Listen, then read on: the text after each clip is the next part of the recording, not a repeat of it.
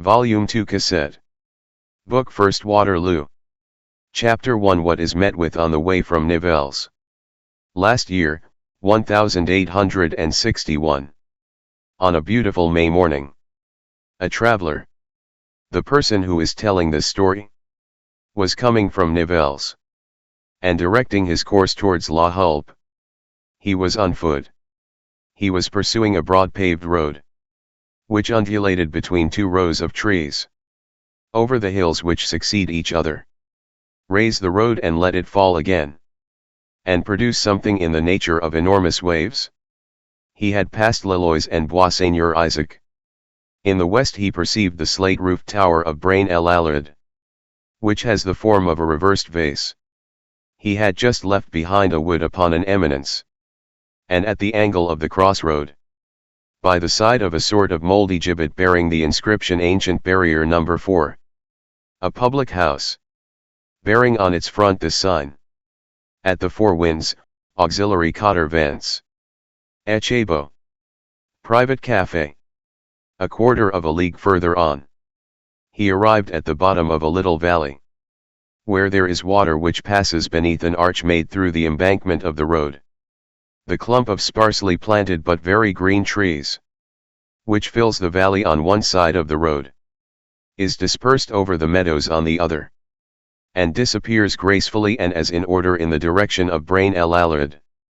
On the right, close to the road, was an inn, with a four-wheeled cart at the door, a large bundle of hop poles, a plough, a heap of dried brushwood near a flourishing hedge, lime smoking in a square hole, and a ladder suspended along an old penthouse with straw partitions. A young girl was weeding in a field, where a huge yellow poster, probably of some outside spectacle, such as a parish festival, was fluttering in the wind. At one corner of the inn, beside a pool in which a flotilla of ducks was navigating, a badly paved path plunged into the bushes. The wayfarer struck into this, after traversing 100 paces, skirting a wall of the 15th century, surmounted by a pointed gable, with bricks set in contrast. He found himself before a large door of arched stone, with a rectilinear impost, in the sombre style of Louis XIV, flanked by two flat medallions. A severe facade rose above this door. A wall, perpendicular to the facade, almost touched the door, and flanked it with an abrupt right angle. In the meadow before the door lay 3 harrows, through which, in disorder, grew all the flowers of May. The door was closed. The 2 decrepit leaves which barred it were ornamented with an old rusty knocker. The sun was charming. The branches had that soft shivering of May, which seems to proceed rather from the nests than from the wind. A brave little bird, probably a lover, was caroling in a distracted manner in a large tree. The wayfarer bent over and examined a rather large circular excavation, resembling the hollow of a sphere, in the stone on the left, at the foot of the pier of the door. At this moment the leaves of the door parted, and a peasant woman emerged. She saw the wayfarer, and perceived what he was looking at. It was a French cannon ball which made that. She said to him. And she added. That which you see there, higher up in the door, near a nail, is the hole of a big iron bullet as large as an egg. The bullet did not pierce the wood. What is the name of this place? Inquired the wayfarer. HOUGOMONT, said the peasant woman. The traveler straightened himself up. He walked on a few paces, and went off to look over the tops of the hedges. On the horizon through the trees, he perceived a sort of little elevation, and on this elevation something which at that distance resembled a lion. He was on the battlefield of Waterloo. Chapter 2 HOUGOMONT. HOUGOMONT. This was a funereal spot, the beginning of the obstacle, the first resistance, which that great woodcutter of Europe, called Napoleon, encountered at Waterloo. The first not under the blows of his axe. It was a chateau. It is no longer anything but a farm. For the antiquary, HOUGOMONT is HOUGOMONT's. This manor was built by Hugo, sire of Summerall, the same who endowed the 6th chaplaincy of the Abbey of Villers. The traveller pushed open the door, elbowed an ancient calash under the porch, and entered the courtyard. The first thing which struck him in this paddock was a door of the 16th century, which here simulates an arcade, everything else having fallen prostrate around it. A monumental aspect often has its birth in ruin. In a wall near the arcade opens another arched door, of the time of Henry IV, permitting a glimpse of the trees of an orchard. Beside this door, a manure hole, some pickaxes, some shovels, some carts, an old well, with its flagstone and its iron reel, a chicken jumping, and a turkey spreading its tail, a chapel surmounted by a small bell tower, a blossoming pear tree trained in espalier against the wall of the chapel. Behold the court, the conquest of which was one of Napoleon's dreams. This corner of earth, could he but have seized it, would, perhaps, have given him the world likewise. Chickens are scattering its dust abroad with their beaks. A growl is audible.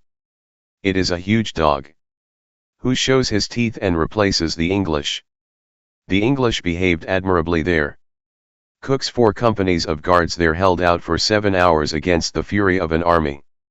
HOUGOMONT, viewed on the map as a geometrical plan, comprising buildings and enclosures, presents a sort of irregular rectangle, one angle of which is nicked out. It is this angle which contains the southern door, guarded by this wall, which commands it only a gun's length away. HOUGOMONT has 2 doors: the southern door, that of the chateau, and the northern door, belonging to the farm. Napoleon sent his brother Jerome against HOUGOMONT. The divisions of Foy, Guilleminot, and Bachelot hurled themselves against it. Nearly the entire corps of Real was employed against it, and miscarried. Kellermann's balls were exhausted on this heroic section of wall. Baudouin's brigade was not strong enough to force HOUGOMONT on the north, and the brigade of Soye could not do more than effect the beginning of a breach on the south, but without taking it. The farm buildings border the courtyard on the south. A bit of the north door, broken by the French, hangs suspended to the wall. It consists of 4 planks nailed to 2 cross beams, on which the scars of the attack are visible. The northern door, which was beaten in by the French, and which has had a piece applied to it to replace the panel suspended on the wall, stands half open at the bottom of the paddock. It is cut squarely in the wall, built of stone below, of brick above, which closes in the courtyard on the north. It is a simple door for carts, such as exist in all farms, with the 2 large leaves made of rustic planks. Beyond lie the meadows. The dispute over this entrance was furious. For a long time, all sorts of imprints of bloody hands were visible on the doorposts. It was there that Baudouin was killed. The storm of the combat still lingers in this courtyard. Its horror is visible there. The confusion of the fray was petrified there. It lives and it dies there. It was only yesterday. The walls are in the death agony. The stones fall. The breaches cry aloud. The holes are wounds. The drooping, quivering trees seem to be making an effort to flee. This courtyard was more built up in 1815 than it is today. Buildings which have since been pulled down then formed redans and angles. The English barricaded themselves there.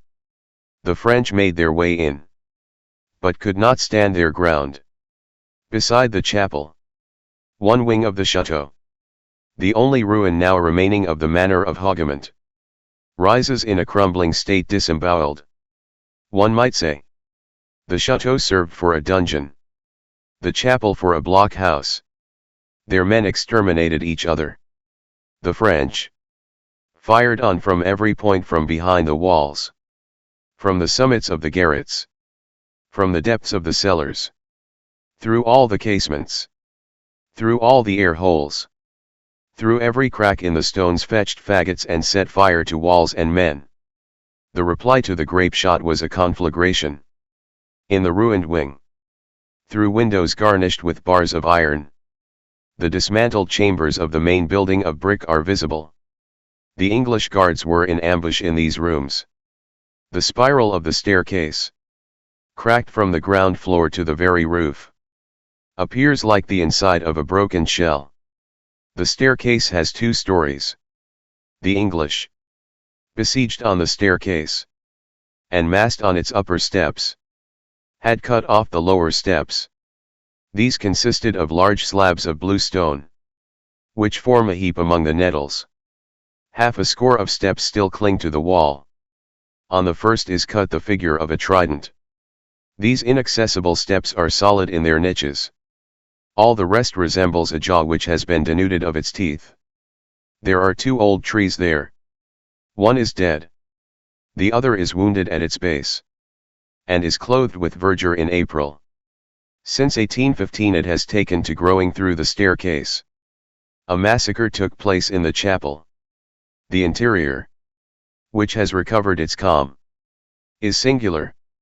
The Mass has not been said there since the carnage. Nevertheless, the altar has been left there, an altar of unpolished wood, placed against a background of rough-hewn stone. 4 whitewashed walls. A door opposite the altar. 2 small arched windows. Over the door a large wooden crucifix. Below the crucifix a square air hole stopped up with a bundle of hay. On the ground, in one corner, an old window frame with the glass all broken to pieces, such is the chapel. Near the altar there is nailed up a wooden statue of Saint Anne, of the 15th century. The head of the infant Jesus has been carried off by a large ball. The French, who were masters of the chapel for a moment, and were then dislodged, set fire to it. The flames filled this building. It was a perfect furnace. The door was burned. The floor was burned. The wooden Christ was not burned. The fire preyed upon his feet, of which only the blackened stumps are now to be seen. Then it stopped, a miracle. According to the assertion of the people of the neighborhood, the infant Jesus, decapitated, was less fortunate than the Christ. The walls are covered with inscriptions. Near the feet of Christ this name is to be read: Henkine. Then these others: Conde de Rio Meyer, Marcus y Marquesa de Almagro, Habana. There are French names with exclamation points, a sign of wrath. The wall was freshly whitewashed in 1849. The nations insulted each other there. It was at the door of this chapel that the corpse was picked up, which held an axe in its hand. This corpse was Sub-Lieutenant Legros. On emerging from the chapel, a well is visible on the left. There are 2 in this courtyard. One inquires, why is there no bucket and pulley to this? It is because water is no longer drawn there. Why is water not drawn there? Because it is full of skeletons. The last person who drew water from the well was named Guillaume van Culsum. He was a peasant who lived at Hougomont, and was gardener there. On the 18th of June, 1815, his family fled and concealed themselves in the woods. The forests surrounding the Abbey of Villers sheltered these unfortunate people who had been scattered abroad for many days and nights. There are at this day certain traces recognizable, such as old boles of burned trees, which mark the site of these poor bivouacs trembling in the depths of the thickets. Guillaume van Culsum remained at Hougomont to guard the chateau, and concealed himself in the cellar. The English discovered him there. They tore him from his hiding place, and the combatants forced this frightened man to serve them by administering blows with the flats of their swords. They were thirsty. This Guillaume brought them water. It was from this well that he drew it. Many drank there their last draught. This well where drank so many of the dead was destined to die itself. After the engagement, They were in haste to bury the dead bodies. Death has a fashion of harassing victory. And she causes the pest to follow glory. The typhus is a concomitant of triumph. This well was deep. And it was turned into a sepulchre. 300 dead bodies were cast into it. With too much haste perhaps. Were they all dead? Legend says they were not. It seems that on the night succeeding the interment, feeble voices were heard calling from the well. This well is isolated in the middle of the courtyard. 3 walls. Part stone. Part brick. And simulating a small, square tower. And folded like the leaves of a screen. Surrounded on all sides. The 4th side is open. It is there that the water was drawn. The wall at the bottom has a sort of shapeless loophole. Possibly the hole made by a shell. This little tower had a platform, of which only the beams remain. The iron supports of the well on the right form a cross. On leaning over, the eye is lost in a deep cylinder of brick which is filled with a heaped-up mass of shadows. The base of the walls all about the well is concealed in a growth of nettles. This well has not in front of it that large blue slab which forms the table for all wells in Belgium. The slab has here been replaced by a crossbeam, against which lean 5 or 6 shapeless fragments of knotty and petrified wood which resemble huge bones. There is no longer either pail, chain, or pulley. But there is still the stone basin which served the overflow. The rain water collects there.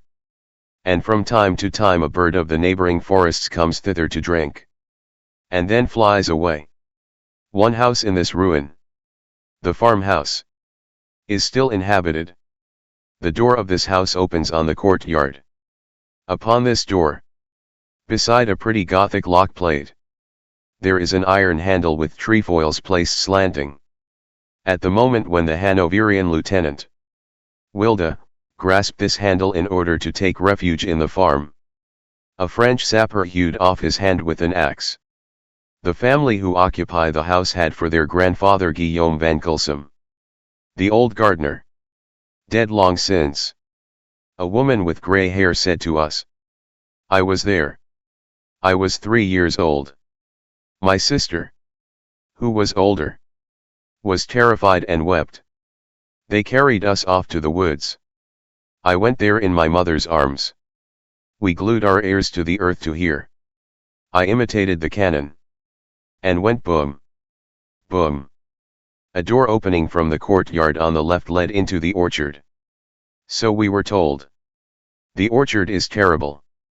It is in 3 parts. One might almost say, in 3 acts. The first part is a garden. The second is an orchard. The third is a wood. These 3 parts have a common enclosure. On the side of the entrance, the buildings of the chateau and the farm. On the left, a hedge. On the right, a wall. And at the end, a wall. The wall on the right is of brick. The wall at the bottom is of stone.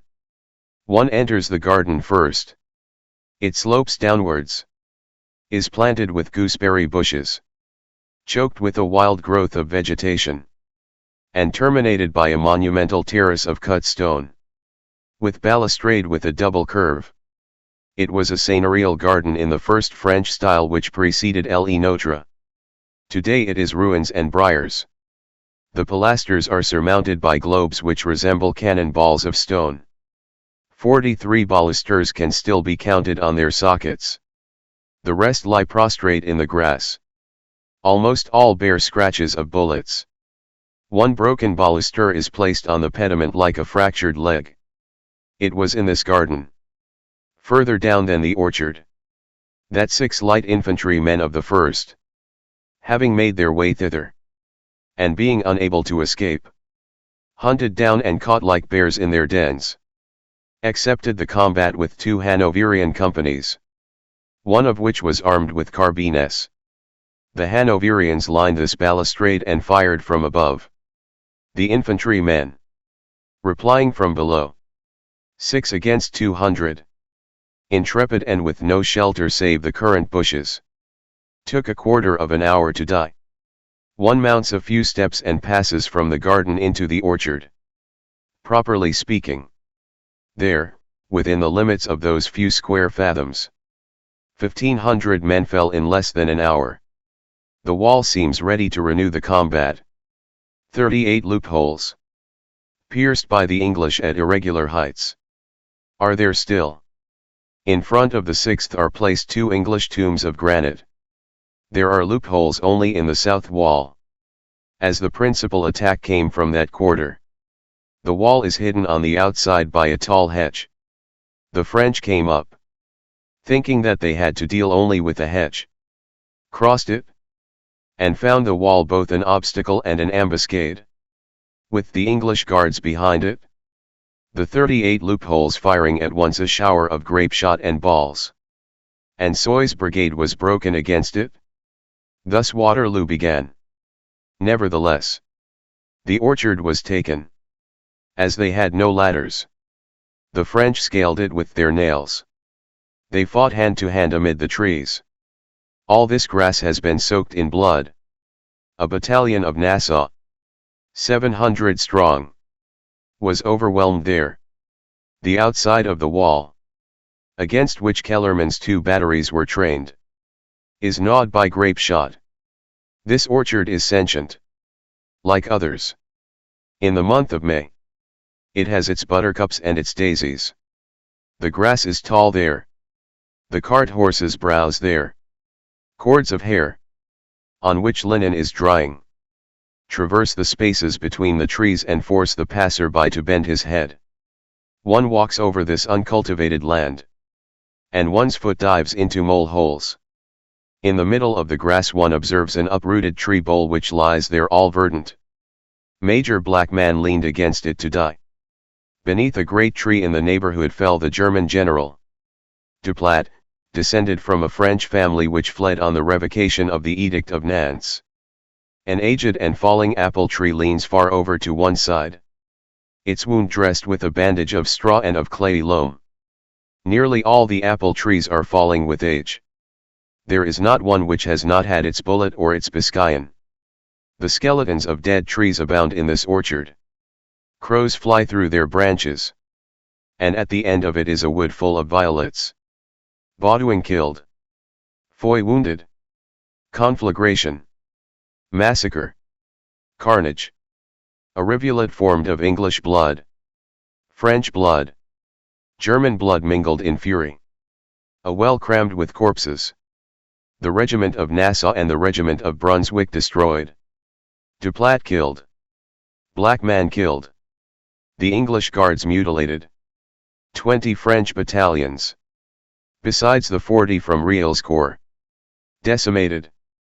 3,000 men in that hovel of Hougomont alone cut down, slashed to pieces, shot, burned, with their throats cut, and all this so that a peasant can say today to the traveler, "Monsieur, give me 3 francs, and if you like, I will explain to you the affair of Waterloo."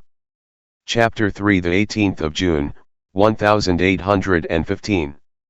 Let us turn back, that is one of the storyteller's rights, and put ourselves once more in the year 1815.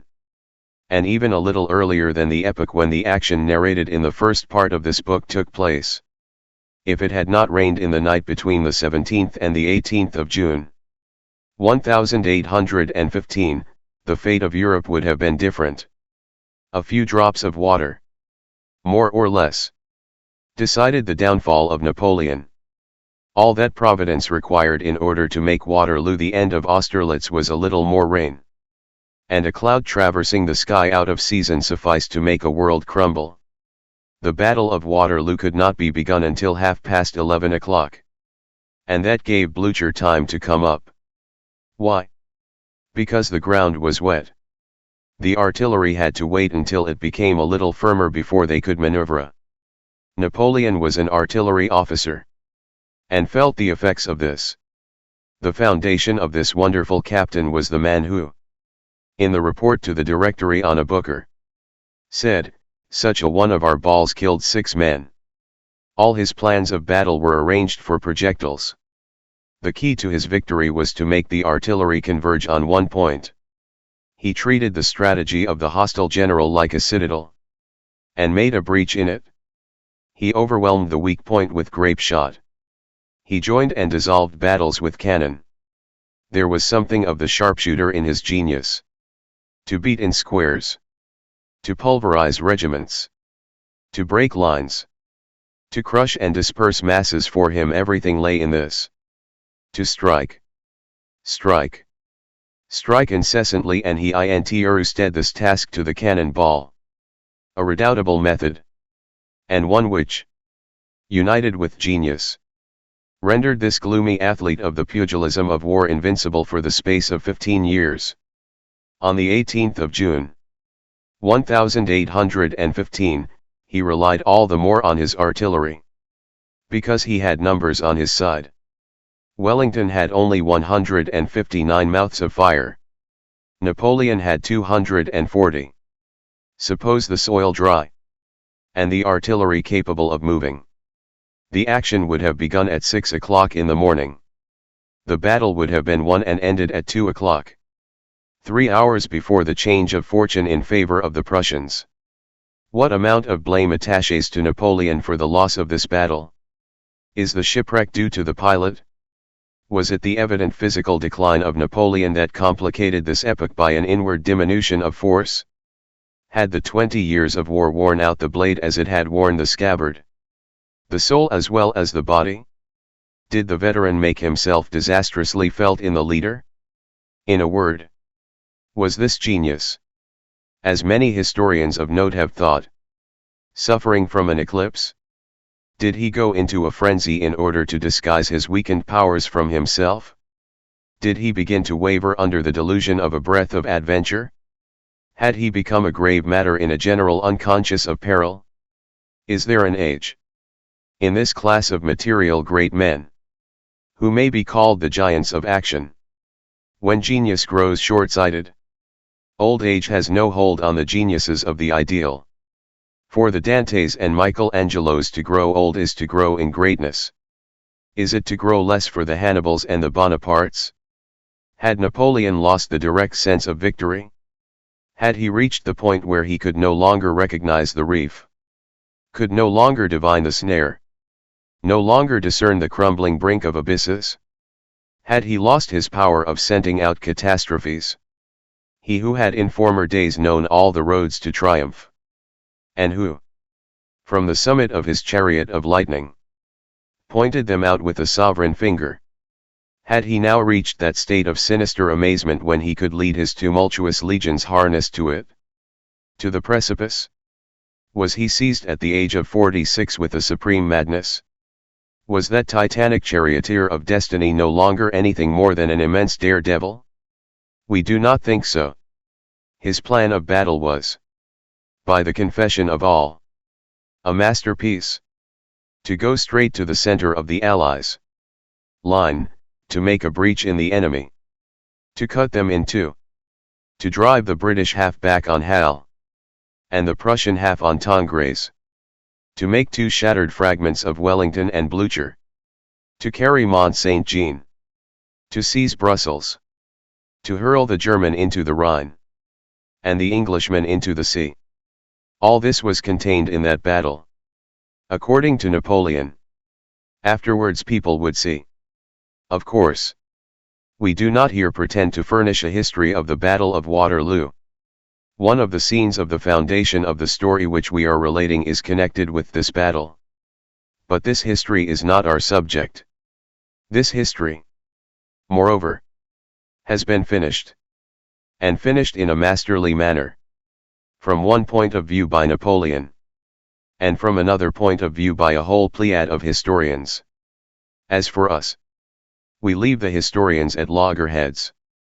We are but a distant witness, a passer-by on the plain, a seeker bending over that soil all made of human flesh, taking appearances for realities.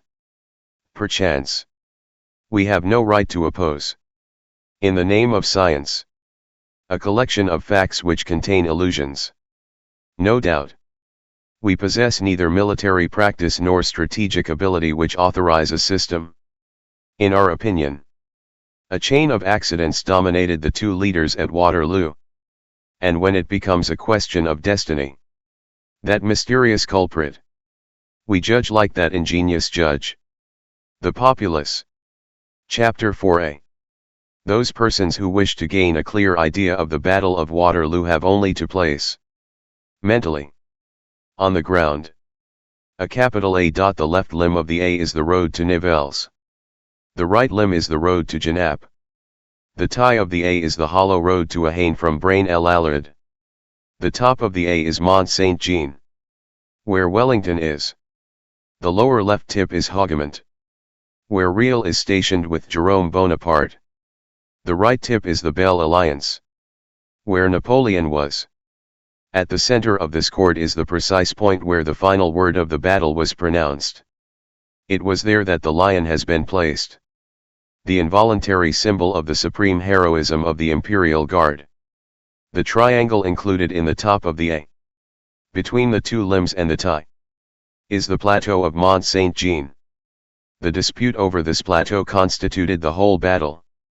The wings of the two armies extended to the right and left of the two roads to Genappe and Nivelles. D'Erlon facing Picton, Real facing Hill. Behind the tip of the A, behind the plateau of MONT-SAINT-JEAN, is the forest of Soignes. As for the plain itself, let the reader picture to himself a vast undulating sweep of ground. Each rise commands the next rise, and all the undulations mount towards MONT-SAINT-JEAN, and there end in the forest. Two hostile troops on a field of battle are two wrestlers. It is a question of seizing the opponent round the waist. The one seeks to trip up the other. They clutch at everything. A bush is a point of support. An angle of the wall offers them a rest to the shoulder, for the lack of a hovel under whose cover they can draw up. A regiment yields its ground. An unevenness in the ground. A chance turn in the landscape. A cross path encountered at the right moment. A grove. A ravine. Can stay the heel of that colossus which is called an army, and prevent its retreat. He who quits the field is beaten. Hence the necessity devolving on the responsible leader, of examining the most insignificant clump of trees, and of studying deeply the slightest relief in the ground. The two generals had attentively studied the plain of MONT-SAINT-JEAN, now called the plain of Waterloo. In the preceding year, Wellington, with the sagacity of foresight, had examined it as the possible seat of a great battle.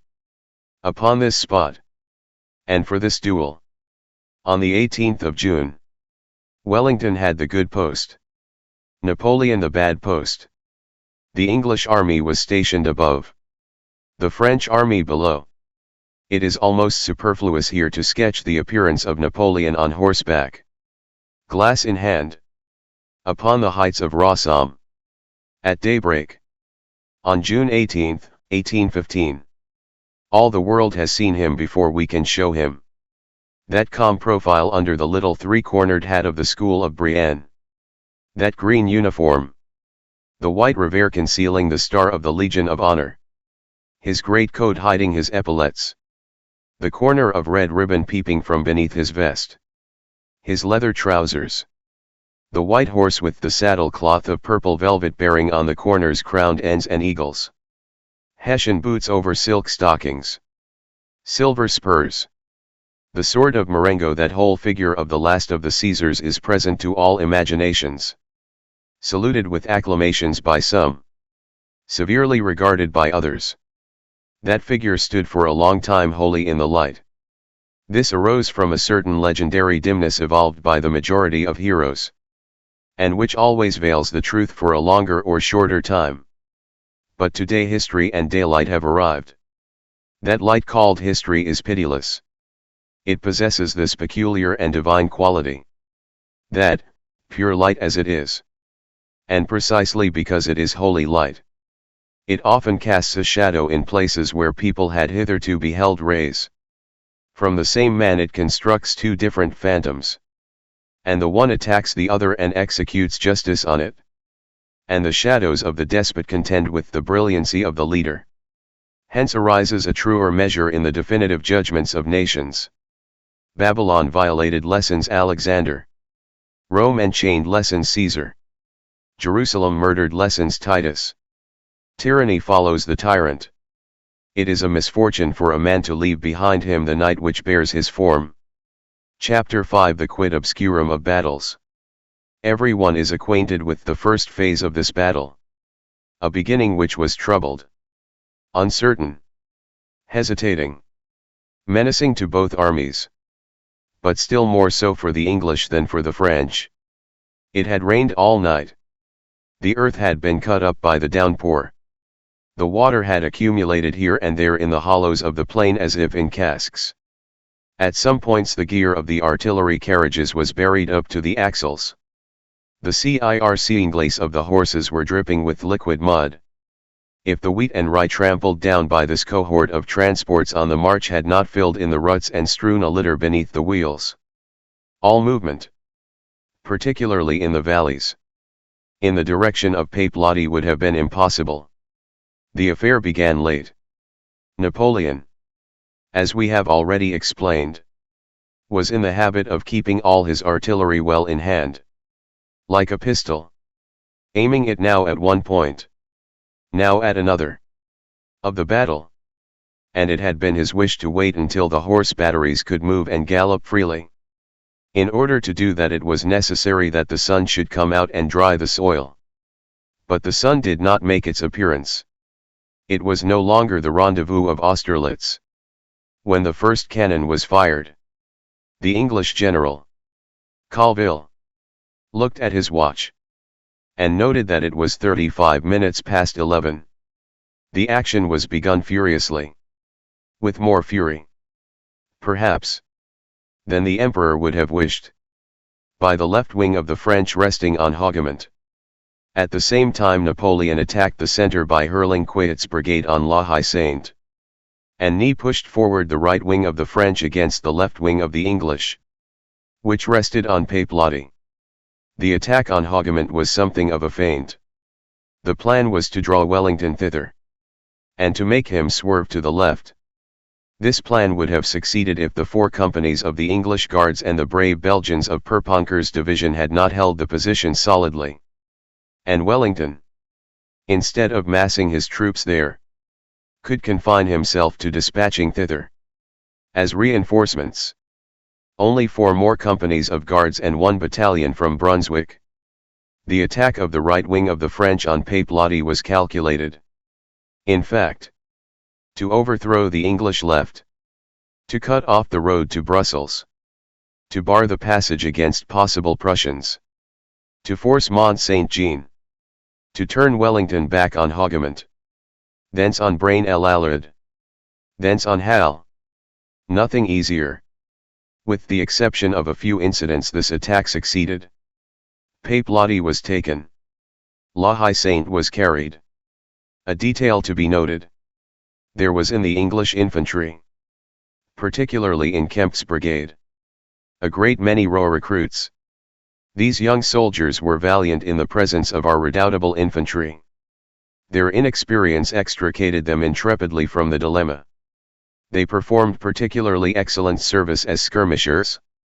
The soldier skirmisher, left somewhat to himself, becomes, so to speak, his own general. These recruits displayed some of the French ingenuity and fury. This novice of an infantry had dash. This displeased Wellington. After the taking of La Haye-Saint the battle wavered. There is in this day an obscure interval, from midday to 4 o'clock. The middle portion of this battle is almost indistinct, and participates in the somberness of the hand-to-hand conflict. Twilight reigns over it. We perceive vast fluctuations in that fog. A dizzy mirage. Paraphernalia of war almost unknown today. Pendant callbacks. Floating saber taches. Cross belts. Cartridge boxes for grenades. Hussar dolmans. Red boots with 1,000 wrinkles. Heavy shakos garlanded with torsades. The almost black infantry of Brunswick mingled with the scarlet infantry of England. The English soldiers with great white circular pads on the slopes of their shoulders for epaulets.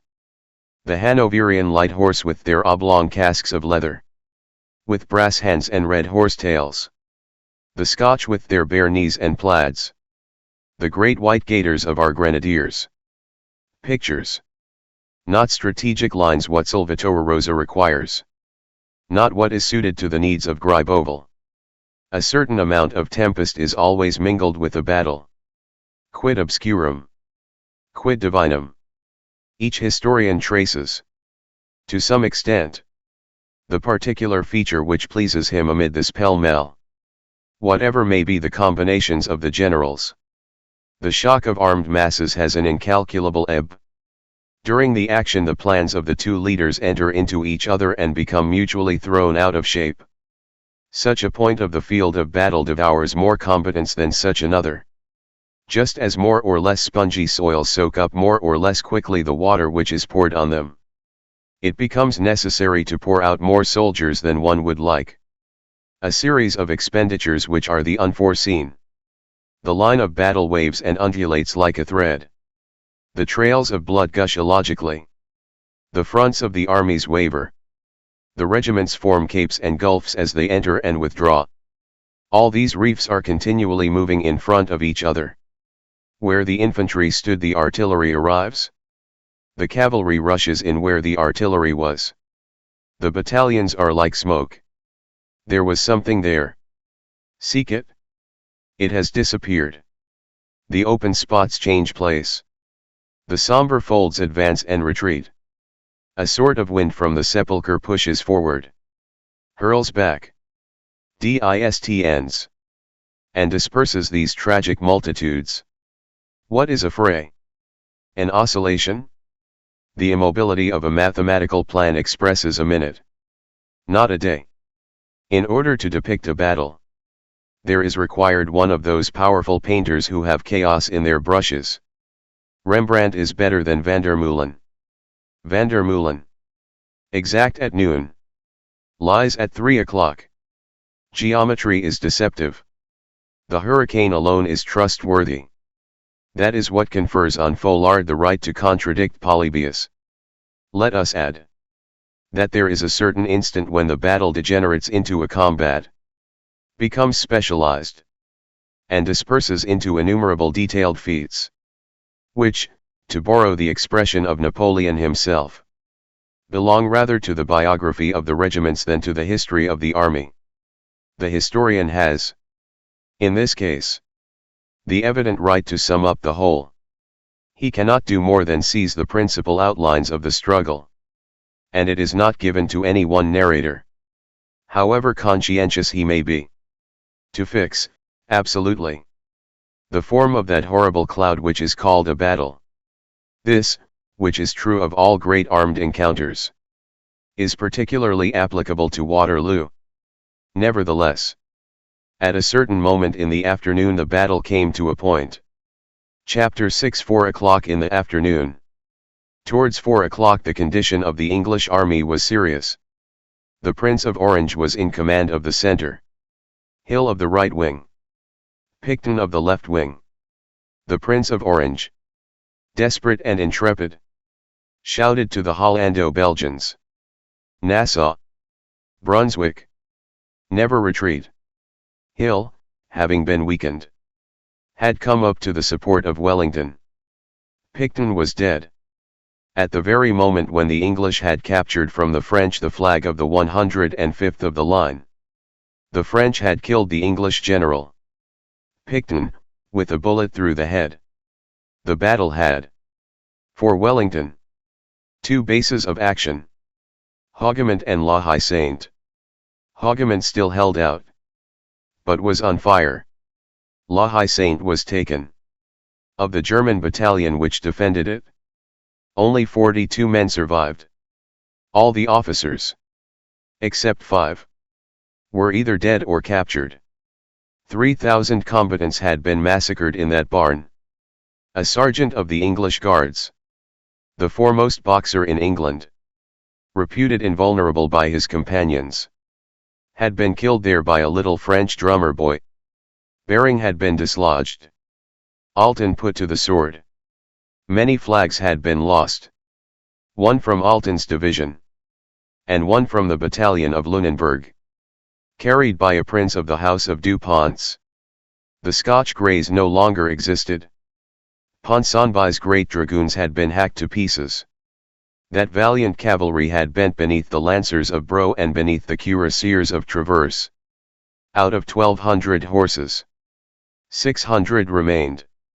Out of 3 lieutenant colonels, 2 lay on the earth, Hamilton wounded, Motter slain.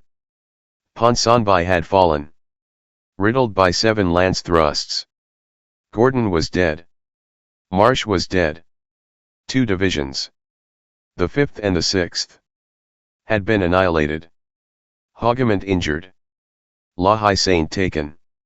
There now existed but one rallying point. The centre. That point still held firm. Wellington reinforced it. He summoned thither Hill, who was at Marlborough. He summoned Chassé, who was at Braine-l'Alleud. The centre of the English army, rather concave, very dense, and very compact, was strongly posted. It occupied the plateau of MONT-SAINT-JEAN, having behind it the village, and in front of it the slope, which was tolerably steep then. It rested on that stout stone dwelling which at that time belonged to the domain of Nivelles, and which marks the intersection of the roads, a pile of the 16th century, and so robust that the cannon balls rebounded from it without injuring it. All about the plateau the English had cut the hedges here and there, made embrasures in the hawthorn trees, thrust the throat of a cannon between 2 branches, embattled the shrubs. Their artillery was ambushed in the brushwood. This Punic labor, incontestably authorized by war, which permits traps, was so well done, that Haxo, who had been dispatched by the Emperor at 9 o'clock in the morning to reconnoitre the enemy's batteries, had discovered nothing of it, and had returned and reported to Napoleon that there were no obstacles except the 2 barricades which barred the road to Nivelles and to Genappe. It was at the season when the grain is tall. On the edge of the plateau a battalion of Kemp's brigade, the 95th, armed with carabines, was concealed in the tall wheat. Thus assured and buttressed, the centre of the Anglo-Dutch army was well posted. The peril of this position lay in the forest of Soignes, then adjoining the field of battle, and intersected by the ponds of Grenendale and Boyt's Fort. An army could not retreat thither without dissolving. The regiments would have broken up immediately there. The artillery would have been lost among the morasses. The retreat, according to many a man versed in the art, though it is disputed by others, would have been a disorganized flight.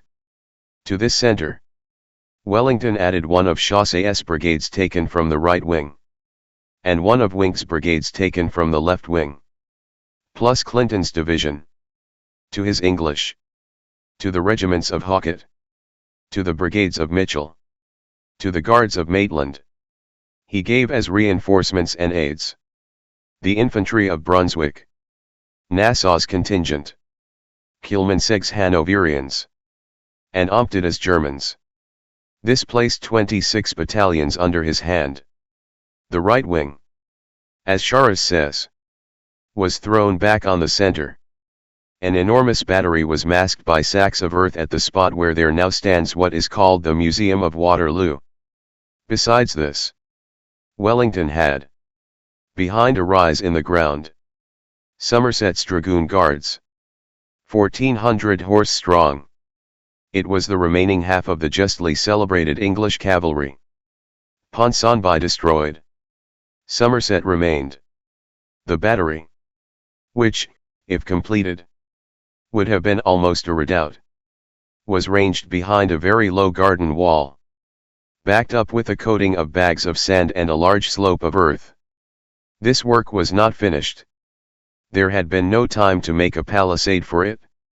Wellington, uneasy but impassive, was on horseback, and there remained the whole day in the same attitude, a little in advance of the old mill of MONT-SAINT-JEAN, which is still in existence, beneath an elm, which an Englishman, an enthusiastic vandal, purchased later on for 200 francs, cut down, and carried off.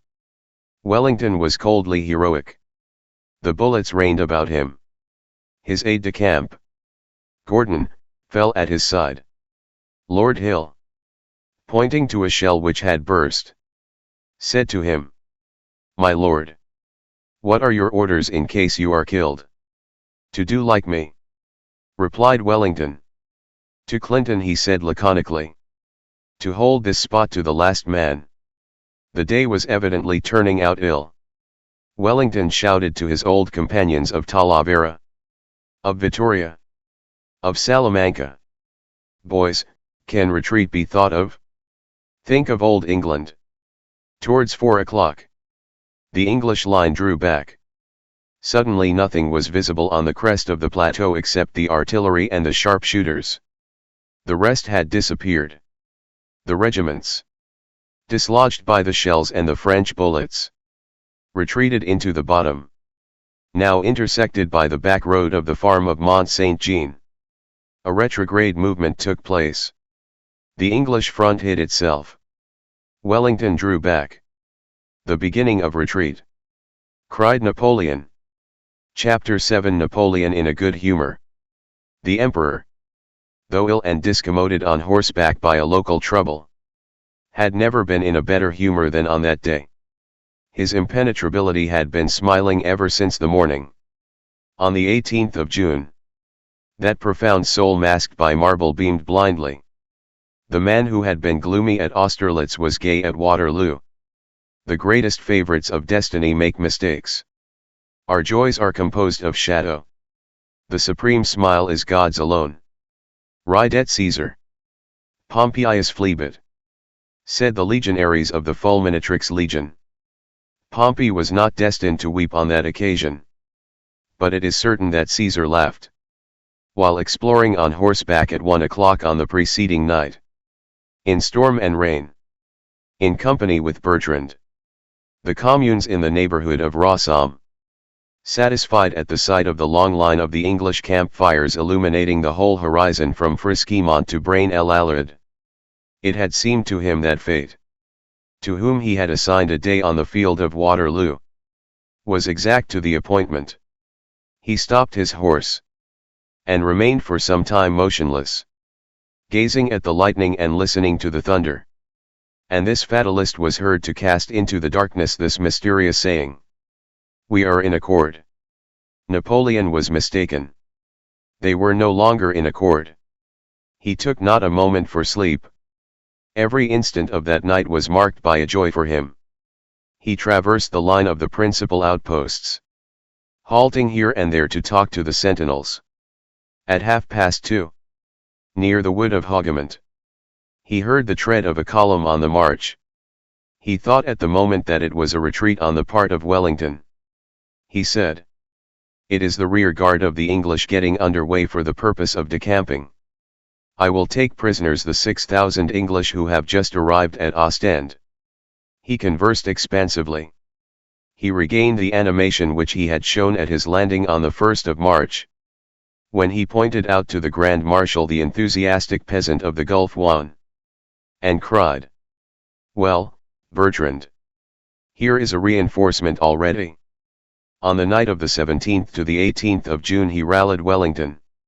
"That little Englishman needs a lesson," said Napoleon. The rain redoubled in violence.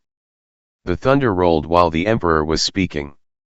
At 3:30 in the morning, he lost one illusion. Officers who had been dispatched to reconnoitre announced to him that the enemy was not making any movement. Nothing was stirring. Not a bivouac fire had been extinguished. The English army was asleep. The silence on earth was profound. The only noise was in the heavens. At 4 o'clock, a peasant was brought in to him by the scouts. This peasant had served as guide to a brigade of English cavalry. probably Vivian's brigade, which was on its way to take up a position in the village of Ahain, at the extreme left. At 5 o'clock, 2 Belgian deserters reported to him that they had just quitted their regiment, and that the English army was ready for battle. "So much the better," exclaimed Napoleon. "I prefer to overthrow them rather than to drive them back." In the morning he dismounted in the mud on the slope which forms an angle with the Plancenoit road, had a kitchen table and a peasant's chair brought to him from the farm of Rossum, seated himself, with a truss of straw for a carpet, and spread out on the table the chart of the battlefield, saying to Soult as he did so, "A pretty checkerboard." In consequence of the rains during the night, the transports of provisions, embedded in the soft roads, had not been able to arrive by morning. The soldiers had had no sleep. They were wet and fasting. This did not prevent Napoleon from exclaiming cheerfully to Ney, "We have 90 chances out of 100. At 8 o'clock the emperor's breakfast was brought to him. He invited many generals to it. During breakfast, it was said that Wellington had been to a ball 2 nights before, in Brussels, at the Duchess of Richmond's, and Soult, a rough man of war, with the face of an archbishop, said, 'The ball takes place today.' The emperor jested with Ney, who said, 'Wellington will not be so simple as to wait for your majesty.' That was his way. However, he was fond of jesting," says Fleury de Chaboulon. "A merry humor was at the foundation of his character," says Gourgaud. "He abounded in pleasantries, which were more peculiar than witty," says Benjamin Constant. "These gaieties of a giant are worthy of insistence. It was he who called his grenadiers his grumblers. He pinched their ears. He pulled their mustaches. The emperor did nothing but play pranks on us," is the remark of one of them, during the mysterious trip from the island of Elba to France, on the 27th of February. On the open sea, the French brig of war, Le Zephyr, having encountered the brig L'Inconstant, on which Napoleon was concealed, and having asked the news of Napoleon from L'Inconstant, the emperor, who still wore in his hat the white and amaranthine cockade sewn with bees, which he had adopted at the Isle of Elba, laughingly seized the speaking trumpet, and answered for himself, "The emperor is well. A man who laughs like that is on familiar terms with events." Napoleon indulged in many fits of this laughter during the breakfast at Waterloo. After breakfast he meditated for a quarter of an hour. Then 2 generals seated themselves on the truss of straw, pen in hand and their paper on their knees, and the emperor dictated to them the order of battle. At 9 o'clock, at the instant when the French army, ranged in echelons and set in motion in 5 columns, had deployed the divisions in 2 lines, the artillery between the brigades, the music at their head, as they beat the march, with rolls on the drums and the blasts of trumpets, mighty, vast, joyous, a sea of casques, of sabers, and of bayonets on the horizon. The emperor was touched, and twice exclaimed, "Magnificent! Magnificent!" Between 9 o'clock and 10:30 the whole army, incredible as it may appear, had taken up its position and ranged itself in 6 lines, forming, to repeat the emperor's expression, the figure of 6 V's. A few moments after the formation of the battle array, in the midst of that profound silence, like that which heralds the beginning of a storm, which precedes engagements, the emperor tapped Haxo on the shoulder, as he beheld the 3 batteries of 12-pounders, detached by his orders from the corps of Erlin, Riel, and Lobau, and destined to begin the action by taking MONT-SAINT-JEAN, which was situated at the intersection of the Nivelles and the Genappe roads, and said to him, "There are 24 handsome maids. General."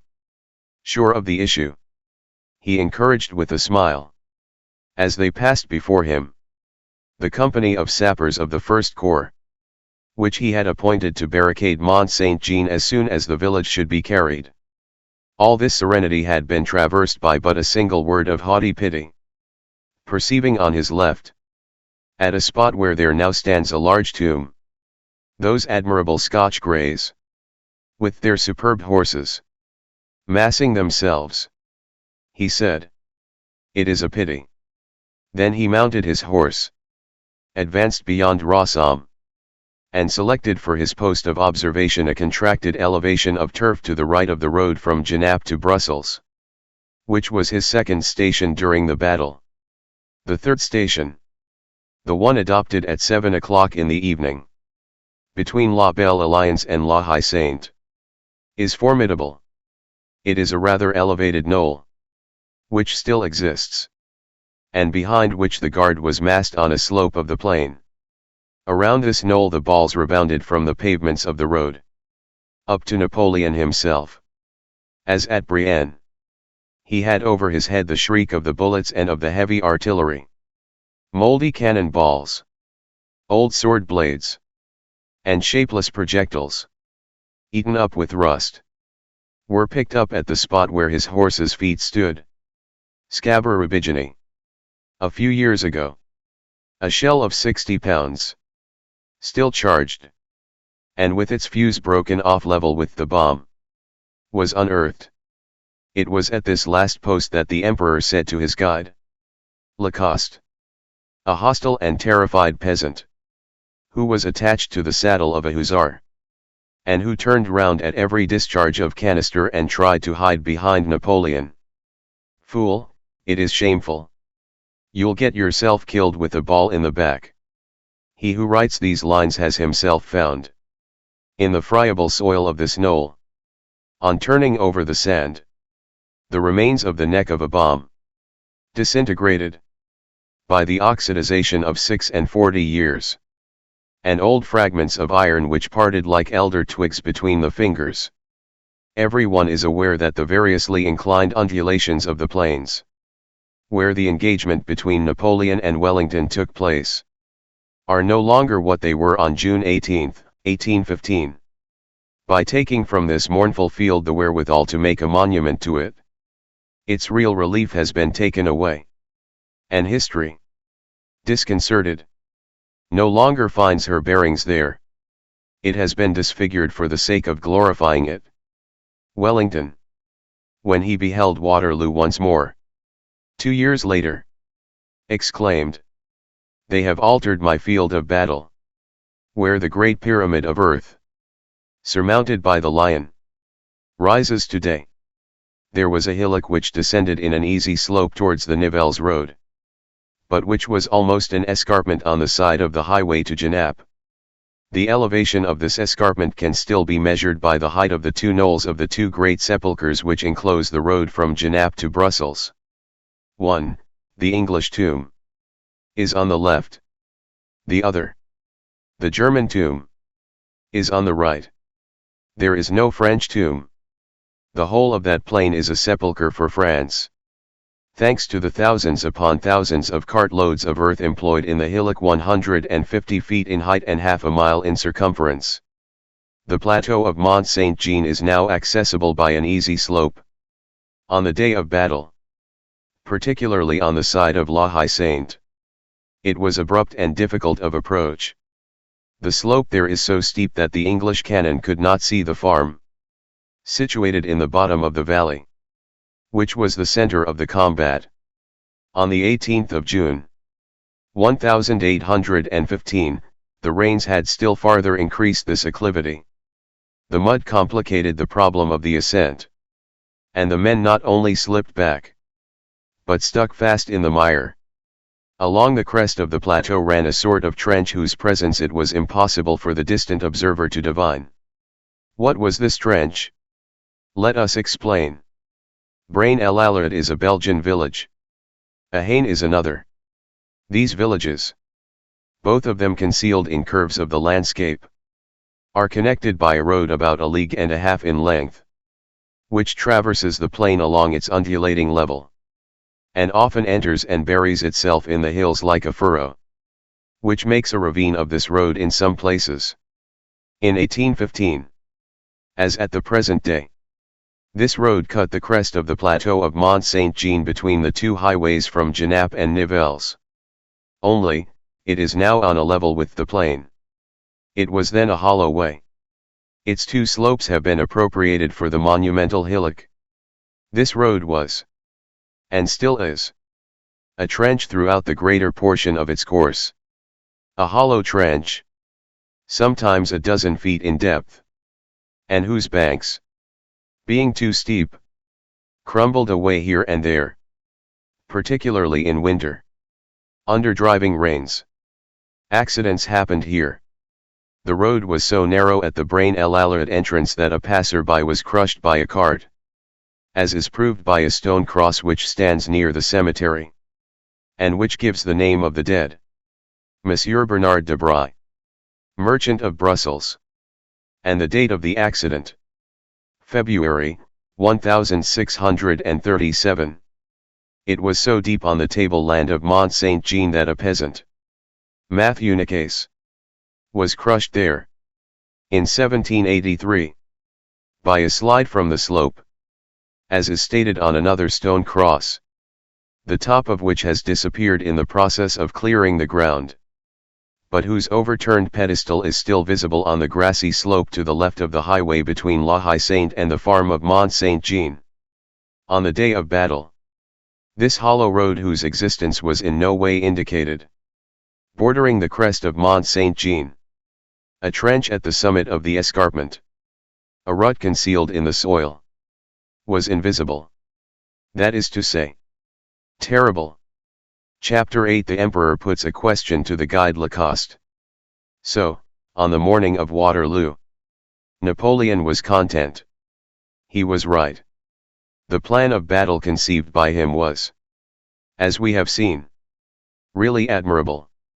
The battle once begun, its very various changes, the resistance of Hougomont, the tenacity of La Haye-Saint, the killing of Baudouin, the disabling of Foy, the unexpected wall against which Soy's brigade was shattered, Guilleminot's fatal heedlessness when he had neither petard nor powder sacks, the miring of the batteries, the 15 unescorted pieces overwhelmed in a hollow way by Uxbridge, the small effect of the bombs falling in the English lines, and their embedding themselves in the rain-soaked soil, and only succeeding in producing volcanoes of mud, so that the canister was turned into a splash.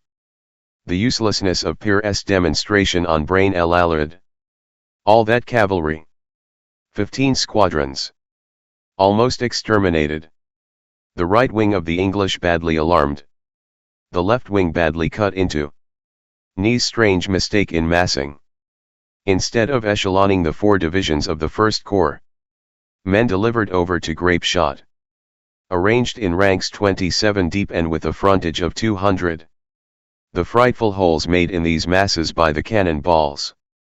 Attacking columns disorganized. The side battery suddenly unmasked on their flank. Bourgeois, Donzelot, and Durut compromised. Quid repulsed. Lieutenant View. That Hercules graduated at the Polytechnic School. Wounded at the moment when he was beating in with an axe the door of La Haye-Saint under the downright fire of the English barricade which barred the angle of the road from Genappe to Brussels. Marcognet's division caught between the infantry and the cavalry. Shot down at the very muzzle of the guns amid the grain by Best and Pack. Put to the sword by Ponsonby. His battery of 7 pieces spiked. The Prince of Saxe-Weimar holding and guarding. In spite of the Comte d'Erlon. Both Frischemont and Smohan. The flag of the 105th taken. The flag of the 45th captured. That black Prussian hussar stopped by runners of the flying column of 300 light cavalry on the scout between Wavre and Plancenoit. The alarming things that had been said by prisoners. Grouchy Stillé. 1,500 men killed in the orchard of Hougomont in less than an hour. 1,800 men overthrown in a still shorter time about La Haye-Saint. All these stormy incidents passing like the clouds of battle before Napoleon. had hardly troubled his gaze and had not overshadowed that face of imperial certainty. Napoleon was accustomed to gaze steadily at war. He never added up the heart-rending details. Cipher by cipher. Ciphers mattered little to him, provided that they furnished the total victory. He was not alarmed if the beginnings did go astray, since he thought himself the master and the possessor at the end. He knew how to wait, supposing himself to be out of the question. And he treated destiny as his equal. He seemed to say to fate, "Thou wilt not dare." Composed half of light and half of shadow, Napoleon thought himself protected in good and tolerated in evil. He had, or thought that he had, a connivance, one might almost say a complicity, of events in his favor, which was equivalent to the invulnerability of antiquity. Nevertheless, when one has Beresina, Leipzig, and Fontainebleau behind one, it seems as though one might distrust Waterloo.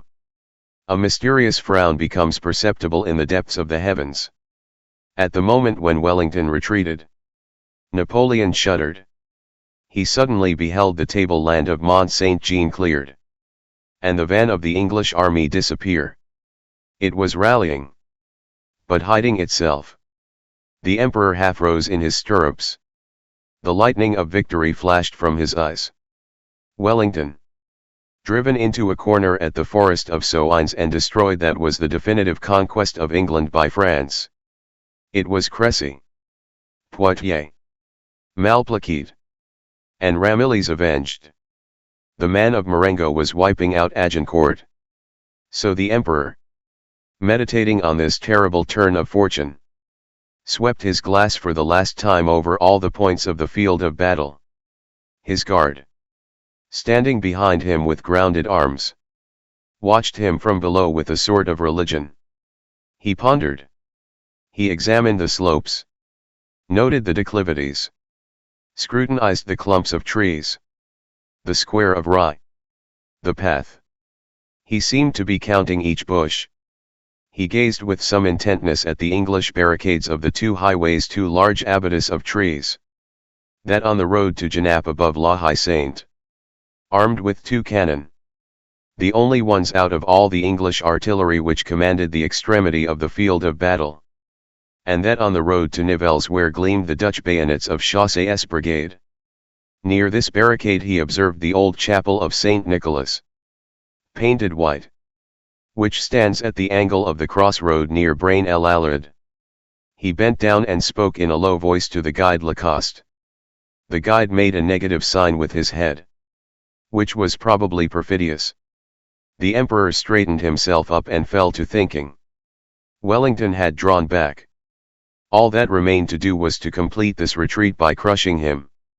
Napoleon, turning round abruptly, dispatched an express at full speed to Paris to announce that the battle was won. Napoleon was one of those geniuses from whom thunder darts.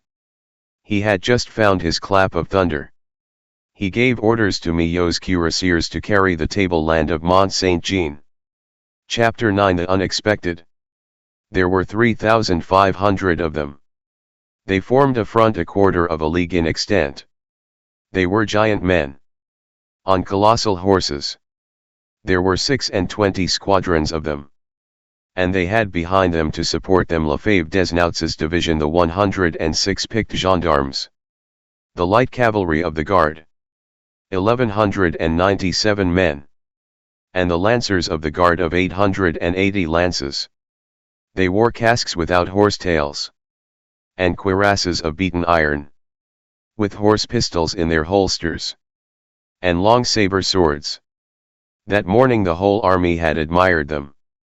When, at 9 o'clock, with braying of trumpets and all the music playing, let us watch o'er the safety of the empire, they had come in a solid column, with one of their batteries on their flank, another in their center, and deployed in 2 ranks between the roads to Genappe and Frisquimont, and taken up their position for battle in that powerful second line, so cleverly arranged by Napoleon, which, having on its extreme left Kellermann's cuirassiers and on its extreme right Milhaud's cuirassiers, had, so to speak, two wings of iron.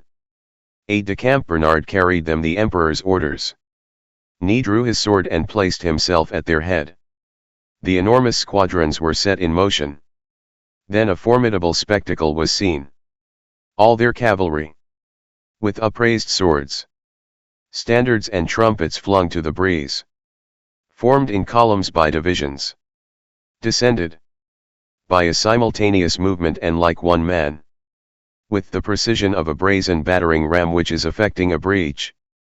The hill of La Belle Alliance plunged into the terrible depths in which so many men had already fallen, disappeared there in the smoke, then emerging from that shadow, reappeared on the other side of the valley, still compact and in close ranks, mounting at a full trot, through a storm of grape shot which burst upon them, the terrible muddy slope of the tableland of MONT-SAINT-JEAN.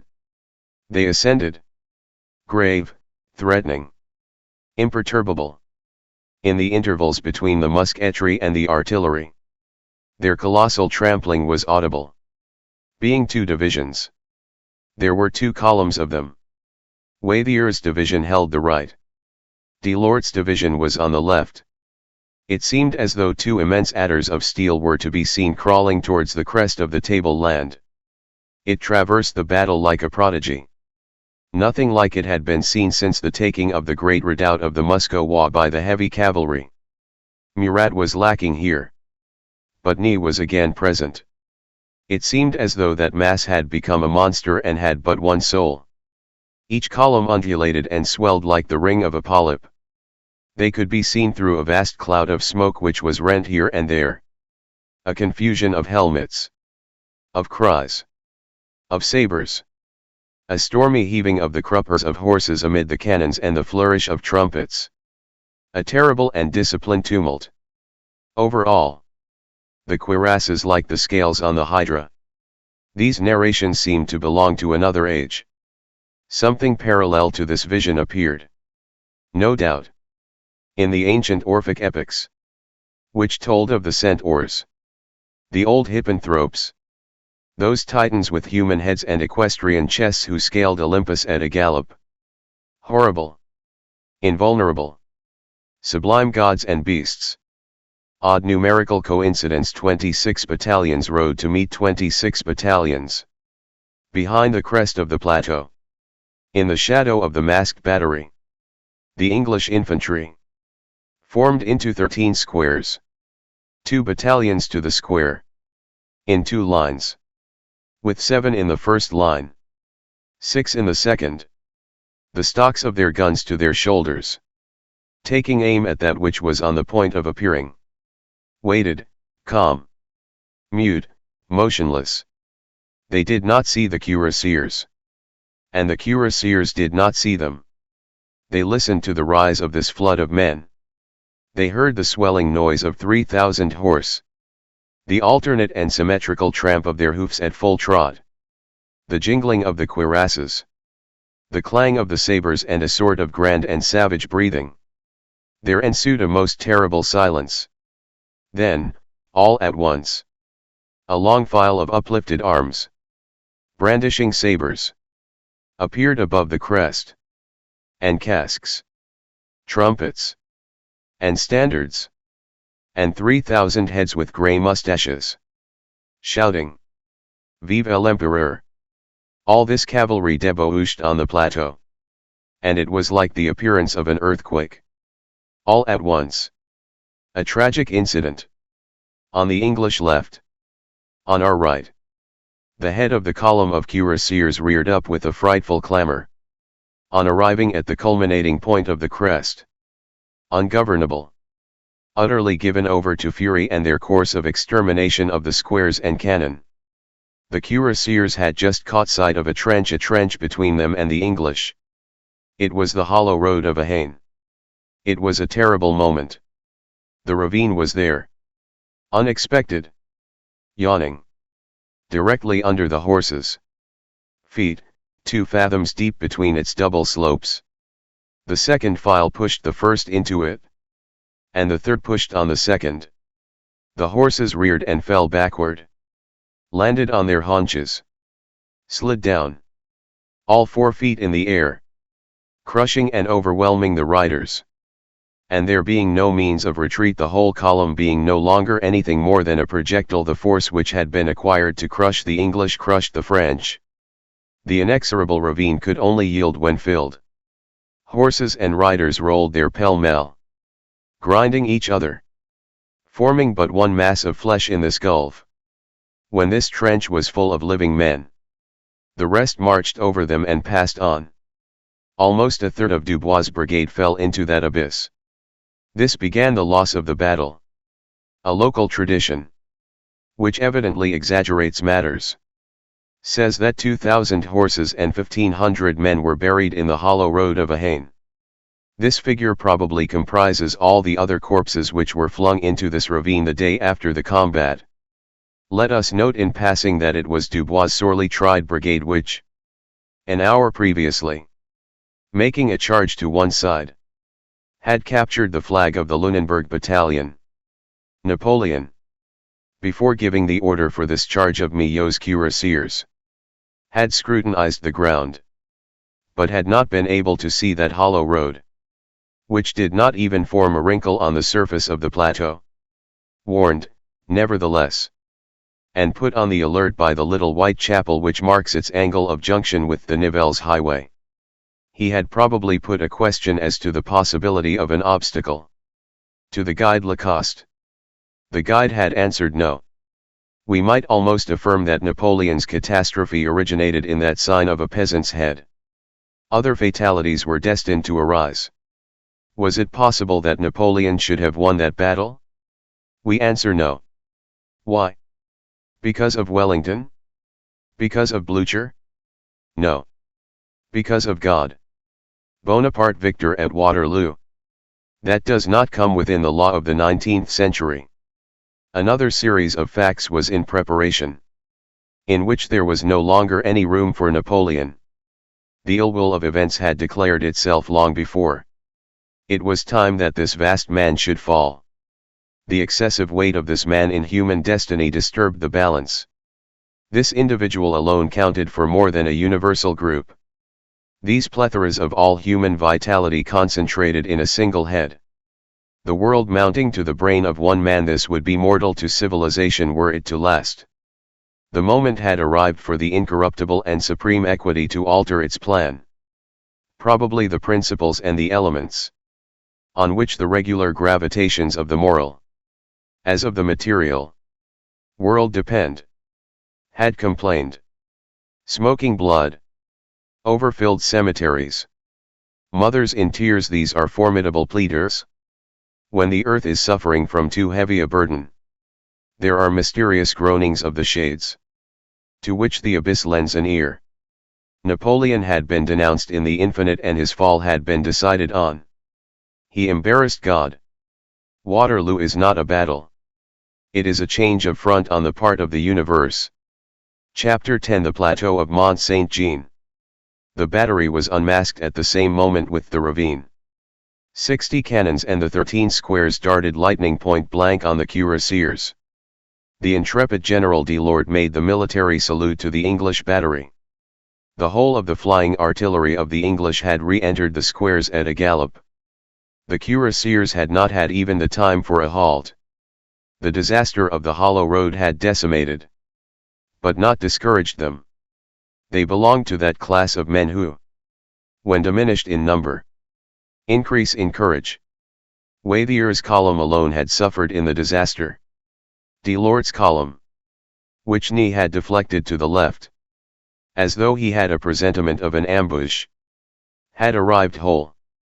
The cuirassiers hurled themselves on the English squares, at full speed, with bridles loose, swords in their teeth, pistols in fists. Such was the attack. There are moments in battles in which the soul hardens the man until the soldier is changed into a statue. And when all this flesh turns into granite, the English battalions, desperately assaulted, did not stir. Then it was terrible. All the faces of the English squares were attacked at once. A frenzied whirl enveloped them. That cold infantry remained impassive.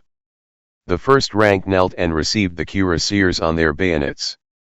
The second ranks shot them down. Behind the second rank the cannoneers charged their guns. The front of the square parted, permitted the passage of an eruption of grape shot, and closed again. The cuirassiers replied by crushing them. Their great horses reared, strode across the ranks, leaped over the bayonets and fell. Gigantic. In the midst of these four living wells, the cannon balls plowed furrows in these cuirassiers. The cuirassiers made breaches in the squares. Files of men disappeared, ground to dust under the horses. The bayonets plunged into the bellies of these centaurs. Hence a hideousness of wounds which has probably never been seen anywhere else. The squares, wasted by this mad cavalry, closed up their ranks without flinching. Inexhaustible in the matter of grape shot, they created explosions in their assailants' midst. The form of this combat was monstrous. These squares were no longer battalions. They were craters. Those cuirassiers were no longer cavalry. They were a tempest. Each square was a volcano attacked by a cloud. Lava contended with lightning. The square on the extreme right, the most exposed of all, being in the air, was almost annihilated at the very first shock. LT was formed of the 75th Regiment of Highlanders. The bagpipe player in the center dropped his melancholy eyes, filled with the reflections of the forests and the lakes, in profound inattention, while men were being exterminated around him. And seated on a drum, with his pibroch under his arm, played the Highland airs. These Scotchmen died thinking of Ben Lothian, as did the Greeks recalling Argos. The sword of a cuirassier, which hewed down the bagpipes and the arm which bore it, put an end to the song by killing the singer. The cuirassiers, relatively few in number, and still further diminished by the catastrophe of the ravine, had almost the whole English army against them. But they multiplied themselves so that each man of them was equal to 10. Nevertheless, some Hanoverian battalions yielded. Wellington perceived it, and thought of his cavalry. Had Napoleon at that same moment thought of his infantry, he would have won the battle. This forgetfulness was his great and fatal mistake. All at once, the cuirassiers, who had been the assailants, found themselves assailed. The English cavalry was at their back. Before them two squares. Behind them Somerset. Somerset meant 1,400 dragoons of the Guard. On the right, Somerset had Dornberg with the German light horse. And on his left, Trippe with the Belgian carabiners. The cuirassiers attacked on the flank and in front, before and in the rear, by infantry and cavalry, had to face all sides. What mattered it to them? They were a whirlwind. Their valor was something indescribable. In addition to this, they had behind them the battery, which was still thundering. It was necessary that it should be so, or they could never have been wounded in the back. One of their cuirasses, pierced on the shoulder by a ball from a Biscayan, is in the collection of the Waterloo Museum. For such Frenchmen nothing less than such Englishmen was needed. It was no longer a hand-to-hand conflict. It was a shadow, a fury, a dizzy transport of souls and courage, a hurricane of lightning swords. In an instant the 1,400 dragoon guards numbered only 800. Fuller, their lieutenant colonel, fell dead. Ney rushed up with the lancers and Lefebvre Desnouts's light horse. The plateau of MONT-SAINT-JEAN was captured. Recaptured. Captured again. The cuirassiers quitted the cavalry to return to the infantry. Or, to put it more exactly, the whole of that formidable rout collared each other without releasing the other. The squares still held firm. There were a dozen assaults. Ney had 4 horses killed under him. Half the cuirassiers remained on the plateau. This conflict lasted 2 hours.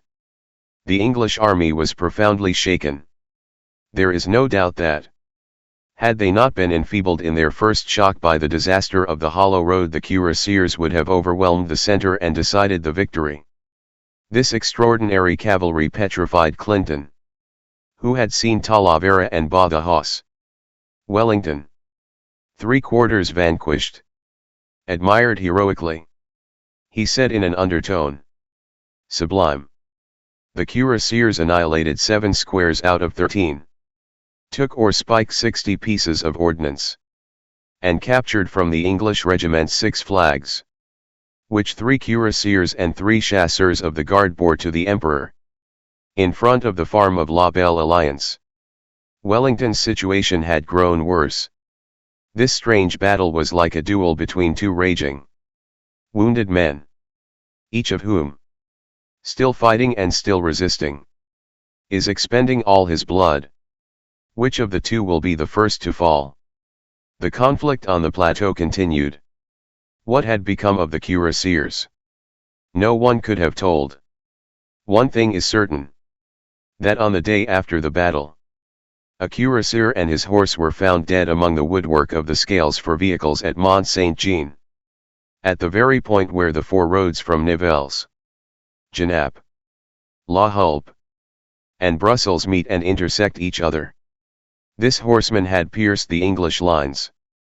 One of the men who picked up the body still lives at MONT-SAINT-JEAN. His name is Dehaze. He was 18 years old at that time. Wellington felt that he was yielding. The crisis was at hand. The cuirassiers had not succeeded. Since the center was not broken through, as everyone was in possession of the plateau, no one held it, and in fact it remained, to a great extent, with the English. Wellington held the village and the culminating plain. Ney had only the crest and the slope. They seemed rooted in that fatal soil on both sides. But the weakening of the English seemed irremediable. The bleeding of that army was horrible. Kempt, on the left wing, demanded reinforcements. "There are none," replied Wellington. "He must let himself be killed." Almost at that same moment, a singular coincidence which paints the exhaustion of the 2 armies. Ney demanded infantry from Napoleon, and Napoleon exclaimed, "Infantry? Where does he expect me to get it? Does he think I can make it?" Nevertheless, the English army was in the worst case of the 2. The furious onsets of those great squadrons with cuirasses of iron and breasts of steel had ground the infantry to nothing. A few men clustered round a flag marked the post of a regiment. Such and such a battalion was commanded only by a captain or a lieutenant. Alten's division, already so roughly handled at La Haye Sainte, was almost destroyed. The intrepid Belgians of Van Close's brigade strewed the rye fields all along the Nivelles road. Hardly anything was left of those Dutch grenadiers, who, intermingled with Spaniards in our ranks in 1811, fought against Wellington, and who, in 1815, rallied to the English standard, fought against Napoleon. The loss in officers was considerable. Lord Uxbridge, who had his leg buried on the following day, had his knee shattered. If, on the French side, in that tussle of the cuirassiers, Delort, El Héritier, Colbert, Dinop, Traverse, and Blancard were disabled, on the side of the English there was Alten wounded, Barne wounded, Delancey killed, Van Meeren killed, Ompteda killed, the whole of Wellington's staff decimated. And England had the worse of it in that bloody scale. The 2nd Regiment of Foot Guards had lost 5 lieutenant colonels, 4 captains, and 3 ensigns.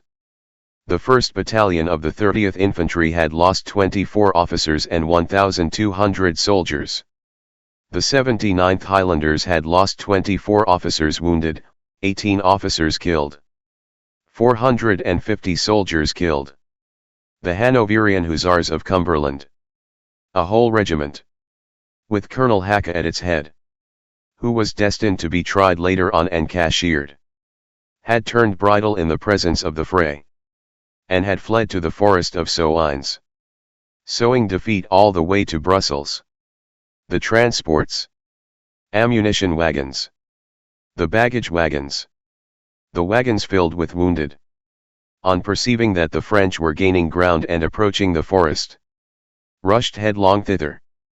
The Dutch, mowed down by the French cavalry, cried, "Alarm!" from Vertkouke to Grenendale, for a distance of nearly 2 leagues in the direction of Brussels. According to the testimony of eyewitnesses who are still alive, the roads were encumbered with fugitives. This panic was such that it attacked the Prince de Condé at Mechlin, and Louis XVIII. At Ghent. With the exception of the feeble reserve echelon behind the ambulance established at the farm of MONT-SAINT-JEAN, and of Vivian's and Vandeleurs brigades, which flanked the left wing, Wellington had no cavalry left. A number of batteries lay unhorsed. These facts are attested by Siborne and Pringle. Exaggerating the disaster, goes so far as to say that the Anglo-Dutch army was reduced to 34,000 men. The Iron Duke remained calm, but his lips blanched. Vincent, the Austrian commissioner, Alava, the Spanish commissioner, who were present at the battle in the English staff, thought the Duke lost. At 5 o'clock Wellington drew out his watch, and he was heard to murmur these sinister words: "Blucher, or night." It was at about that moment that a distant line of bayonets gleamed on the heights in the direction of Frisky-Mont. Here comes the change of face in this giant drama. Chapter 11: A bad guide to Napoleon, a good guide to Bülow. The painful surprise of Napoleon is well known. Grouchy hoped for Blucher arriving. Death instead of life. Fate has these turns. The throne of the world was expected. It was Saint Helena that was seen. If the little shepherd who served as guide to Bülow, Blucher's lieutenant, had advised him to debouch from the forest above Frisky-Mont, instead of below Plancenoit, the form of the 19th century might, perhaps, have been different. Napoleon would have won the Battle of Waterloo. By any other route than that below Plancenoit, the Prussian army would have come out upon a ravine impassable for artillery, and Bülow would not have arrived. Now the Prussian general, muffling, declares that 1 hour's delay, and Blucher would not have found Wellington on his feet. The battle was lost. It was time that Bülow should arrive. As will be seen, he had, moreover, been very much delayed. He had bivouacked at Dion-le-Mont, and had set out at daybreak. But the roads were impassable, and his division stuck fast in the mire. The ruts were up to the hubs of the cannons. Moreover, he had been obliged to pass the Dyle on the narrow bridge of Wavre. The street leading to the bridge had been fired by the French, so the caissons and ammunition wagons could not pass between 2 rows of burning houses, and had been obliged to wait until the conflagration was extinguished. It was midday before Bülow's vanguard had been able to reach Chapelle Saint-Lambert. Had the action been begun 2 hours earlier, it would have been over at 4 o'clock, and Blucher would have fallen on the battle won by Napoleon. Such are these immense risks proportioned to an infinite which we cannot comprehend. The Emperor had been the first, as early as midday, to descry with his field glass, on the extreme horizon, something which had attracted his attention. He had said, "I see yonder a cloud, which seems to me to be troops." Then he asked the Duc de Dalmatie, "Soult, what do you see in the direction of Chapelle Saint-Lambert?" The Marshal, levelling his glass, answered, 4 or 5,000 men. Sire, evidently grouchy. But it remained motionless in the mist. All the glasses of the staff had studied the cloud, pointed out by the Emperor. Some said, "It is trees." The truth is, that the cloud did not move. The emperor detached Domon's division of light cavalry to reconnoitre in that quarter. Bülow had not moved. In fact, his vanguard was very feeble, and could accomplish nothing. He was obliged to wait for the body of the army corps, and he had received orders to concentrate his forces before entering into line. But at 5 o'clock, perceiving Wellington's peril, Blücher ordered Bülow to attack, and uttered these remarkable words: "We must give air to the English army." A little later, the divisions of Listhin, Hiller, Hacke, and Rossel deployed before Lobau's corps. The cavalry of Prince William of Prussia debouched from the forest of Paris. Plansnoit was in flames, and the Prussian cannonballs began to rain even upon the ranks of the Guard in reserve behind Napoleon. Chapter 12. The Guard. Everyone knows the rest. The eruption of a third army. The battle broke into pieces. 86 mouths of fire thundering simultaneously. Perch the first coming up with Bülow. Ziethen's cavalry led by Blücher in person. The French driven back. Marcognet swept from the plateau of Ahain. Durut dislodged from Papelotte. Donzelot and Quaid retreating. Lobau caught on the flank. A fresh battle precipitating itself on our dismantled regiments at nightfall. The whole English line resuming the offensive and thrust forward. The gigantic breach made in the French army. The English grape shot and the Prussian grape shot aiding each other. The extermination. Disaster in front. Disaster on the flank. The Guard entering the line in the midst of this terrible crumbling of all things. Conscious that they were about to die, they shouted, "Vive l'Empereur!" History records nothing more touching than that agony bursting forth in acclamations. The sky had been overcast all day long. All of a sudden, at that very moment it was 8 o'clock in the evening, the clouds on the horizon parted, and allowed the grand and sinister glow of the setting sun to pass through. Athwart the elms on the Nivelles road, they had seen it rise at Austerlitz. Each battalion of the Guard was commanded by a general for this final catastrophe. Friant, Michel. Roguet, Harlot. Mallet, Poet de Morvan were there, when the tall caps of the grenadiers of the Guard, with their large plagues bearing the eagle, appeared. Symmetrical, in line, tranquil. In the midst of that combat, the enemy felt a respect for France. They thought they beheld 20 victories entering the field of battle, with wings outspread. And those who were the conquerors, believing themselves to be vanquished, retreated. But Wellington shouted, "Up, Guards! And aim straight!" The Red Regiment of English Guards, lying flat behind the hedges, sprang up. A cloud of grape shot riddled the tricolored flag and whistled round our eagles. All hurled themselves forwards, and the final carnage began. In the darkness, the Imperial Guard felt the army losing ground around it, and in the vast shock of the rout it heard the desperate flight which had taken the place of the Vive l'Empereur. And, with flight behind it, it continued to advance. More crushed, losing more men at every step that it took. There were none who hesitated. No timid men in its ranks. The soldier in that troop was as much of a hero as the general. Not a man was missing in that suicide. Ney, bewildered, great with all the grandeur of accepted death, offered himself to all blows in that tempest. He had his 5th horse killed under him there, perspiring, his eyes aflame, foaming at the mouth, with uniform unbuttoned, one of his epaulets half cut off by a sword stroke from a horse guard, his plaque with the great eagle dented by a bullet, bleeding, bemired, magnificent, a broken sword in his hand. He said, "Come and see how a Marshal of France dies on the field of battle." But in vain. He did not die. He was haggard and angry. At Drouet d'Erlon he hurled this question: "Are you not going to get yourself killed?"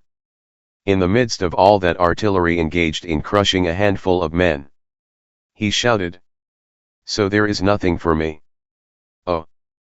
I should like to have all these English bullets enter my bowels. Unhappy man! Thou wert reserved for French bullets." Chapter 13 The Catastrophe.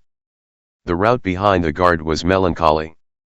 The army yielded suddenly on all sides at once. Hougomont. La High Saint. Papelotti. Plancenoit. The cry treachery was followed by a cry of "Save yourselves who can." An army which is disbanding is like a thaw. All yields, splits, cracks, floats, rolls, falls, jostles, hastens, is precipitated. The disintegration is unprecedented.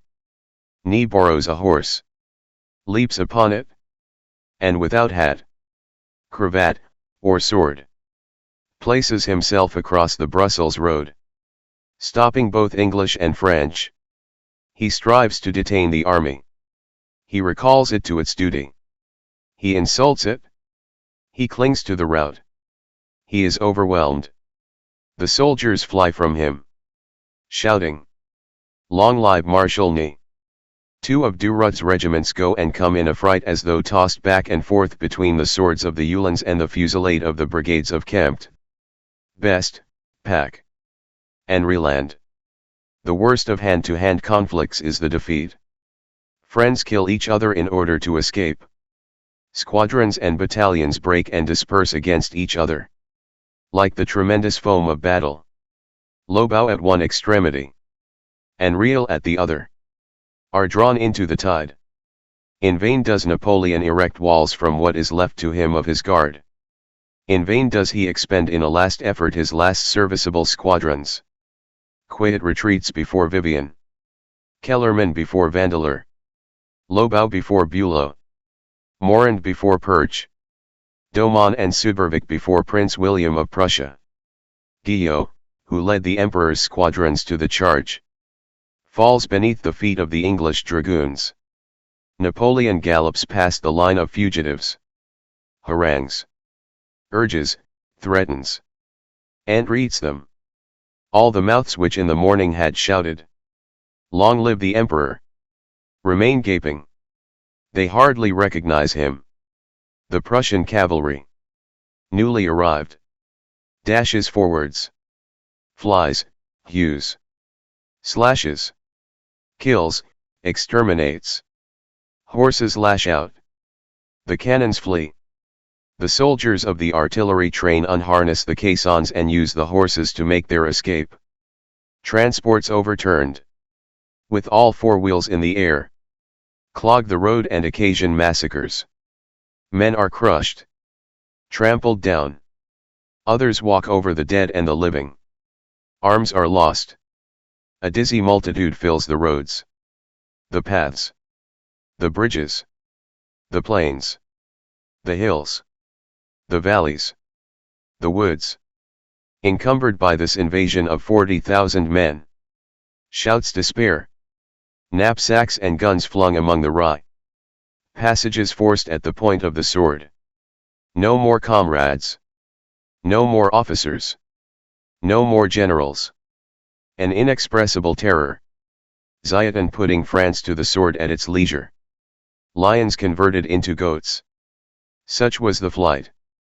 At Genappe, an effort was made to wheel about, to present a battle front, to draw up in line. Lobau rallied 300 men. The entrance to the village was barricaded. But at the first volley of Prussian canister, all took to flight again, and Lobau was taken. That volley of grape shot can be seen today imprinted on the ancient gable of a brick building on the right of the road at a few minutes distance before you enter Genappe. The Prussians threw themselves into Genappe, furious, no doubt, that they were not more entirely the conquerors. The pursuit was stupendous. Blücher ordered extermination. Roguet had set the lugubrious example of threatening with death any French grenadier who should bring him a Prussian prisoner. Blücher outdid Roguet. Duhesme. the general of the young guard, hemmed in at the doorway of an inn at Genappe, surrendered his sword to a hussar of death, who took the sword and slew the prisoner. The victory was completed by the assassination of the vanquished. Let us inflict punishment, since we are history. Old Blucher disgraced himself. This ferocity put the finishing touch to the disaster. The desperate route traversed Genappe, traversed Quatre Bras, traversed Gosselies, traversed Frasnes, traversed Charleroi, traversed Thuin, and only halted at the frontier. Alas! And who, then, was fleeing in that manner? The Grand Army. This vertigo, this terror, this downfall into ruin of the loftiest bravery which ever astounded history, is that causeless? No. The shadow of an enormous right is projected athwart Waterloo. It is the day of destiny. The force which is mightier than man produced that day.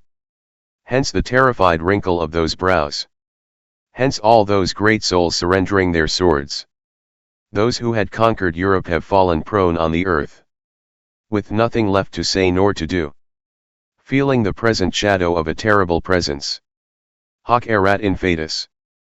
That day the perspective of the human race underwent a change. Waterloo is the hinge of the 19th century. The disappearance of the great man was necessary to the advent of the great century. Someone, a person to whom one replies not, took the responsibility on himself. The panic of heroes can be explained. In the Battle of Waterloo there is something more than a cloud. There is something of the meteor. God has passed by. At nightfall, in a meadow near Genappe, Bernard and Bertrand seized by the skirt of his coat and detained a man. Haggard, pensive, sinister, gloomy, who, dragged to that point by the current of the rout, had just dismounted, had passed the bridle of his horse over his arm, and with wild eye was returning alone to Waterloo. It was Napoleon, the immense somnambulist of the stream which had crumbled, essaying once more to advance. Chapter 14, The Last Square. Several squares of the guard, motionless amid the stream of the defeat, as rocks in running water, held their own until night. Night came. Death also.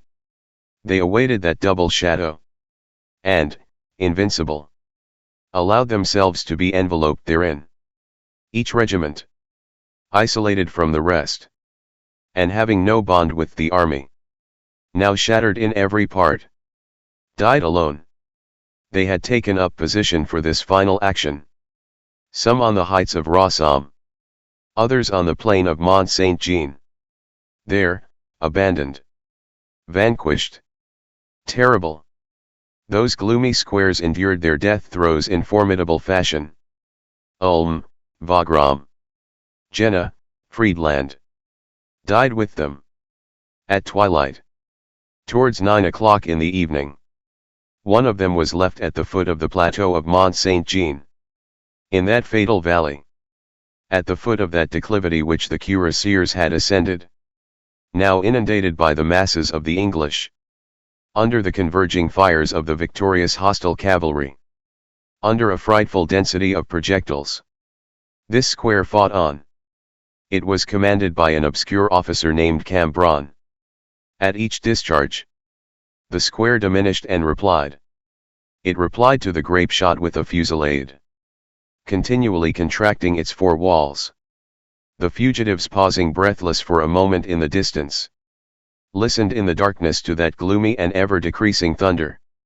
When this legion had been reduced to a handful, when nothing was left of their flag but a rag, when their guns, the bullets all gone, were no longer anything but clubs, when the heap of corpses was larger than the group of survivors, there reigned among the conquerors, around those men dying so sublimely, a sort of sacred terror.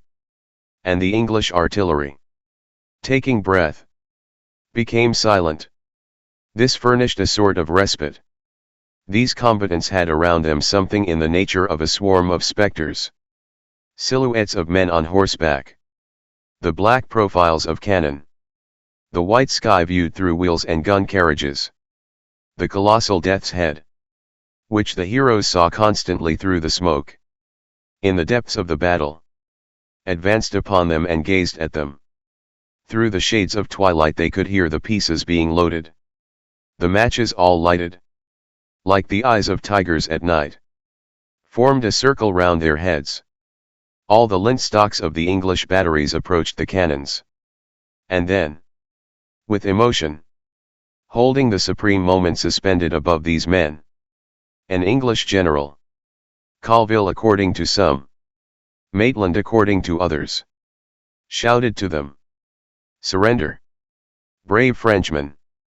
Cambronne replied, Editor's commentary. Another edition of this book has the word "merde" in lieu of the above. Chapter 15 Cambronne.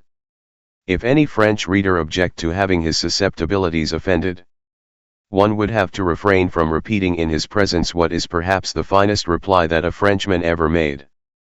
This would enjoin us from consigning something sublime to history. At our own risk and peril, let us violate this injunction. Now, then, among those giants there was one Titan Cambronne. To make that reply and then perish, what could be grander? For being willing to die is the same as to die. And it was not this man's fault if he survived after he was shot. The winner of the Battle of Waterloo was not Napoleon, who was put to flight, nor Wellington, giving way at 4 o'clock, in despair at 5, nor Blücher, who took no part in the engagement. The winner of Waterloo was Cambronne. To thunder forth such a reply at the lightning flash that kills you is to conquer. Thus to answer the catastrophe. Thus to speak to fate. To give this pedestal to the future lion. To hurl such a challenge to the midnight rainstorm. To the treacherous wall of HOUGOMONT. To the sunken road of Ahain. To grouchy Stille. To Blücher's arrival. To be irony itself in the tomb. To act so as to stand upright though fallen. To drown in 2 syllables the European coalition. To offer king's privies which the Caesars once knew. To make the lowest of words the most lofty by entwining with it the glory of France. Insolently to end Waterloo with Mardi Gras. To finish Leonidas with Rabelais. To set the crown on this victory by a word impossible to speak. To lose the field and preserve history. To have the laugh on your side after such a carnage, this is immense. It was an insult such as a thundercloud might hurl. It reaches the grandeur of Aeschylus. Cambronne's reply produces the effect of a violent break. 'Tis like the breaking of a heart under a weight of scorn. 'Tis the overflow of agony bursting forth. Who conquered? Wellington? No. Had it not been for Blücher, he was lost. Was it Blücher? No. If Wellington had not begun, Blücher could not have finished. This Cambronne, this man spending his last hour, this unknown soldier, this infinitesimal of war, realizes that here is a falsehood in a catastrophe, and so doubly agonizing. And at the moment when his rage is bursting forth because of it, he is offered this mockery life. How could he restrain himself? Yonder are all the kings of Europe. The generals flushed with victory. The Jupiters darting thunderbolts. They have 100,000 victorious soldiers. And back of the 100,000 a million. Their cannon stand with yawning mouths. The match is lighted. They grind down under their heels the imperial guards. And the Grand Army. They have just crushed Napoleon. And only Cambronne remains, only this earthworm is left to protest. He will protest. Then he seeks for the appropriate word as one seeks for a sword. His mouth froths. And the froth is the word. In face of this mean and mighty victory. In face of this victory which counts none victorious. This desperate soldier stands erect. He grants its overwhelming immensity. But he establishes its triviality. And he does more than spit upon it. Borne down by numbers. By superior force. By brute matter. He finds in his soul an expression. Excrement. We repeat it to use that word. To do thus. To invent such an expression. Is to be the conqueror. The spirit of mighty days at that portentous moment made its descent on that unknown man. Cambronne invents the word for Waterloo as Rouget invents the Marseillaise. Under the visitation of a breath from on high. An emanation from the divine whirlwind leaps forth and comes sweeping over these men. And they shake. And one of them sings the song supreme. And the other utters the frightful cry. This challenge of titanic scorn Cambronne hurls not only at Europe in the name of the empire that would be a trifle. He hurls it at the past in the name of the revolution. It is heard. And Cambronne is recognized as possessed by the ancient spirit of the Titans. Danton seems to be speaking. Kleber seems to be bellowing. At that word from Cambronne, the English voice responded. Fire! The batteries flamed. The hill trembled. From all those brazen mouths belched a last terrible gush of grape shot. A vast volume of smoke, vaguely white in the light of the rising moon, rolled out. And when the smoke dispersed, there was no longer anything there. That formidable remnant had been annihilated. The guard was dead. The four walls of the living redoubt lay prone. And hardly was there discernible, here and there, even a quiver in the bodies. It was thus that the French legions, greater than the Roman legions, expired on MONT-SAINT-JEAN, on the soil watered with rain and blood, amid the gloomy grain, on the spot where nowadays Joseph, who drives the post wagon from Nivelles, passes whistling, and cheerfully whipping up his horse at 4 o'clock in the morning. Chapter 16 Quod libres in duce? The Battle of Waterloo is an enigma. It is as obscure to those who won it as to those who lost it. For Napoleon it was a panic. Blücher sees nothing in it but fire. Wellington understands nothing in regard to it. Look at the reports. The bulletins are confused. The commentaries involved. Some stammer. Others lisp. Jomini divides the Battle of Waterloo into 4 moments. Muffling cuts it up into 3 changes. Charras alone, though we hold another judgment than his on some points, seized with his haughty glance the characteristic outlines of that catastrophe of human genius in conflict with divine chance. All the other historians suffer from being somewhat dazzled. And in this dazzled state they fumble about. It was a day of lightning brilliancy. In fact, a crumbling of the military monarchy which, to the vast stupefaction of kings, drew all the kingdoms after it the fall of force, the defeat of war. In this event, stamped with superhuman necessity, the part played by men amounts to nothing. If we take Waterloo from Wellington and Blücher, do we thereby deprive England and Germany of anything? No. Neither that illustrious England nor that august Germany enter into the problem of Waterloo. Thank heaven! Nations are great, independently of the lugubrious feats of the sword. Neither England, nor Germany, nor France is contained in a scabbard. At this epoch when Waterloo is only a clashing of swords. Above Blücher, Germany has Schiller. Above Wellington, England has Byron. A vast dawn of ideas is the peculiarity of our century. And in that aurora England and Germany have a magnificent radiance. They are majestic because they think. The elevation of level which they contribute to civilization is intrinsic with them. It proceeds from themselves and not from an accident. The aggrandizement which they have brought to the 19th century has not Waterloo as its source. It is only barbarous peoples who undergo rapid growth after a victory. That is the temporary vanity of torrents swelled by a storm. Civilized people, especially in our day, are neither elevated nor abased by the good or bad fortune of a captain.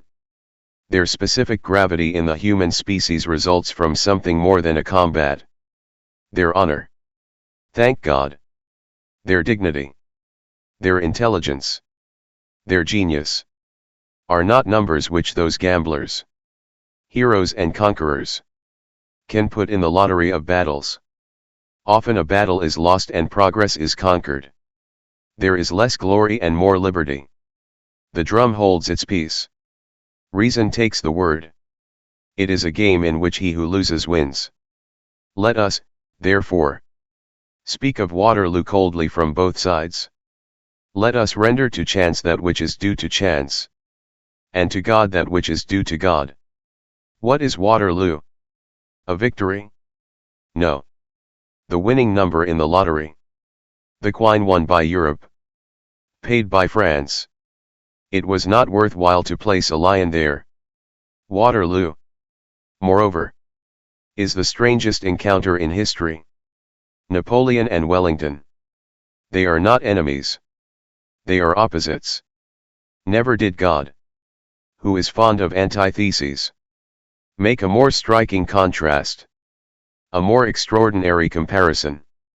On one side, precision, foresight, geometry, prudence, an assured retreat, reserves spared, with an obstinate coolness, an imperturbable method, strategy, which takes advantage of the ground, tactics, which preserve the equilibrium of battalions, carnage, executed according to rule, war regulated, watch in hand, nothing voluntarily left to chance, the ancient classic courage, absolute regularity. On the other, intuition, divination, military oddity, superhuman instinct, a flaming glance, an indescribable something which gazes like an eagle, and which strikes like the lightning, a prodigious art in disdainful impetuosity, all the mysteries of a profound soul, associated with destiny, the stream, the plain, the forest, the hill, summoned, and in a manner, forced to obey, the despot going even so far as to tyrannize over the field of battle. Faith in a star mingled with strategic science, elevating but perturbing it. Wellington was the Bärm of war. Napoleon was its Michelangelo. And on this occasion, genius was vanquished by calculation. On both sides someone was awaited. It was the exact calculator who succeeded. Napoleon was waiting for Grouchy. He did not come. Wellington expected Blücher. He came.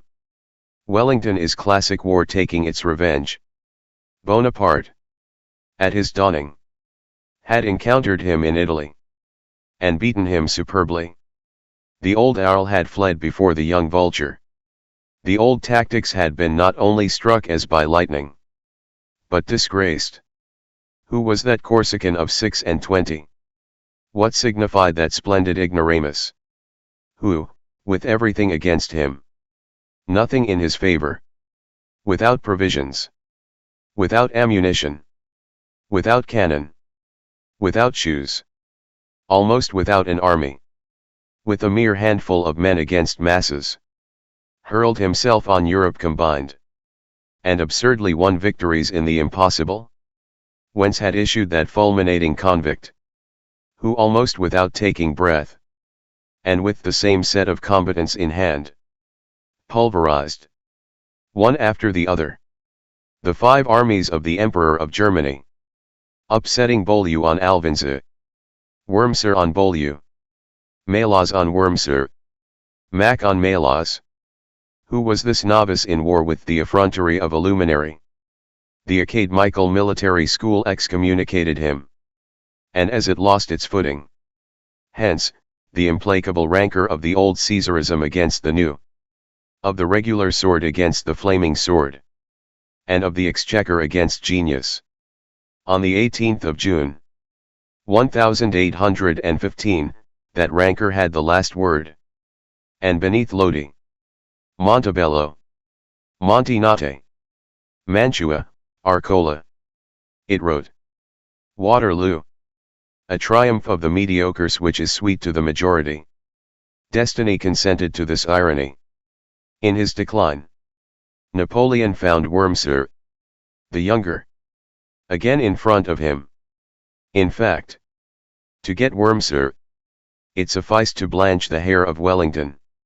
Waterloo is a battle of the first order, won by a captain of the second. That which must be admired in the Battle of Waterloo is England.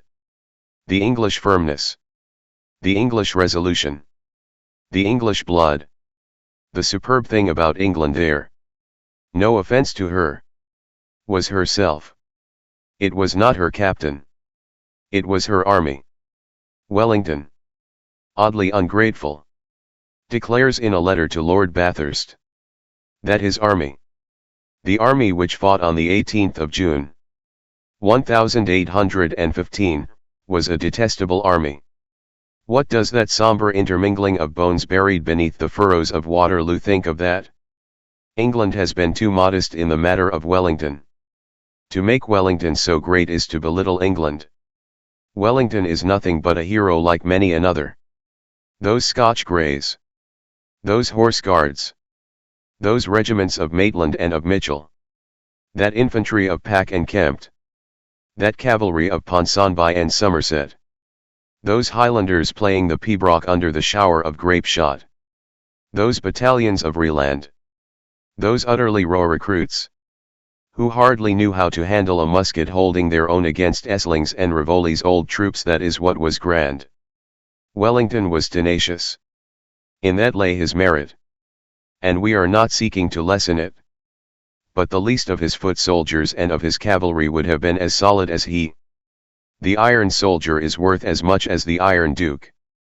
As for us, all our glorification goes to the English soldier, to the English army, to the English people. If trophy there be, it is to England that the trophy is due. The column of Waterloo would be more just if, instead of the figure of a man, it bore on high the statue of a people. But this great England will be angry at what we are saying here. She still cherishes, after her own 1688 and our 1789, the feudal illusion. She believes in heredity and hierarchy. This people, surpassed by none in power and glory, regards itself as a nation, and not as a people. And as a people, it willingly subordinates itself and takes a lord for its head. As a workman, it allows itself to be disdained. As a soldier, it allows itself to be flogged. It will be remembered that at the Battle of Inkerman a sergeant who had, it appears, saved the army, could not be mentioned by Lord Puglan. As the English military hierarchy does not permit any hero below the grade of an officer to be mentioned in the reports, that which we admire above all, in an encounter of the nature of Waterloo, is the marvelous cleverness of chance. A nocturnal rain, the wall of Hougomont, the hollow road of Ahane, Grouchy deaf to the cannon, Napoleon's guide deceiving him, Bülow's guide enlightening him. The whole of this cataclysm is wonderfully conducted. On the whole, let us say it plainly, it was more of a massacre than of a battle at Waterloo. Of all pitched battles, Waterloo is the one which has the smallest front for such a number of combatants. Napoleon 3/4 of a league, Wellington half a league, 72,000 combatants on each side. From this denseness the carnage arose. The following calculation has been made, and the following proportion established. Loss of men. At Austerlitz, French, 14%. Russians, 30%. Austrians, 44%. At Wagram, French, 13%. Austrians, 14%. At the Moscow, French, 37%. Russians, 44%. At Bautzen, French, 13%. Russians and Prussians, 14%. At Waterloo, French, 56%. The Allies. 31. Total for Waterloo. 41%. 144,000 combatants. 60,000 dead. Today the field of Waterloo has the calm which belongs to the earth. The impassive support of man. And it resembles all plains. At night. Moreover, a sort of visionary mist arises from it. And if a traveler strolls there, if he listens, if he watches, if he dreams like Virgil in the fatal plains of Philippi, the hallucination of the catastrophe takes possession of him. The frightful 18th of June lives again. The false monumental hillock disappears. The lion vanishes in air. The battlefield resumes its reality. Lines of infantry undulate over the plain. Furious gallops traverse the horizon. The frightened dreamer beholds the flash of sabers, the gleam of bayonets, the flare of bombs, the tremendous interchange of thunders. He hears, as it were, the death rattle in the depths of a tomb, the vague clamor of the battle phantom. Those shadows are grenadiers. Those lights are cuirassiers. That skeleton Napoleon. That other skeleton is Wellington. All this no longer exists. And yet it clashes together and combats still. And the ravines are empurpled. And the trees quiver. And there is fury even in the clouds and in the shadows. All those terrible heights. HOUGOMONT. MONT-SAINT-JEAN. Frischemont. Plateau. Plansnoid. Appear confusedly crowned with whirlwinds of specters engaged in exterminating each other. Chapter 17. Is Waterloo to be considered good?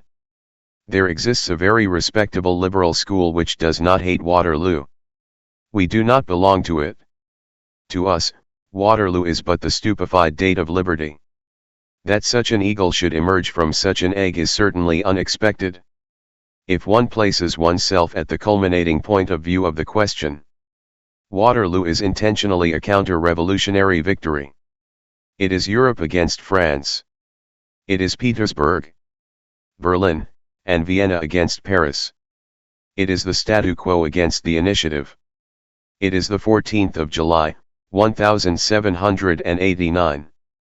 Attacked through the 20th of March, 1815, it is the monarchies clearing the decks in opposition to the indomitable French rioting. The final extinction of that vast people which had been in eruption for 26 years, such was the dream. The solidarity of the Brunswicks, the Nassaus, the Romanoffs, the Hohenzollerns, the Habsburgs with the Bourbons. Waterloo bears divine right on its crupper. It is true that the empire having been despotic, the kingdom by the natural reaction of things was forced to be liberal. And that a constitutional order was the unwilling result of Waterloo, to the great regret of the conquerors. It is because revolution cannot be really conquered. And that being providential and absolutely fatal, it is always cropping up afresh. Before Waterloo, in Bonaparte overthrowing the old thrones. After Waterloo, in Louis XVIII, granting and conforming to the Charter. Bonaparte places a postilion on the throne of Naples, and a sergeant on the throne of Sweden, employing inequality to demonstrate equality. Louis XVIII. At St. Ouen countersigns the Declaration of the Rights of Man. If you wish to gain an idea of what revolution is, call it progress. And if you wish to acquire an idea of the nature of progress, call it tomorrow. Tomorrow fulfills its work irresistibly. And it is already fulfilling it today.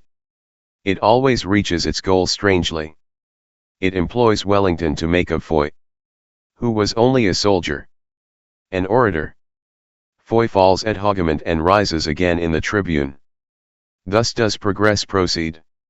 There is no such thing as a bad tool for that workman.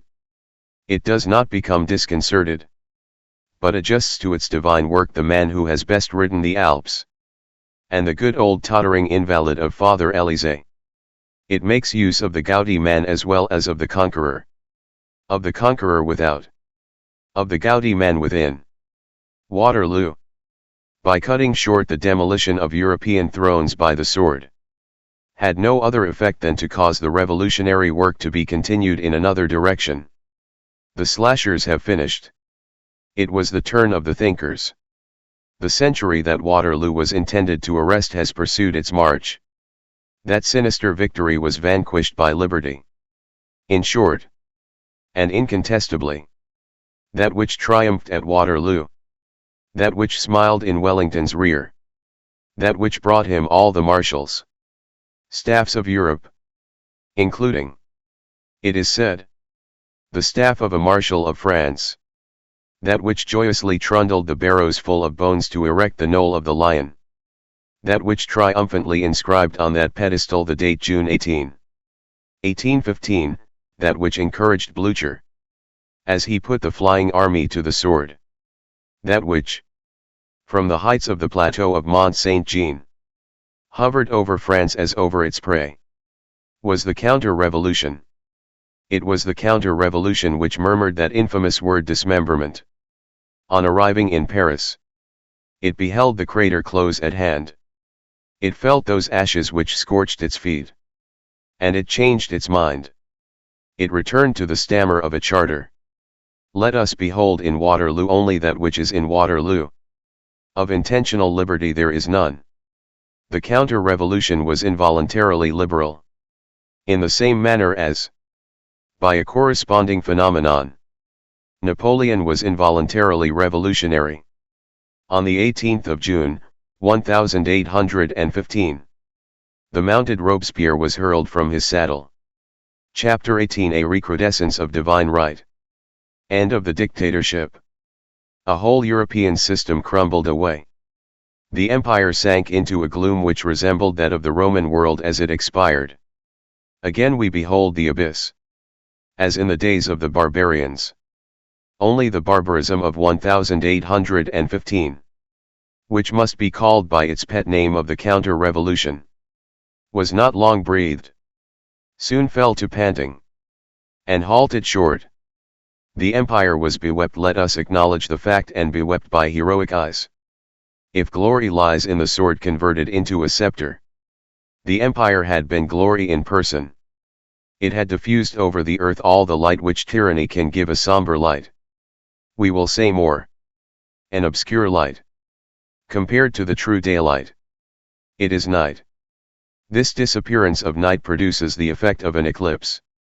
Louis XVIII re-entered Paris.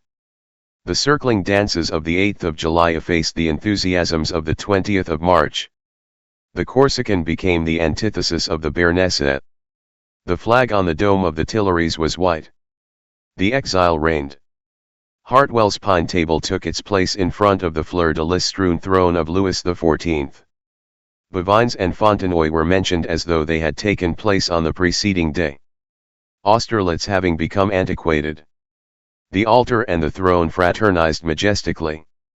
One of the most undisputed forms of the health of society in the 19th century was established over France. And over the continent. Europe adopted the white cockade. Trace Talon was celebrated. The device non pluribus impar reappeared on the stone rays representing a sun upon the front of the barracks on the Quai d'Orsay, where there had been an imperial guard. There was now a red house. The Arc du Carrousel. All laden with badly born victories. Thrown out of its element among these novelties. A little ashamed, it may be, of Marengo and Arcola. Extricated itself from its predicament with the statue of the Duc d'Angoulême. The cemetery of the Madeleine, a terrible pauper's grave in 1793, was covered with jasper and marble. Since the bones of Louis XVI and Marie Antoinette lay in that dust. In the moat of Vincennes a sepulchral shaft sprang from the earth, recalling the fact that the Duc d'Enghien had perished in the very month when Napoleon was crowned. Pope Pius VII, who had performed the coronation very near this death, tranquilly bestowed his blessing on the fall as he had bestowed it on the elevation. At Schönbrunn there was a little chateau, aged 4. whom it was seditious to call the King of Rome. And these things took place. And the kings resumed their thrones. And the master of Europe was put in a cage. And the old regime became the new regime. And all the shadows and all the light of the earth changed place.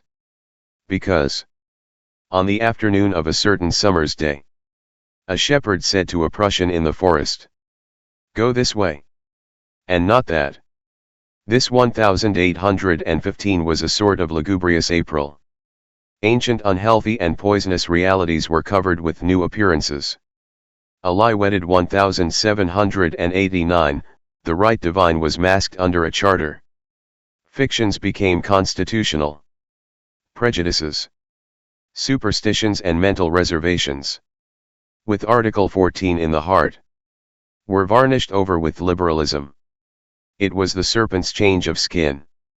Man had been rendered both greater and smaller by Napoleon. Under this reign of splendid matter, the ideal had received the strange name of ideology. It is a grave imprudence in a great man to turn the future into derision. The populace, however, that food for cannon which is so fond of the cannoneer, sought him with its glance. Where is he? What is he doing? Napoleon is dead, said a passer-by to a veteran of Marengo and Waterloo. He dead?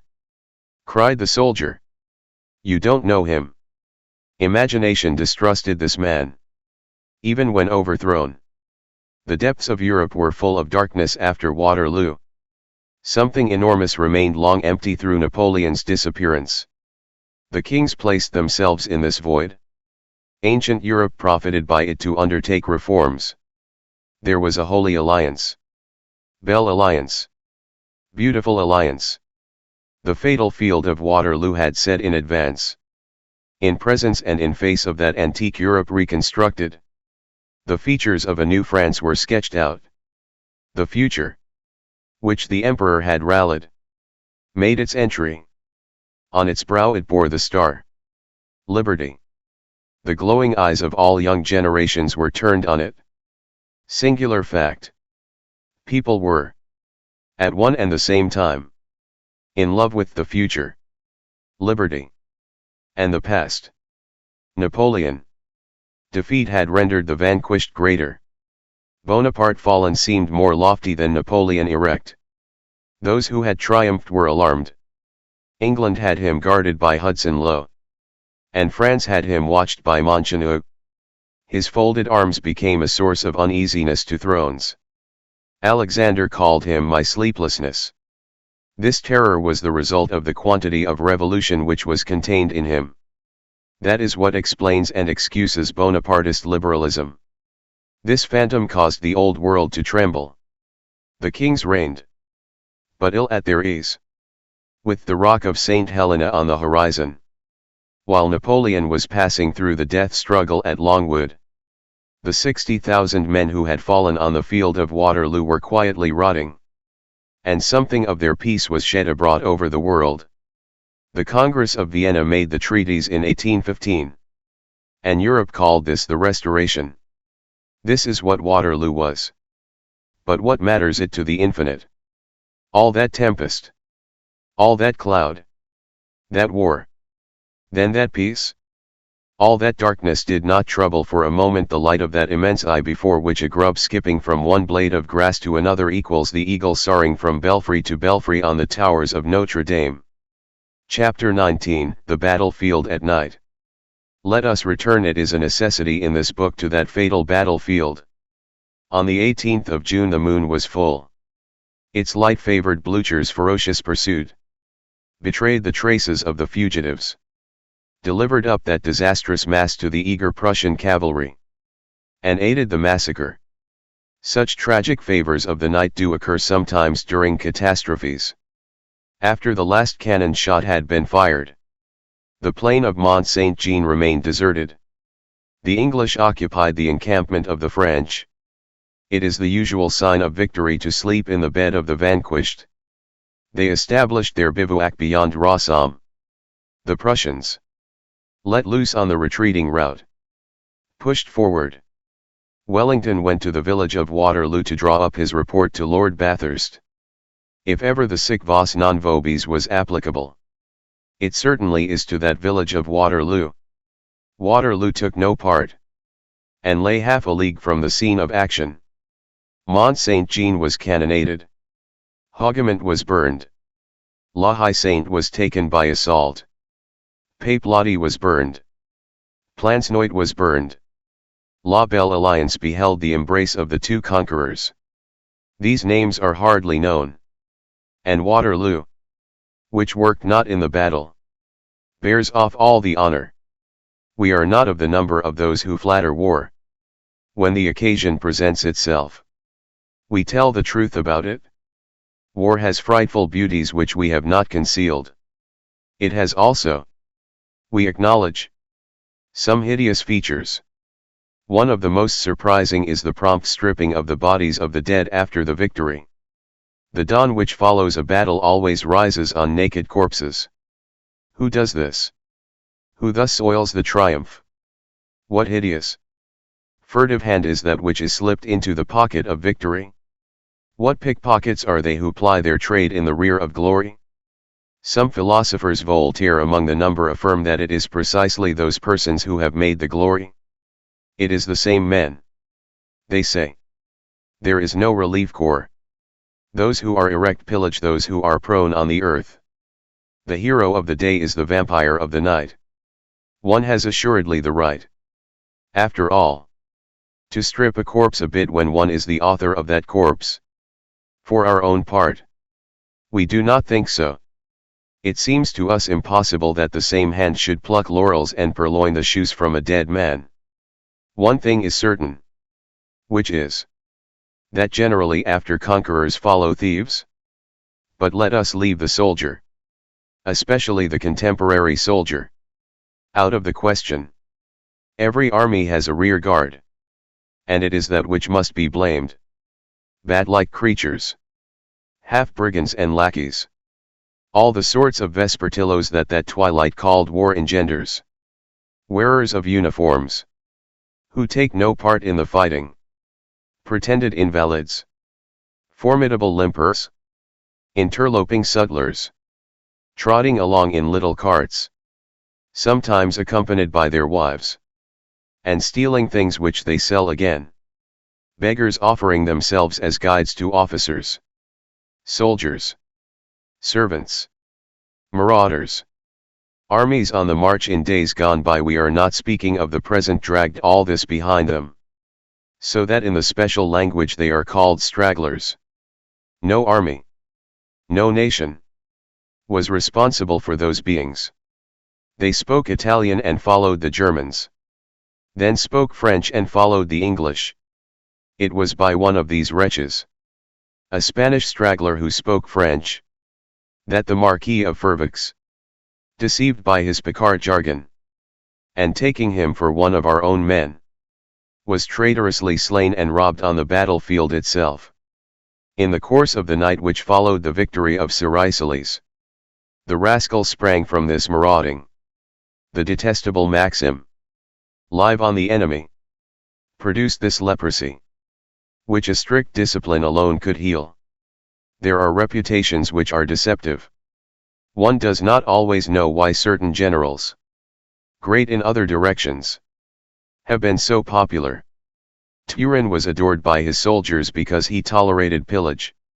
Evil permitted constitutes part of goodness. Turenne was so good that he allowed the Palatinate to be delivered over to fire and blood. The marauders in the train of an army were more or less in number, according as the chief was more or less severe.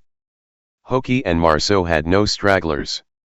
Wellington had few, and we do him the justice to mention it. Nevertheless, on the night from the 18th to the 19th of June, the dead were robbed. Wellington was rigid. He gave orders that any one caught in the act should be shot. But rapine is tenacious. The marauders stole in one corner of the battlefield while others were being shot in another. The moon was sinister over this plain. Towards midnight, a man was prowling about, or rather, climbing in the direction of the hollow road of Ahane. To all appearance he was one of those whom we have just described, neither English nor French, neither peasant nor soldier. Less a man than a ghoul attracted by the scent of the dead bodies, having theft for his victory, and come to rifle Waterloo. He was clad in a blouse that was something like a greatcoat. He was uneasy and audacious. He walked forwards and gazed behind him. Who was this man? The night probably knew more of him than the day. He had no sack, but evidently he had large pockets under his coat.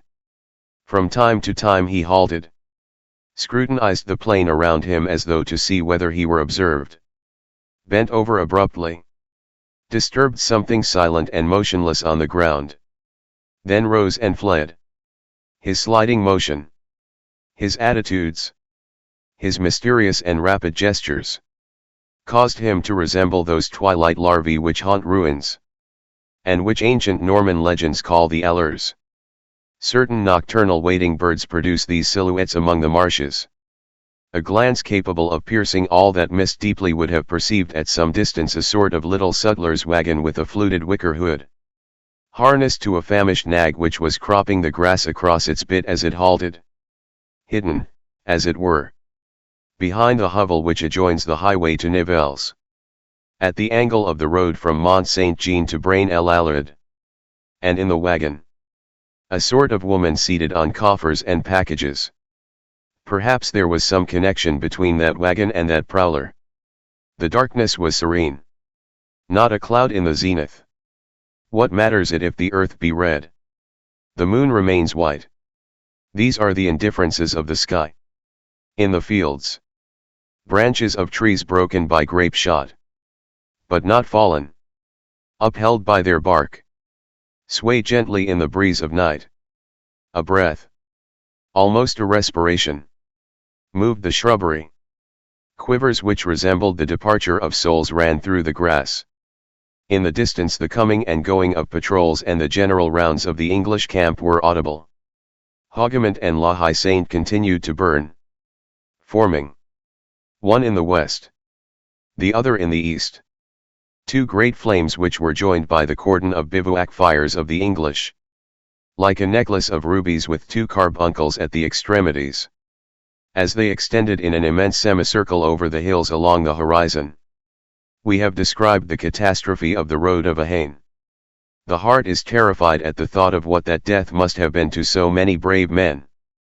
If there is anything terrible, if there exists a reality which surpasses dreams, it is this: to live, to see the sun, to be in full possession of virile force, to possess health and joy, to laugh valiantly, to rush towards a glory which one sees dazzling in front of one, to feel in one's breast lungs which breathe, a heart which beats, a will which reasons, to speak, think, hope, love, to have a mother, to have a wife, to have children, to have the light and all at once, in the space of a shout, in less than a minute, to sink into an abyss, to fall, to roll, to crush, to be crushed, to see ears of wheat, flowers, leaves, branches, not to be able to catch hold of anything,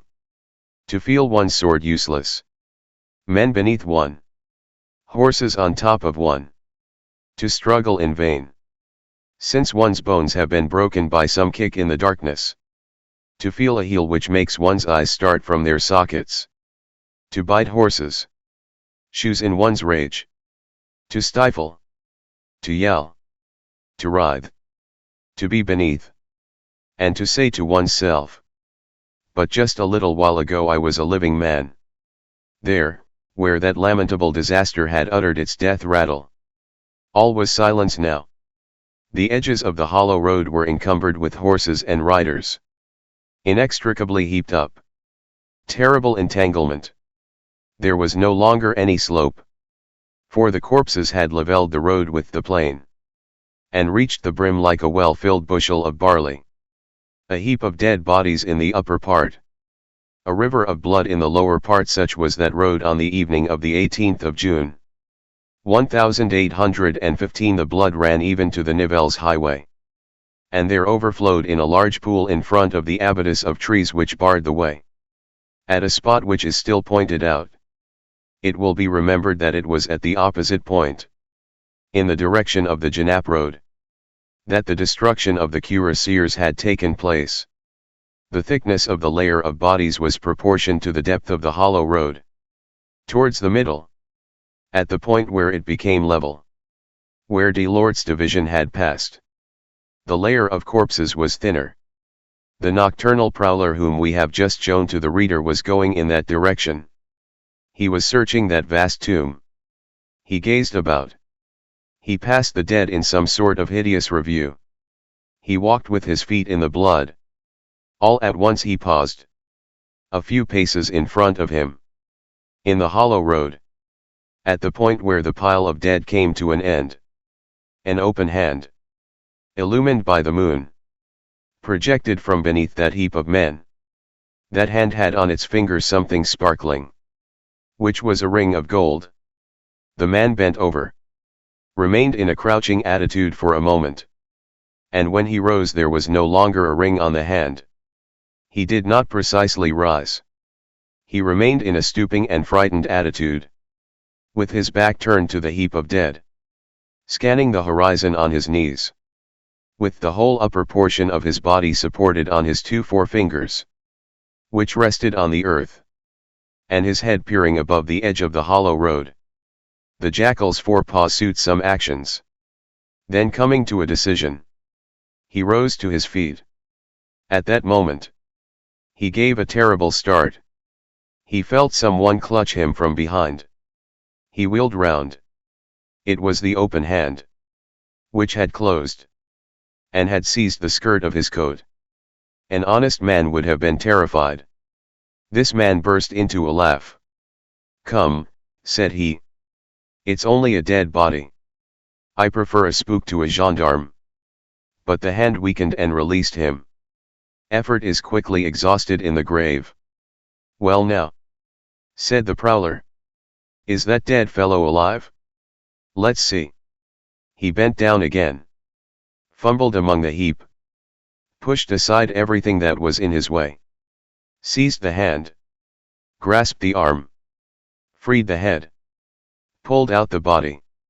And a few moments later he was dragging the lifeless, or at least the unconscious, man, through the shadows of Hollow Road. He was a cuirassier.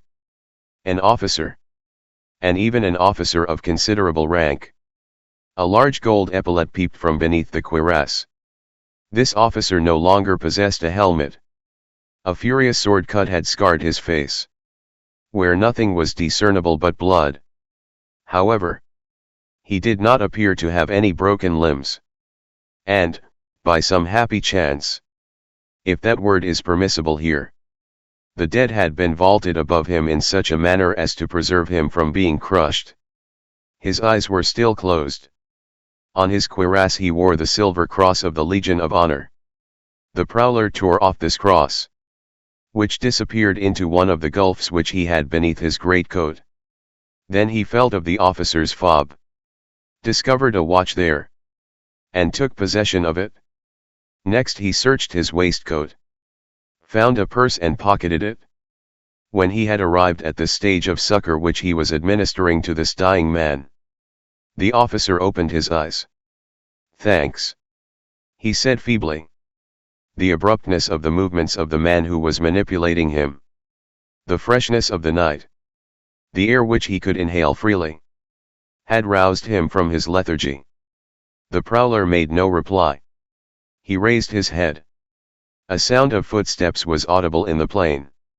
Some patrol was probably approaching.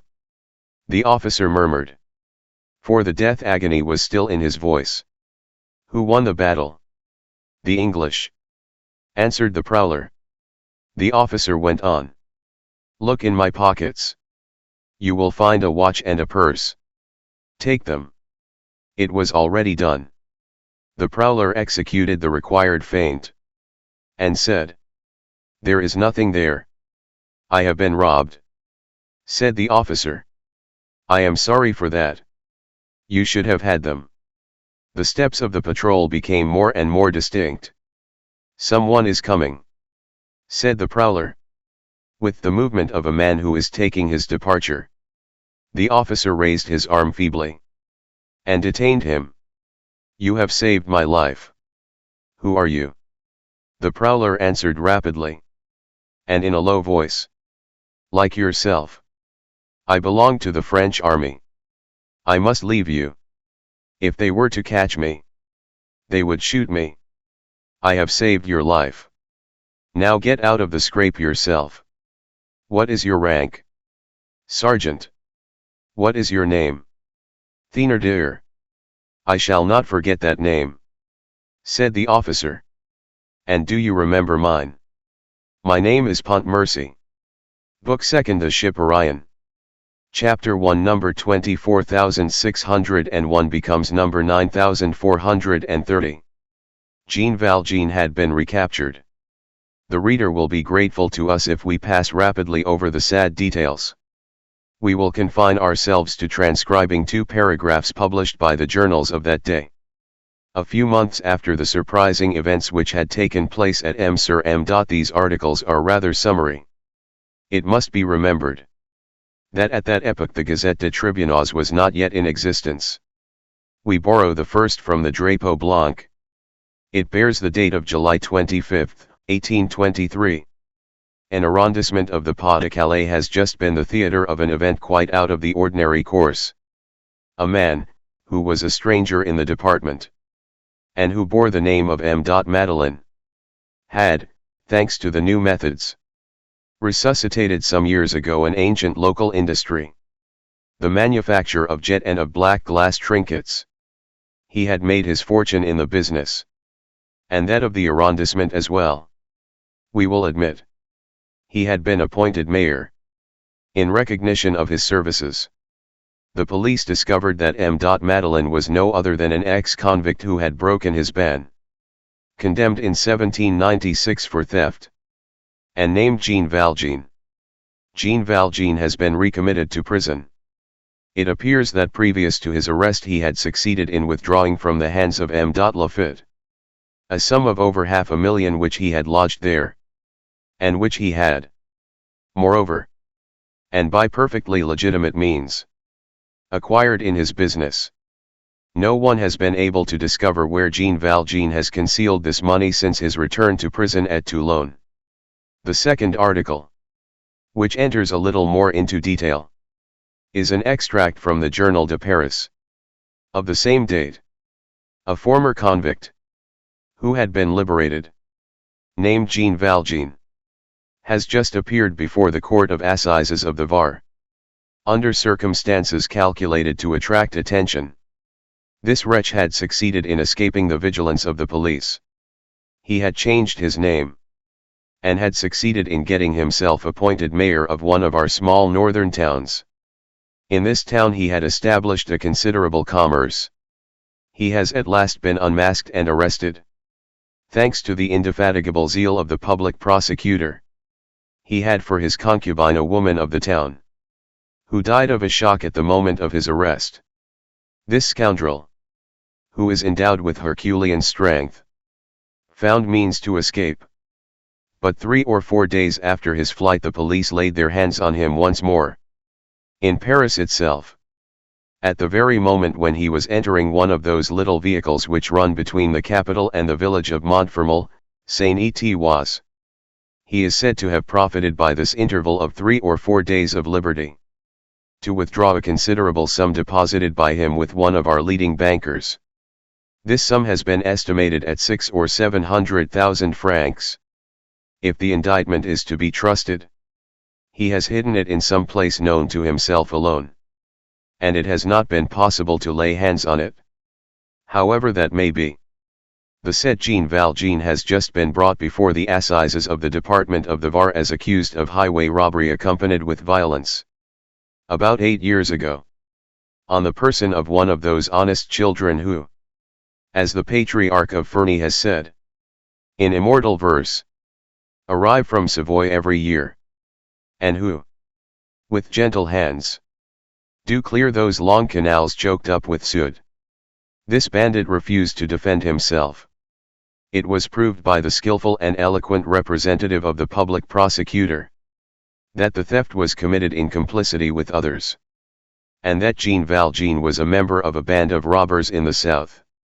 Jean Valjean was pronounced guilty and was condemned to the death penalty in consequence. This criminal refused to lodge an appeal. The king, in his inexhaustible clemency, has deigned to commute his penalty to that of penal servitude for life. Jean Valjean was immediately taken to the prison at Toulon. The reader has not forgotten that Jean Valjean had religious habits at M.M. Some papers, among others the Constitutional, presented this commutation as a triumph of the priestly party. Jean Valjean changed his number in the galleys. He was called 9430. However, and we will mention it at once in order that we may not be obliged to recur to the subject, the prosperity of M.M. vanished with M. Madeleine. All that he had foreseen during his night of fever and hesitation was realized. Lacking him, there actually was a soul lacking. After this fall, there took place at M.M. that egotistical division of great existences which have fallen. That fatal dismemberment of flourishing things which is accomplished every day, obscurely, in the human community, and which history has noted only once, because it occurred after the death of Alexander. Lieutenants are crowned kings.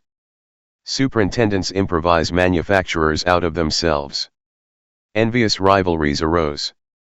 M. Madeleine's vast workshops were shut. His buildings fell to ruin. His workmen were scattered. Some of them quitted the country. Others abandoned the trade. Thenceforth, everything was done on a small scale, instead of on a grand scale, for lucre instead of the general good. There was no longer a center. Everywhere there was competition and animosity. M. Madeleine had reigned over all and directed all. No sooner had he fallen than each pulled things to himself. The spirit of combat succeeded to the spirit of organization. Bitterness to cordiality. Hatred of one another to the benevolence of the founder towards all. The threads which M. Madeleine had set were tangled and broken. The methods were adulterated. The products were debased. Confidence was killed. The market diminished. For lack of orders, salaries were reduced. The workshops stood still. Bankruptcy arrived. And then there was nothing more for the poor. All had vanished. The state itself perceived that someone had been crushed somewhere. Less than 4 years after the judgment of the Court of Assizes establishing the identity of Jean Valjean and M. Madeleine, for the benefit of the galleys, the cost of collecting taxes had doubled in the arrondissement of M.M., and M. de Villèle called attention to the fact in the rostrum. In the month of February, 1827.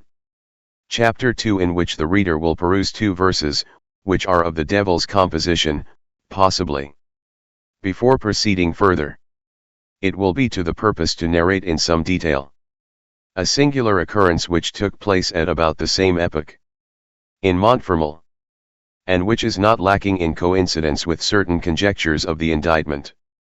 There exists in the region of Montfermeil a very ancient superstition, which is all the more curious and all the more precious, because a popular superstition in the vicinity of Paris is like an aloe in Siberia. We are among those who respect everything which is in the nature of a rare plant. Here, then, is the superstition of Montfermeil.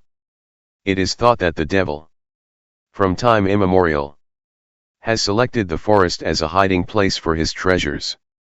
Good wives affirm that it is no rarity to encounter at nightfall, in secluded nooks of the forest, a black man with the air of a carter or a wood chopper, wearing wooden shoes, clad in trousers and a blouse of linen, and recognizable by the fact that, instead of a cap or hat, he has 2 immense horns on his head. This ought, in fact, to render him recognizable. This man is habitually engaged in digging a hole. There are 3 ways of profiting by such an encounter. The first is to approach the man and speak to him. Then it is seen that the man is simply a peasant. That he appears black because it is nightfall. That he is not digging any hole whatever, but is cutting grass for his cows. And that what had been taken for horns is nothing but a dung fork which he is carrying on his back. And whose teeth, thanks to the perspective of evening, seemed to spring from his head. The man returns home and dies within the week. The second way is to watch him. To wait until he has dug his hole. Until he has filled it and has gone away. Then to run with great speed to the trench. To open it once more and to seize the treasure, which the black man has necessarily placed there. In this case one dies within the month. Finally, the last method is not to speak to the black man. Not to look at him. And to flee at the best speed of one's legs. One then dies within the year. As all 3 methods are attended with their special inconveniences.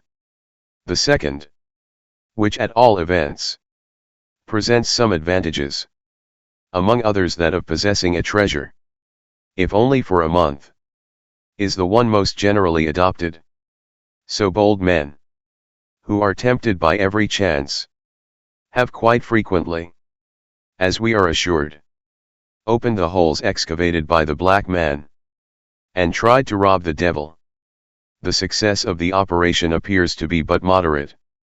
At least, if the tradition is to be believed, and in particular the 2 enigmatical lines in barbarous Latin, which an evil Norman monk, a bit of a sorcerer, named Tryphon has left on this subject. This Tryphon is buried at the Abbey of St. George's de Bocqueville, near Rouen, and toads spawn on his grave. Accordingly, enormous efforts are made. Such trenches are ordinarily extremely deep. A man sweats, digs, toils all night, for it must be done at night.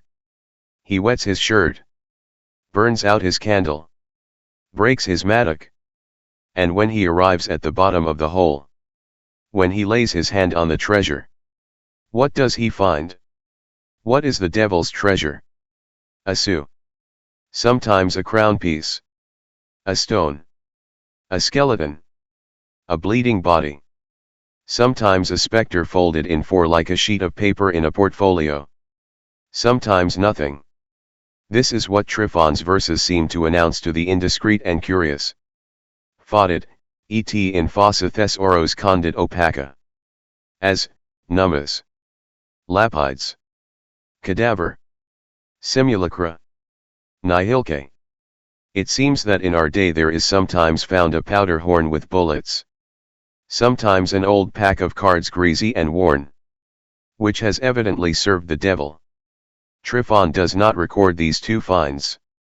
Since Tryphon lived in the 12th century, and since the devil does not appear to have had the wit to invent powder before Roger Bacon's time, and cards before the time of Charles VI. Moreover, if one plays at cards, one is sure to lose all that one possesses. And as for the powder in the horn, it possesses the property of making your gun burst in your face. Now, a very short time after the epoch when it seemed to the prosecuting attorney that the liberated convict Jean Valjean during his flight of several days had been prowling around Montfermeil, it was remarked in that village that a certain old road laborer, named Boulatruelle, had peculiar ways. In the forest, people thereabouts thought they knew that this Boulatruelle had been in the galleys. He was subjected to certain police supervision.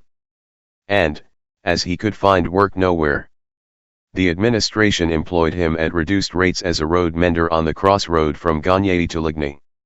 This Boulatruelle was a man who was viewed with disfavor by the inhabitants of the district as too respectful, too humble, too prompt in removing his cap to everyone, and trembling and smiling in the presence of the gendarmes probably affiliated to robber bands. They said. Suspected of lying in ambush at verge of copses at nightfall. The only thing in his favor was that he was a drunkard. This is what people thought they had noticed. Of late, Boulatruelle had taken to quitting his task of stone breaking and care of the road at a very early hour, and to betaking himself to the forest with his pickaxe. He was encountered towards evening in the most deserted clearings, in the wildest thickets, and he had the appearance of being in search of something, and sometimes he was digging holes. The good wives who passed took him at first for Beelzebub. Then they recognized Boulatruelle, and were not in the least reassured thereby.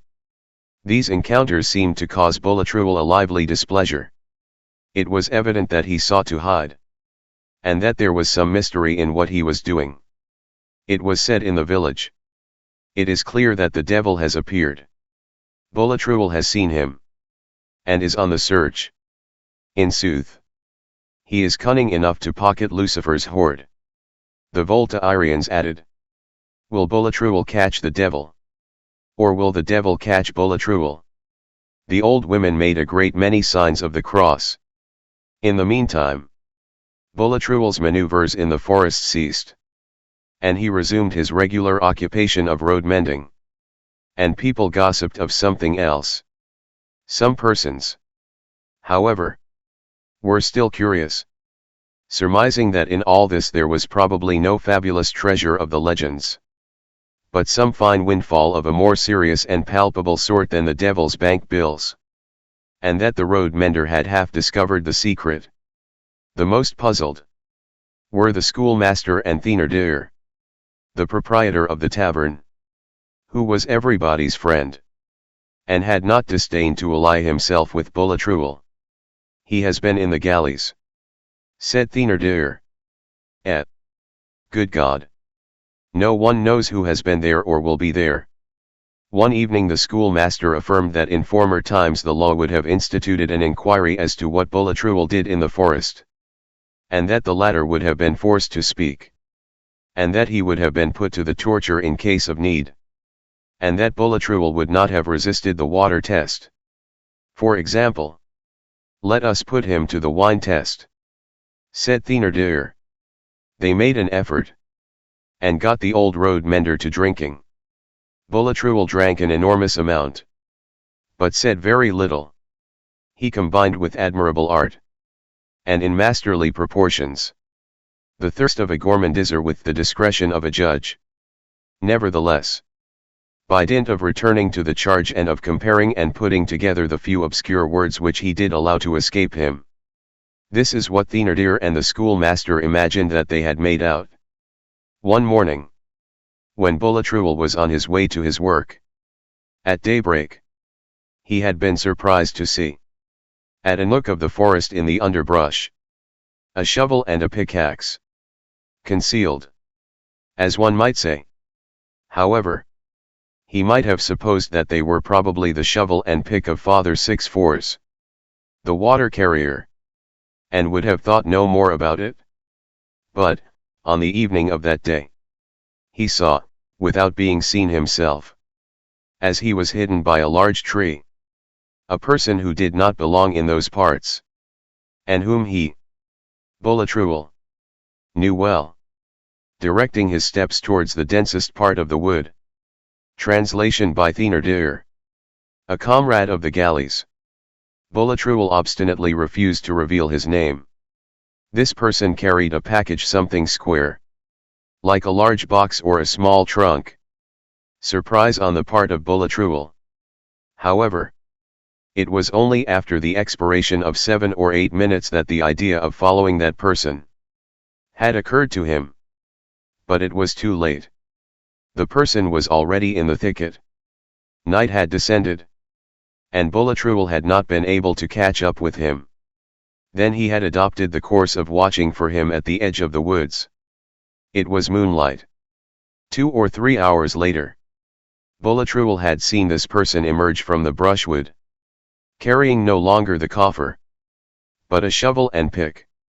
Boulatruelle had allowed the person to pass, and had not dreamed of accosting him, because he said to himself that the other man was 3 times as strong as he was, and armed with a pickaxe, and that he would probably knock him over the head on recognizing him, and on perceiving that he was recognized. touching a fusion of two old comrades on meeting again. But the shovel and pick had served as a ray of light to Boulatruelle. He had hastened to the thicket in the morning, and had found neither shovel nor pick. From this he had drawn the inference that this person, once in the forest, had dug a hole with his pick, buried the coffer, and reclosed the hole with his shovel. Now, the coffer was too small to contain a body. Therefore it contained money. Hence his researches. Boulatruelle had explored, sounded, searched the entire forest and the thicket, and had dug wherever the earth appeared to him to have been recently turned up. In vain. He had ferreted out nothing. No one in Montfermeil thought any more about it. There were only a few brave gossips, who said, "You may be certain that the mender on the Gagny road did not take all that trouble for nothing. He was sure that the devil had come." Chapter 3. The ankle chain must have undergone a certain preparatory manipulation to be thus broken with a blow from a hammer. Towards the end of October, in that same year, 1823, the inhabitants of Toulon beheld the entry into their port, after heavy weather, and for the purpose of repairing some damages, of the ship Orion, which was employed later at Brest as a school ship, and which then formed a part of the Mediterranean squadron. This vessel, battered as it was, for the sea had handled it roughly, produced a fine effect as it entered the roads. It flew some colors which procured for it the regulation salute of 11 guns, which it returned, shot for shot. Total, 22. It has been calculated that what with salvos, royal and military politenesses, courteous exchanges of uproar, signals of etiquette, formalities of roadsteads and citadels, sunrises and sunsets, saluted every day by all fortresses and all ships of war, openings and closings of ports, etc., the civilized world, discharged all over the earth, in the course of 24 hours, 150,000 useless shots, at 6 francs the shot. That comes to 900,000 francs a day. 300 millions a year, which vanish in smoke. This is a mere detail.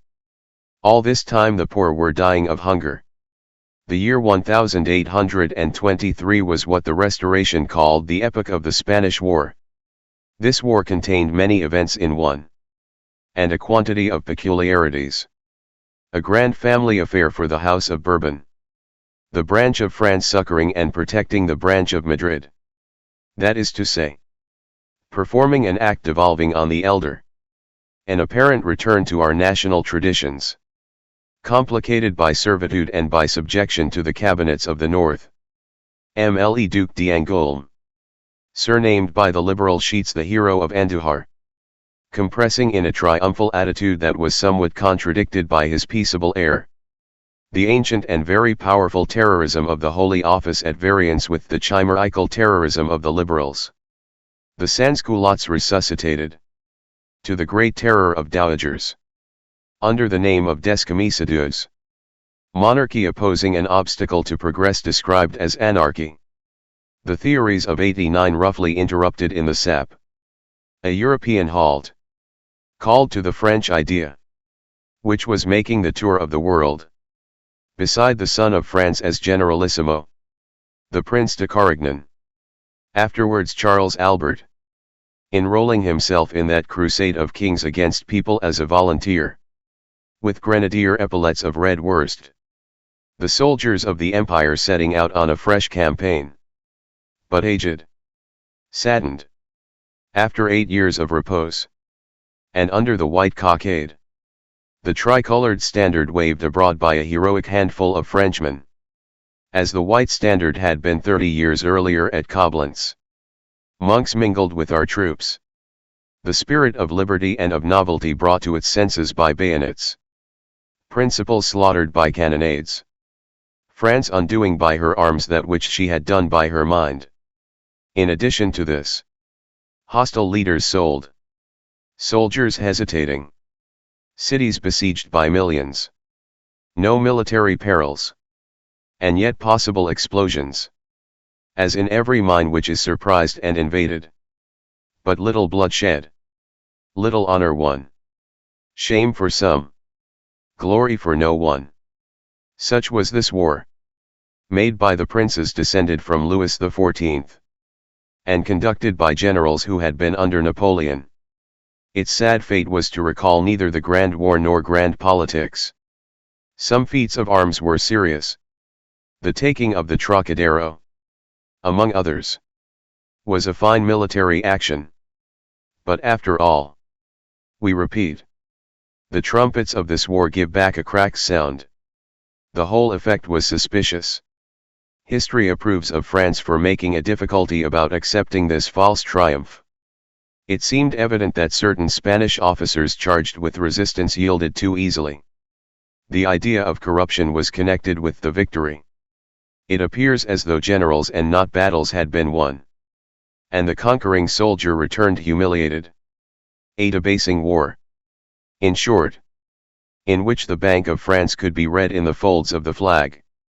Soldiers of the War of 1808, on whom Saragossa had fallen in formidable ruin, frowned in 1823 at the easy surrender of citadels, and began to regret Palafox.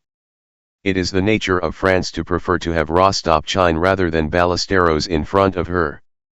From a still more serious point of view, and one which it is also proper to insist upon here, this war, which wounded the military spirit of France, enraged the democratic spirit. It was an enterprise of enthrallment.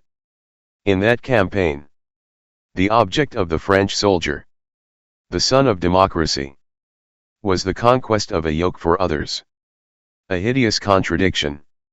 France is made to arouse the soul of nations, not to stifle it. All the revolutions of Europe since 1792 are the French Revolution. Liberty darts rays from France. That is a solar fact. Blind is he who will not see. It was Bonaparte who said it. The War of 1823, an outrage on the generous Spanish nation, was then, at the same time, an outrage on the French Revolution. It was France who committed this monstrous violence. By foul means. For, with the exception of wars of liberation, everything that armies do is by foul means.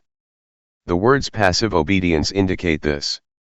An army is a strange masterpiece of combination where force results from an enormous sum of impotence. Thus is war, made by humanity against humanity, despite humanity. Explained. As for the Bourbons, the War of 1823 was fatal to them. They took it for a success. They did not perceive the danger that lies in having an idea slain to order. They went astray, in their innocence, to such a degree that they introduced the immense enfeeblement of a crime into their establishment as an element of strength. The spirit of the ambush entered into their politics. 1830 had its germ in 1823. The Spanish campaign became in their councils an argument for force and for adventures by right divine. France, having re-established El Rey Neto in Spain, might well have re-established the absolute king at home. They fell into the alarming error of taking the obedience of the soldier for the consent of the nation. Such confidence is the ruin of thrones. It is not permitted to fall asleep, either in the shadow of a machineal tree, nor in the shadow of an army. Let us return to the ship Orion. During the operations of the army commanded by the Prince Generalissimo, a squadron had been cruising in the Mediterranean. We have just stated that the Orion belonged to this fleet, and that accidents of the sea had brought it into port at Toulon. The presence of a vessel of war in a port has something about it which attracts and engages a crowd. It is because it is great. And the crowd loves what is great. A ship of the line is one of the most magnificent combinations of the genius of man with the powers of nature. A ship of the line is composed, at the same time, of the heaviest and the lightest of possible matter. For it deals at one and the same time with three forms of substance: solid, liquid, and fluid, and it must do battle with all three. It has 11 claws of iron with which to seize the granite on the bottom of the sea, and more wings and more antennae than winged insects, to catch the wind in the clouds. Its breath pours out through its 120 cannons as through enormous trumpets, and replies proudly to the thunder. The ocean seeks to lead it astray in the alarming sameness of its billows. But the vessel has its soul, its compass, which counsels it and always shows it the north. In the blackest nights, its lanterns supply the place of the stars. Thus, against the wind, it has its cordage and its canvas. Against the water, wood; against the rocks, its iron, brass, and lead. Against the shadows, its light. Against immensity, a needle. If one wishes to form an idea of all those gigantic proportions which, taken as a whole, constitute the ship of the line, one has only to enter one of the 6-story covered construction stocks in the ports of Brest or Toulon. The vessels in process of construction are under a bell glass there, as it were. This colossal beam is a yard. That great column of wood which stretches out on the earth as far as the eye can reach is the main mast, taking it from its root in the stocks to its tip in the clouds. It is 60 fathoms long, and its diameter at its base is 3 feet. The English main mast rises to a height of 217 feet above the water line. The navy of our fathers employed cables. Ours employs chains.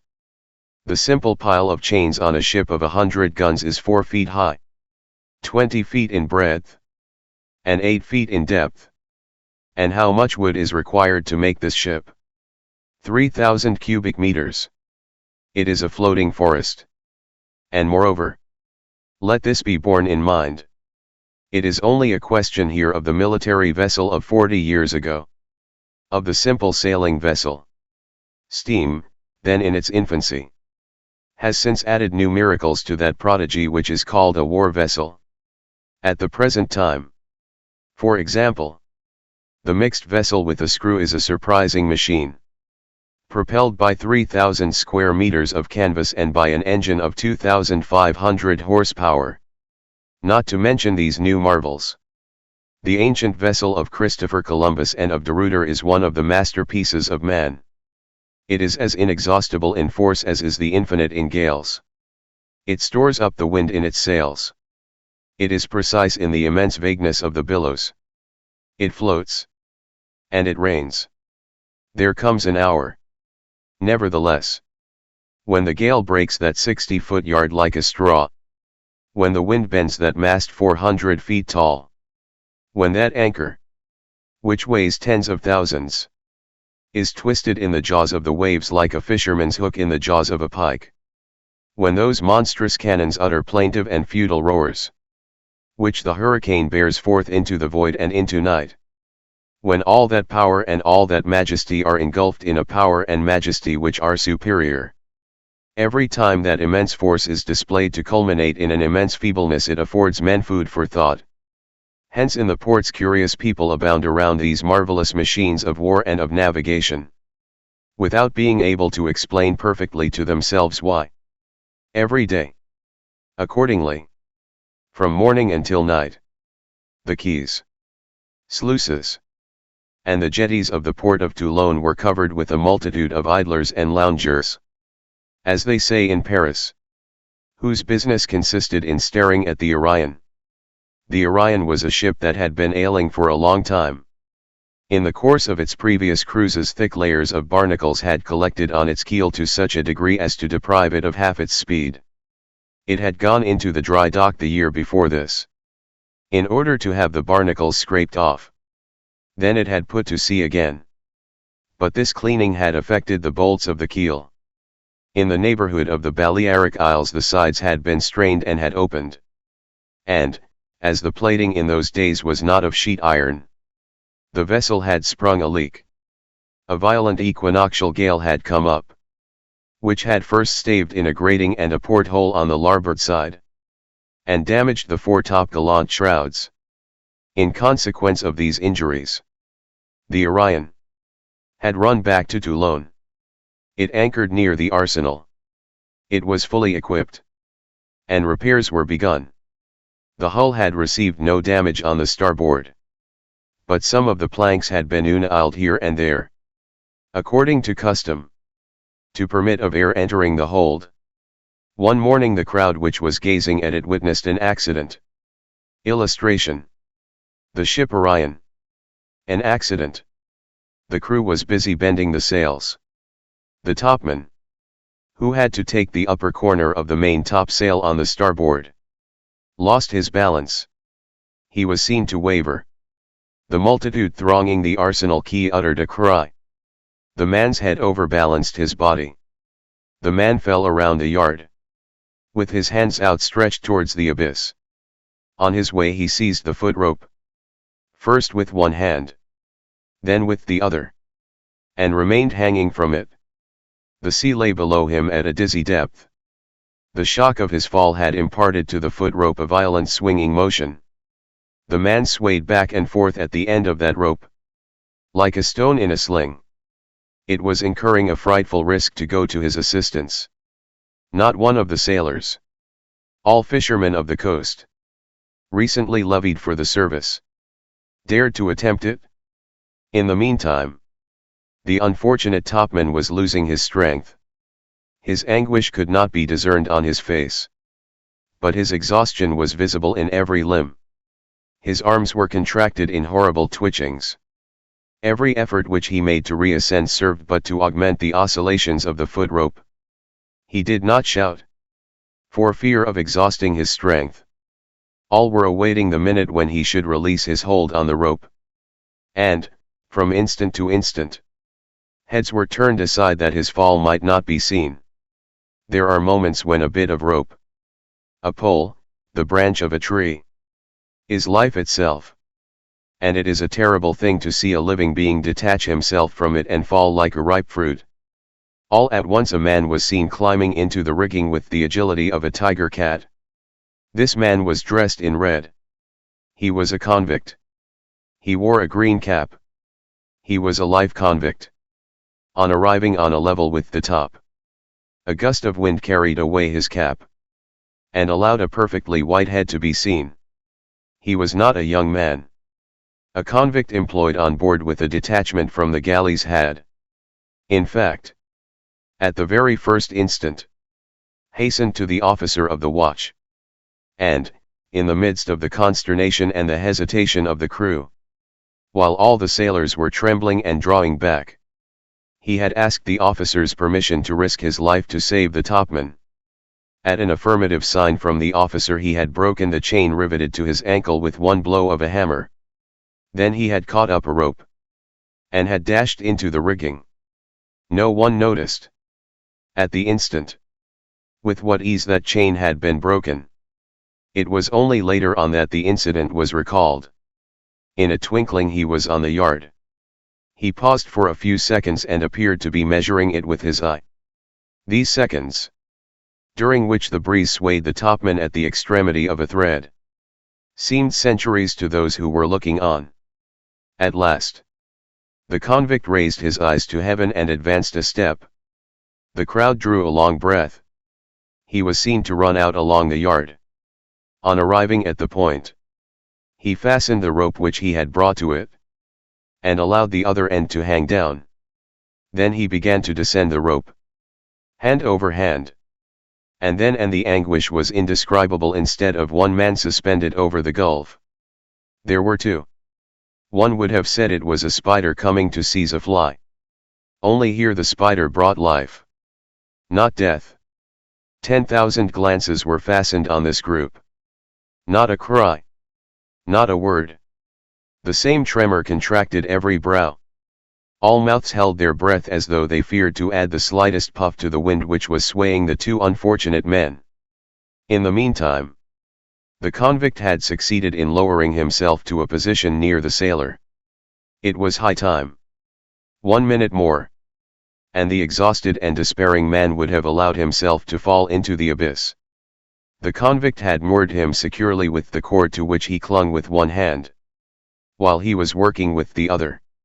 At last, he was seen to climb back on the yard, and to drag the sailor up after him. He held him there a moment to allow him to recover his strength. Then he grasped him in his arms and carried him, walking on the yard himself, to the cap, and from there to the main top, where he left him in the hands of his comrades. At that moment the crowd broke into applause. Old convict sergeants among them wept, and women embraced each other on the quay, and all voices were heard to cry with a sort of tender rage, "Pardon for that man." He, in the meantime, had immediately begun to make his descent to rejoin his detachment. In order to reach them the more speedily, he dropped into the rigging, and ran along one of the lower yards. All eyes were following him. At a certain moment fear assailed them.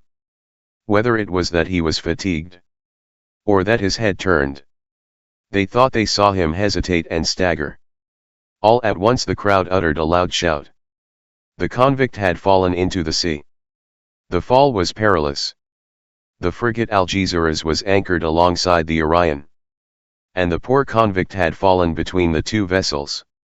It was to be feared that he would slip under one or the other of them. 4 men flung themselves hastily into a boat. The crowd cheered them on. Anxiety again took possession of all souls.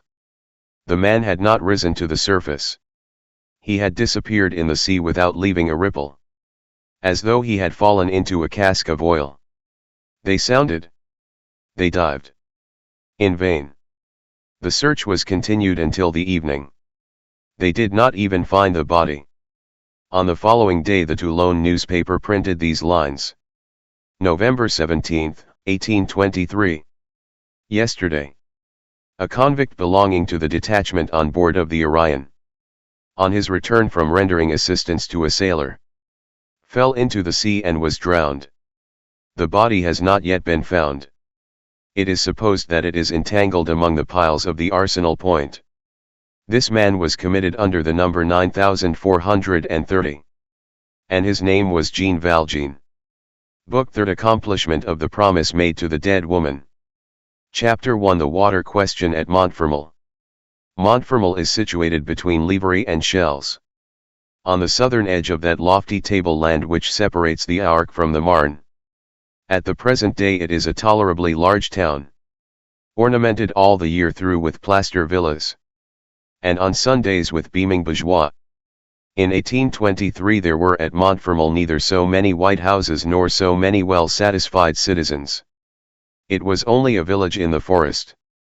Some pleasure houses of the last century were to be met with there, to be sure, which were recognizable by their grand air, their balconies in twisted iron, and their long windows, whose tiny panes cast all sorts of varying shades of green on the white of the closed shutters. But Montfermeil was none the less a village. Retired cloth merchants and rusticating attorneys had not discovered it as yet. It was a peaceful and charming place, which was not on the road to anywhere. There people lived, and cheaply. That peasant rustic life which is so bounteous and so easy. Only, water was rare there. On account of the elevation of the plateau, it was necessary to fetch it from a considerable distance. The end of the village towards Gagny drew its water from the magnificent ponds which exist in the woods there. The other end, which surrounds the church and which lies in the direction of Chelles, found drinking water only at a little spring halfway down the slope, near the road to Chelles, about a quarter of an hour from Montfermeil. Thus each household found it hard work to keep supplied with water. The large houses, the aristocracy, of which the Thénardier tavern formed a part, paid half a farthing a bucketful to a man who made a business of it, and who earned about 8 sous a day in his enterprise of supplying Montfermeil with water. But this good man only worked until 7 o'clock in the evening in summer, and 5 in winter, and night once come and the shutters on the ground floor once closed. He who had no water to drink went to fetch it for himself or did without it. This constituted the terror of the poor creature whom the reader has probably not forgotten, little Cosette. It will be remembered that Cosette was useful to the Thénardiers in two ways. They made the mother pay them. And they made the child serve them. So when the mother ceased to pay altogether, the reason for which we have read in preceding chapters, the Thénardiers kept Cosette. She took the place of a servant in their house. In this capacity she it was who ran to fetch water when it was required. So the child, who was greatly terrified at the idea of going to the spring at night, took great care that water should never be lacking in the house. Christmas of the year 1823 was particularly brilliant at Montfermeil. The beginning of the winter had been mild. There had been neither snow nor frost up to that time. Some mountebanks from Paris had obtained permission of the mayor to erect their booths in the principal street of the village. And a band of itinerant merchants, under protection of the same tolerance, had constructed their stalls on the church square, and even extended them into Boulanger Alley, where, as the reader will perhaps remember, the Thénardiers' hostelry was situated. These people filled the inns and drinking shops, and communicated to that tranquil little district a noisy and joyous life. In order to play the part of a faithful historian, we ought even to add that, among the curiosities displayed in the square, there was a menagerie, in which frightful clowns, clad in rags and coming no one knew whence, exhibited to the peasants of Montfermeil in 1823 one of those horrible Brazilian vultures, such as our Royal Museum did not possess until 1845, and which have a tricolored cockade for an eye. I believe that naturalists call this bird Caracara polyborus. It belongs to the order of the apicides, and to the family of the vultures. Some good old Bonapartist soldiers, who had retired to the village, went to see this creature with great devotion. The mountebanks gave out that the tricolored cockade was a unique phenomenon made by God expressly for their menagerie. On Christmas Eve itself, a number of men, carters, and peddlers, were seated at table, drinking and smoking around 4 or 5 candles in the public room of Thénardier's hostelry. This room resembled all drinking shop rooms' tables, pewter jugs, bottles, drinkers, smokers, but little light and a great deal of noise. The date of the year 1823 was indicated, nevertheless, by 2 objects which were then fashionable in the bourgeois class, to wit, a kaleidoscope and a lamp of ribbed tin. The female Thénardier was attending to the supper, which was roasting in front of a clear fire.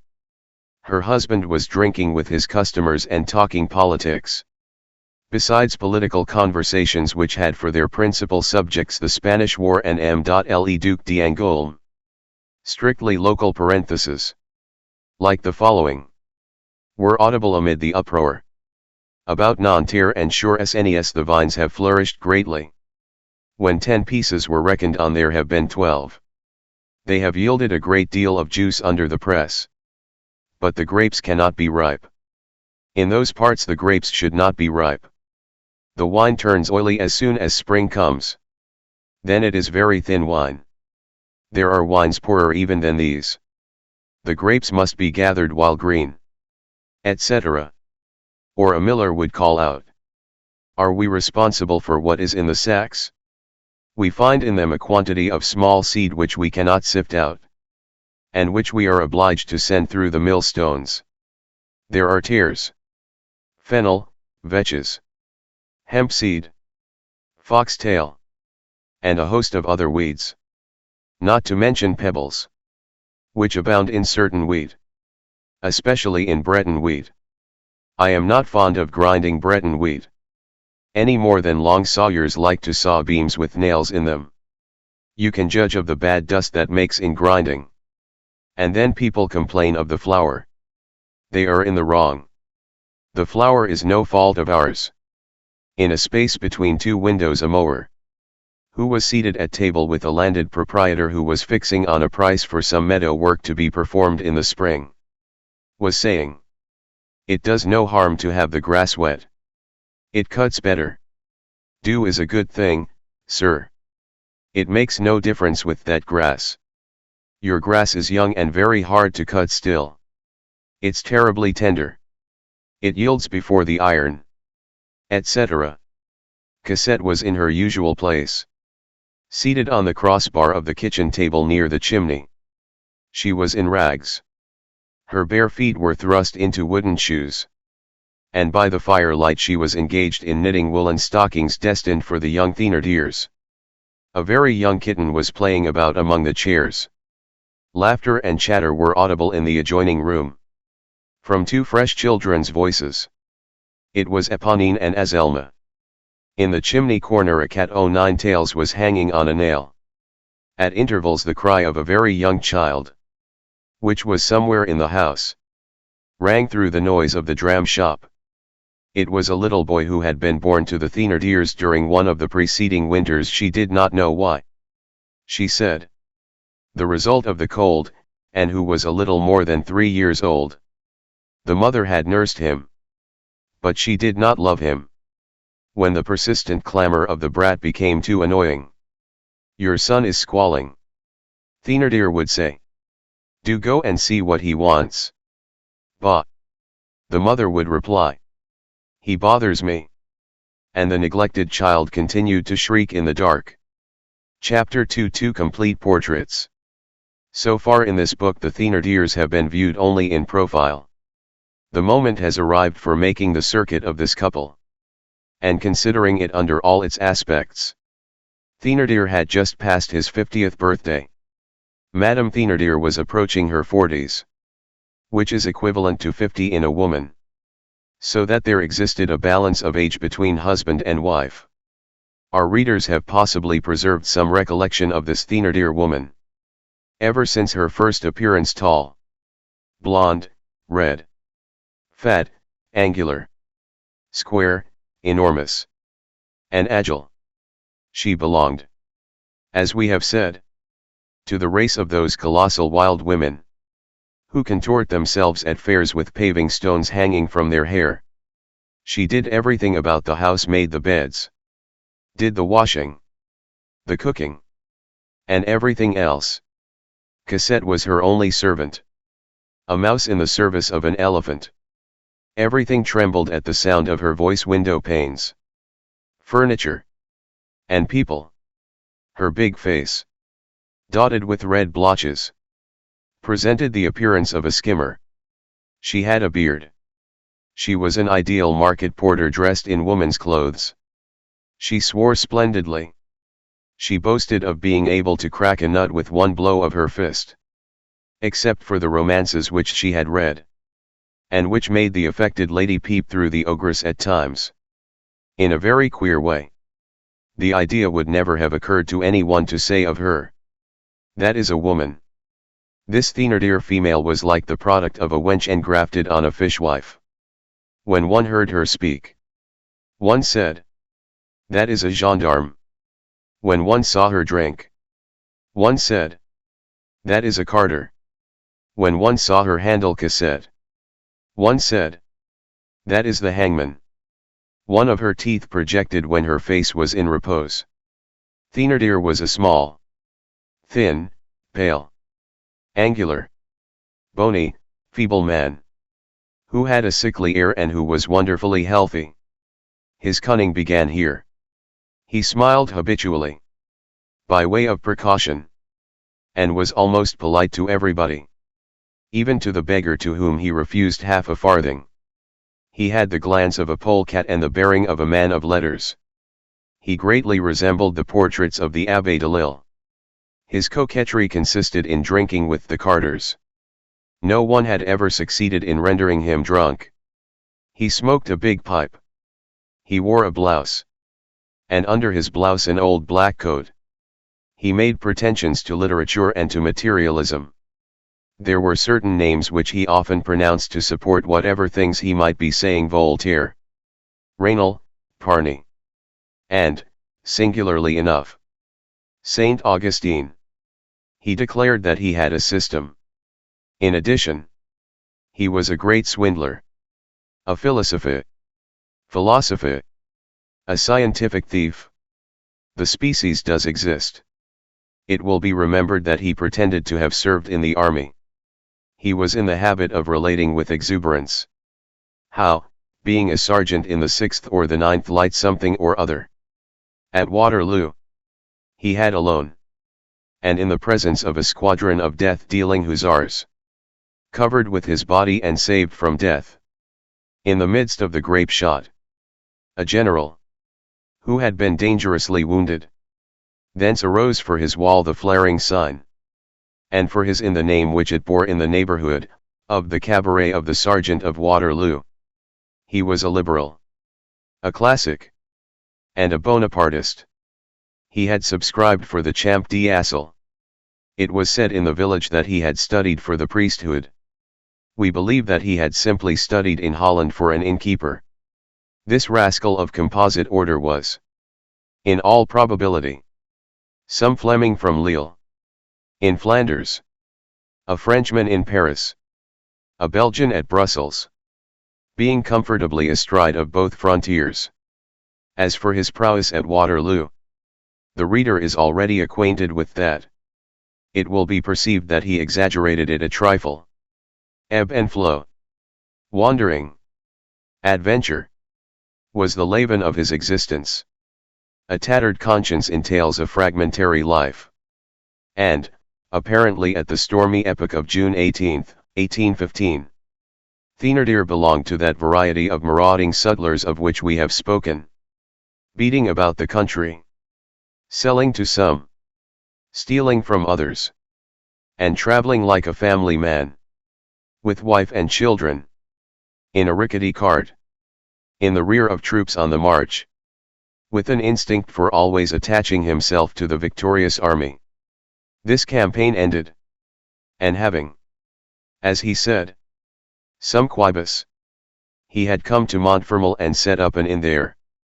This quibus, composed of purses and watches, of gold rings and silver crosses, gathered in harvest time in furrows sown with corpses, did not amount to a large total, and did not carry the sutler-turned-eating housekeeper very far. Thénardier had that peculiar rectilinear something about his gestures which, accompanied by an oath, recalls the barracks, and by a sign of the cross, the seminary. He was a fine talker. He allowed it to be thought that he was an educated man. Nevertheless, the schoolmaster had noticed that he pronounced improperly. He composed the traveler's tariff card in a superior manner, but practiced eyes sometimes spied out orthographical errors in it. Thénardier was cunning, greedy, slothful, and clever. He did not disdain his servants, which caused his wife to dispense with them. This giantess was jealous. It seemed to her that that thin and yellow little man must be an object coveted by all. Thénardier, who was, above all, an astute and well-balanced man, was a scamp of a temperate sort. This is the worst species. Hypocrisy enters into it. It is not that Thénardier was not, on occasion, capable of wrath to quite the same degree as his wife. But this was very rare. And at such times, since he was enraged with the human race in general, as he bore within him a deep furnace of hatred, and since he was one of those people who are continually avenging their wrongs, who accuse everything that passes before them of everything which has befallen them, and who are always ready to cast upon the first person who comes to hand, as a legitimate grievance, the sum total of the deceptions, the bankruptcies, and the calamities of their lives, when all this leaven was stirred up in him and boiled forth from his mouth and eyes, he was terrible. Woe to the person who came under his wrath at such a time. In addition to his other qualities, Thénardier was attentive and penetrating, silent or talkative, according to circumstances, and always highly intelligent. He had something of the look of sailors, who are accustomed to screw up their eyes to gaze through marine glasses. Thénardier was a statesman. Every newcomer who entered the tavern said, on catching sight of Madame Thénardier, "There is the master of the house." A mistake. She was not even the mistress. The husband was both master and mistress. She worked. He created. He directed everything by a sort of invisible and constant magnetic action. A word was sufficient for him. Sometimes a sign. The mastodon obeyed. Thénardier was a sort of special and sovereign being in Madame Thénardier's eyes. Though she did not thoroughly realize it. She was possessed of virtues after her own kind. If she had ever had a disagreement as to any detail with Monsieur Thénardier, which was an inadmissible hypothesis. By the way, she would not have blamed her husband in public on any subject whatever. She would never have committed before strangers that mistake so often committed by women, and which is called in parliamentary language, exposing the crown. Although their concord had only evil as its result, there was contemplation in Madame Thénardier's submission to her husband. That mountain of noise and of flesh moved under the little finger of that frail despot, viewed on its dwarfed and grotesque side. This was that grand and universal thing, the adoration of mind by matter. For certain ugly features have a cause in the very depths of eternal beauty. There was an unknown quantity about Thénardier. Hence the absolute empire of the man over that woman. At certain moments she beheld him like a lighted candle. At others she felt him like a claw. This woman was a formidable creature who loved no one except her children, and who did not fear anyone except her husband. She was a mother because she was mammiferous. But her maternity stopped short with her daughters. And, as we shall see, did not extend to boys.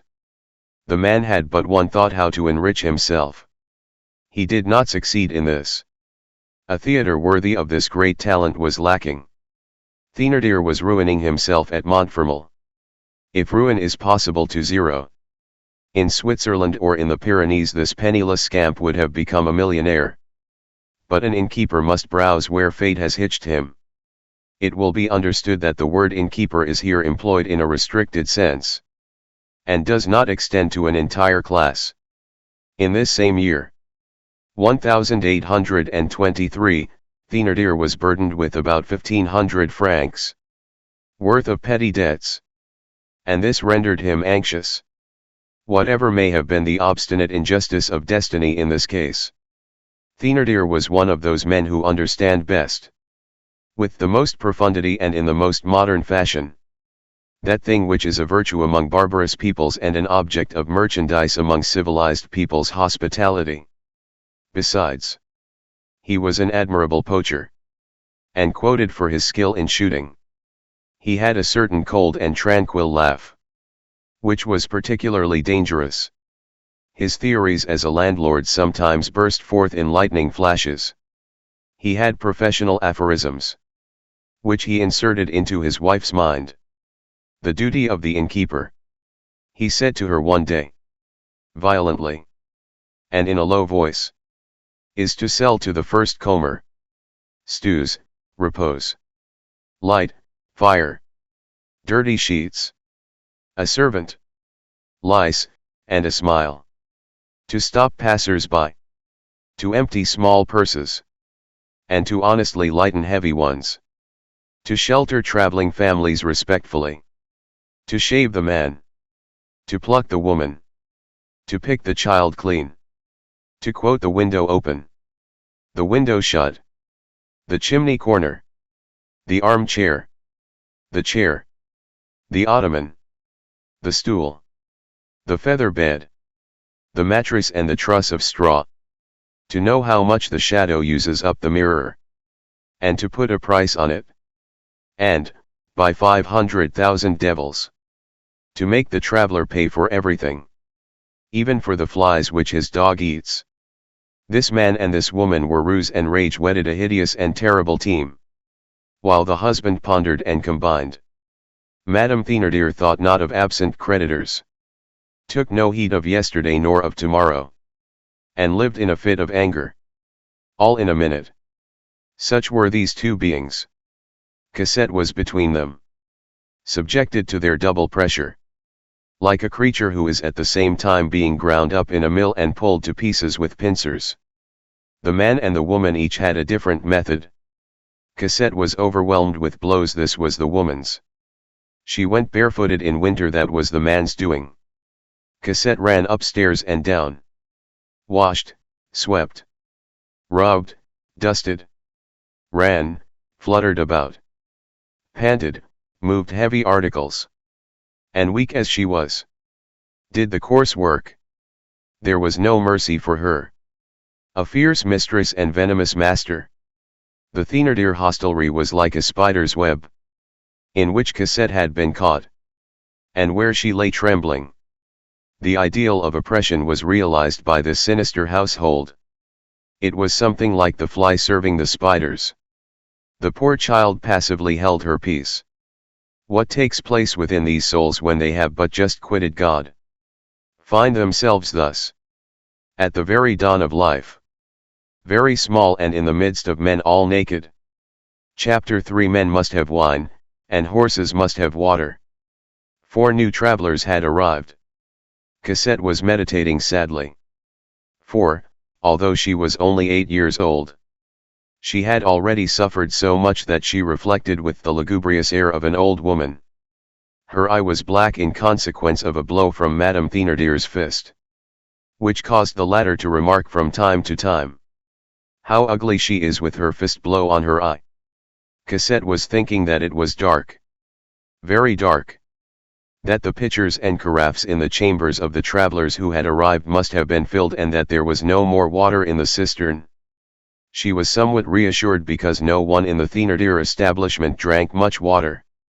Thirsty people were never lacking there. But their thirst was of the sort which applies to the jug rather than to the pitcher.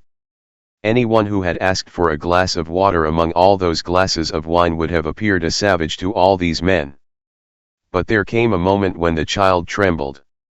Madame Thénardier raised the cover of a stewpan which was boiling on the stove, then seized a glass and briskly approached the cistern. She turned the faucet. The child had raised her head and was following all the woman's movements. A thin stream of water trickled from the faucet, and half filled the glass. "Well," said she, "there is no more water." A momentary silence ensued. The child did not breathe. "Bah!" resumed Madame Thénardier, examining the half-filled glass. "This will be enough." Cosette applied herself to her work once more. But for a quarter of an hour she felt her heart leaping in her bosom like a big snowflake. She counted the minutes that passed in this manner, and wished it were the next morning.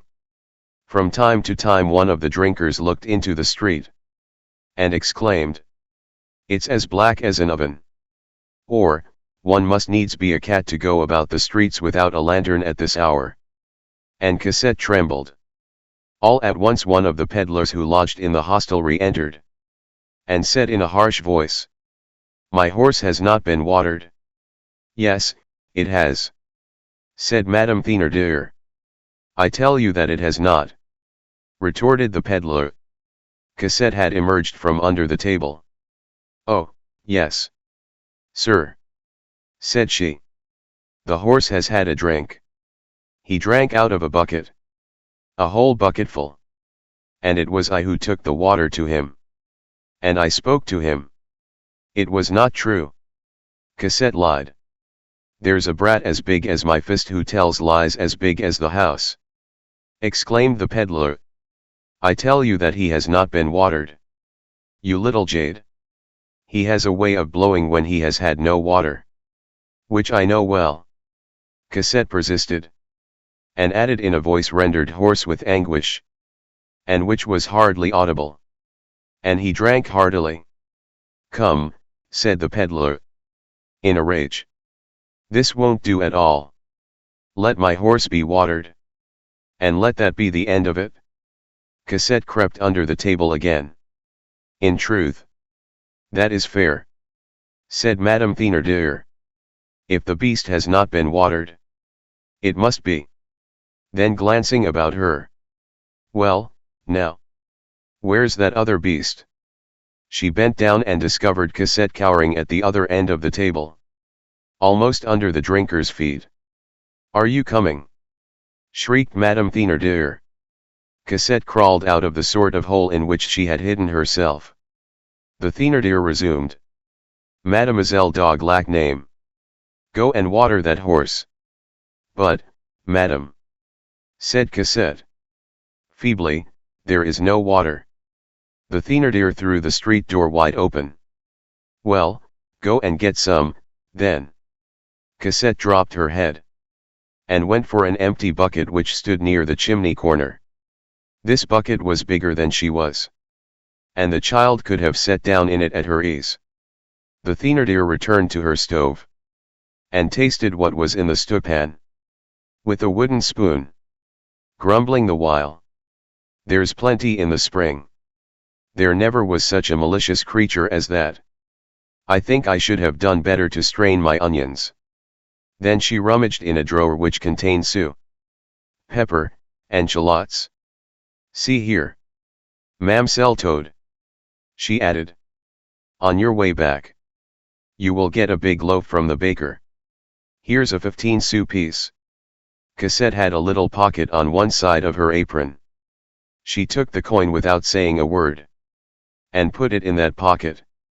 Then she stood motionless. Bucket in hand. The open door before her.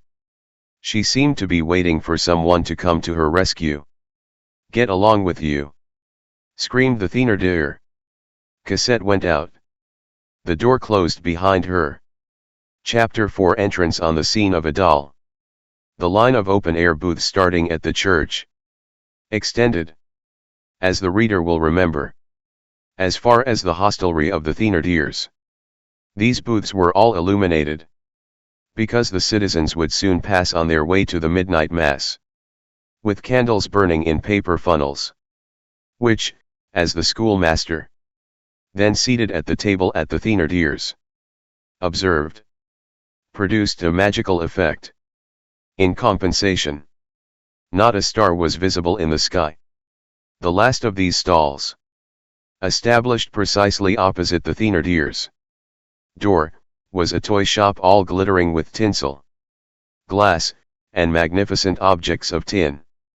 In the first row, and far forwards, the merchant had placed on a background of white napkins an immense doll, nearly 2 feet high, who was dressed in a robe of pink crepe, with gold wheat ears on her head, which had real hair and enamel eyes.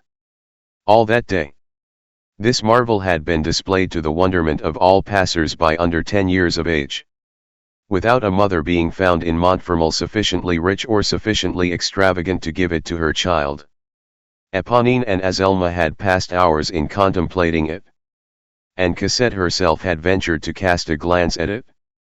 On the sly. It is true. At the moment when Cosette emerged, bucket in hand, melancholy and overcome as she was, she could not refrain from lifting her eyes to that wonderful doll. Towards the lady, as she called it. The poor child paused in amazement. She had not yet beheld that doll close to. The whole shop seemed a palace to her. The doll was not a doll. It was a vision. It was joy, splendor, riches, happiness, which appeared in a sort of chimerical halo to that unhappy little being so profoundly engulfed in gloomy and chilly misery. With the sad and innocent sagacity of childhood, Cosette measured the abyss which separated her from that doll. She said to herself that one must be a queen, or at least a princess, to have a thing like that. She gazed at that beautiful pink dress, that beautiful smooth hair, and she thought, how happy that doll must be. She could not take her eyes from that fantastic stall. The more she looked, the more dazzled she grew. She thought she was gazing at paradise. There were other dolls behind the large one, which seemed to her to be fairies and genii. The merchant, who was pacing back and forth in front of his shop, produced on her somewhat the effect of being the eternal Father. In this adoration she forgot everything, even the errand with which she was charged. All at once the Thénardier's coarse voice recalled her to reality. "What, you silly jade? You have not gone? Wait. I'll give it to you. I want to know what you are doing there. Get along. You little monster." The Thénardier had cast a glance into the street, and had caught sight of Cosette in her ecstasy. Cosette fled, dragging her pail, and taking the longest strides of which she was capable. Chapter 5 The Little One All Alone. As the Thénardier hostelry was in that part of the village which is near the church, it was to the spring in the forest in the direction of Chelles that Cosette was obliged to go for her water. She did not glance at the display of a single other merchant. So long as she was in Boulanger Lane and in the neighborhood of the church, the lighted stalls illuminated the road. But soon the last light from the last stall vanished. The poor child found herself in the dark. She plunged into it. Only, as a certain emotion overcame her, she made as much motion as possible with the handle of the bucket as she walked along. This made a noise which afforded her company. The further she went, the denser the darkness became. There was no one in the streets. However, she did encounter a woman, who turned around on seeing her, and stood still, muttering between her teeth. "Where can that child be going? Is it a werewolf child?" Then the woman recognized Cosette. "Well," said she, "it's the lark."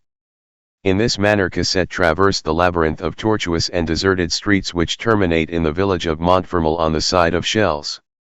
So long as she had the houses or even the walls only on both sides of her path, she proceeded with tolerable boldness.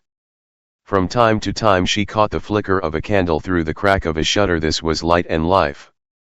There were people there, and it reassured her. But in proportion as she advanced, her pace slackened mechanically, as it were. When she had passed the corner of the last house, Cosette paused. It had been hard to advance further than the last stall. It became impossible to proceed further than the last house.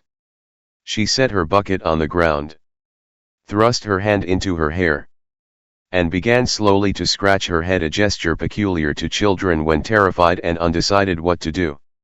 It was no longer Montfermeil. It was the open fields. Black and desert space was before her. She gazed in despair at that darkness, where there was no longer anyone, where there were beasts, where there were specters. Possibly. She took a good look, and heard the beasts walking on the grass, and she distinctly saw specters moving in the trees. Then she seized her bucket again. Fear had lent her audacity. "Bah!" said she. "I will tell him that there was no more water." And she resolutely re-entered Montfermeil. Hardly had she gone 100 paces when she paused and began to scratch her head again. Now it was the Thénardier who appeared to her, with her hideous hyena mouth, and wrath flashing in her eyes. The child cast a melancholy glance before her and behind her. What was she to do? What was to become of her? Where was she to go? In front of her was the spectre of the Thénardier. Behind her all the phantoms of the night and of the forest. It was before the Thénardier that she recoiled. She resumed her path to the spring, and began to run. She emerged from the village. She entered the forest at a run, no longer looking at or listening to anything. She only paused in her course when her breath failed her. But she did not halt in her advance. She went straight before her in desperation. As she ran she felt like crying. The nocturnal quivering of the forest surrounded her completely. She no longer thought. She no longer saw. The immensity of night was facing this tiny creature. On the one hand, all shadow. On the other, an atom. It was only 7 or 8 minutes. Walk from the edge of the woods to the spring. Cosette knew the way. through having gone over it many times in daylight. Strange to say, she did not get lost. A remnant of instinct guided her vaguely. But she did not turn her eyes either to right or to left, for fear of seeing things in the branches and in the brushwood. In this manner she reached the spring. It was a narrow, natural basin, hollowed out by the water in a clayey soil, about 2 feet deep, surrounded with moss and with those tall, crimped grasses which are called Henry IV's frills, and paved with several large stones. A brook ran out of it, with a tranquil little noise. Cosette did not take time to breathe. It was very dark, but she was in the habit of coming to this spring. She felt with her left hand in the dark for a young oak which leaned over the spring, and which usually served to support her, found one of its branches, clung to it, bent down, and plunged the bucket in the water. She was in a state of such violent excitement that her strength was trebled. While thus bent over, she did not notice that the pocket of her apron had emptied itself into the spring. The 15-sou piece fell into the water. Cosette neither saw nor heard it fall. She drew out the bucket nearly full, and set it on the grass. That done, she perceived that she was worn out with fatigue. She would have liked to set out again at once, but the effort required to fill the bucket had been such that she found it impossible to take a step. She was forced to sit down. She dropped on the grass, and remained crouching there. She shut her eyes. Then she opened them again, without knowing why, but because she could not do otherwise. The agitated water in the bucket beside her was describing circles which resembled tin serpents. Overhead the sky was covered with vast black clouds, which were like masses of smoke. The tragic mask of shadow seemed to bend vaguely over the child. Jupiter was setting in the depths. The child stared with bewildered eyes at this great star, with which she was unfamiliar, and which terrified her. The planet was, in fact, very near the horizon and was traversing a dense layer of mist which imparted to it a horrible ruddy hue. The mist, gloomily empurpled, magnified the star. One would have called it a luminous wound. A cold wind was blowing from the plain. The forest was dark. Not a leaf was moving. There were none of the vague, fresh gleams of summertide. Great boughs uplifted themselves in frightful wise. Slender and misshapen bushes whistled in the clearings. The tall grasses undulated like eels under the north wind. The nettles seemed to twist long arms furnished with claws in search of prey. Some bits of dry heather, tossed by the breeze, flew rapidly by, and had the air of fleeing in terror before something which was coming after. On all sides there were lugubrious stretches. The darkness was bewildering. Man requires light. Whoever buries himself in the opposite of day feels his heart contract. When the eye sees black, the heart sees trouble. In an eclipse in the night, in the sooty opacity, there is anxiety even for the stoutest of hearts. No one walks alone in the forest at night without trembling. Shadows and trees, two formidable densities. A chimerical reality appears in the indistinct depths. The inconceivable is outlined a few paces distant from you with a spectral clearness. One beholds floating, either in space or in one's own brain, one knows not what vague and intangible thing. Like the dreams of sleeping flowers, there are fierce attitudes on the horizon. One inhales the effluvia of the great black void. One is afraid to glance behind him, yet desirous of doing so. The cavities of night. Things grown haggard. Taciturn profiles which vanish when one advances. Obscure dishevelments. Irritated tufts. Livid pools. The lugubrious reflected in the funereal. The sepulchral immensity of silence. Unknown but possible beings. Bendings of mysterious branches. Alarming torsos of trees. Long handfuls of quivering plants. Against all this one has no protection. There is no hardihood which does not shudder and which does not feel the vicinity of anguish. One is conscious of something hideous, as though one's soul were becoming amalgamated with the darkness. This penetration of the shadows is indescribably sinister in the case of a child. Forests are apocalypses, and the beating of the wings of a tiny soul produces a sound of agony beneath their monstrous vault. Without understanding her sensations, Cosette was conscious that she was seized upon by that black enormity of nature. It was no longer terror alone which was gaining possession of her. It was something more terrible even than terror. She shivered. There are no words to express the strangeness of that shiver which chilled her to the very bottom of her heart. Her eye grew wild. She thought she felt that she should not be able to refrain from returning there at the same hour on the morrow. Then, by a sort of instinct, she began to count aloud. 1, 2, 3, 4, and so on up to 10. In order to escape from that singular state which she did not understand, but which terrified her. And, when she had finished, she began again. This restored her to a true perception of the things about her. Her hands, which she had wet in drawing the water, felt cold. She rose. Her terror, a natural and unconquerable terror, had returned. She had but one thought now: to flee at full speed through the forest, across the fields to the houses, to the windows, to the lighted candles. Her glance fell upon the water which stood before her. Such was the fright which the Thénardier inspired in her, that she dared not flee without that bucket of water.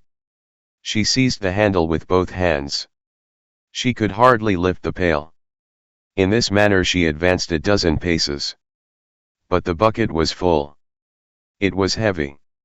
She was forced to set it on the ground once more. She took breath for an instant, then lifted the handle of the bucket again, and resumed her march, proceeding a little further this time. But again she was obliged to pause. After some seconds of repose she set out again. She walked bent forward, with drooping head, like an old woman. The weight of the bucket strained and stiffened her thin arms. The iron handle completed the benumbing and freezing of her wet and tiny hands. She was forced to halt from time to time. And each time that she did so, the cold water which splashed from the pail fell on her bare legs. This took place in the depths of a forest, at night, in winter, far from all human sight. She was a child of 8. No one but God saw that sad thing at the moment. And her mother? No doubt, alas! For there are things that make the dead open their eyes in their graves. She panted with a sort of painful rattle. Sobs contracted her throat. But she dared not weep. So afraid was she of the Thénardier. Even at a distance, it was her custom to imagine the Thénardier always present. However, she could not make much headway in that manner.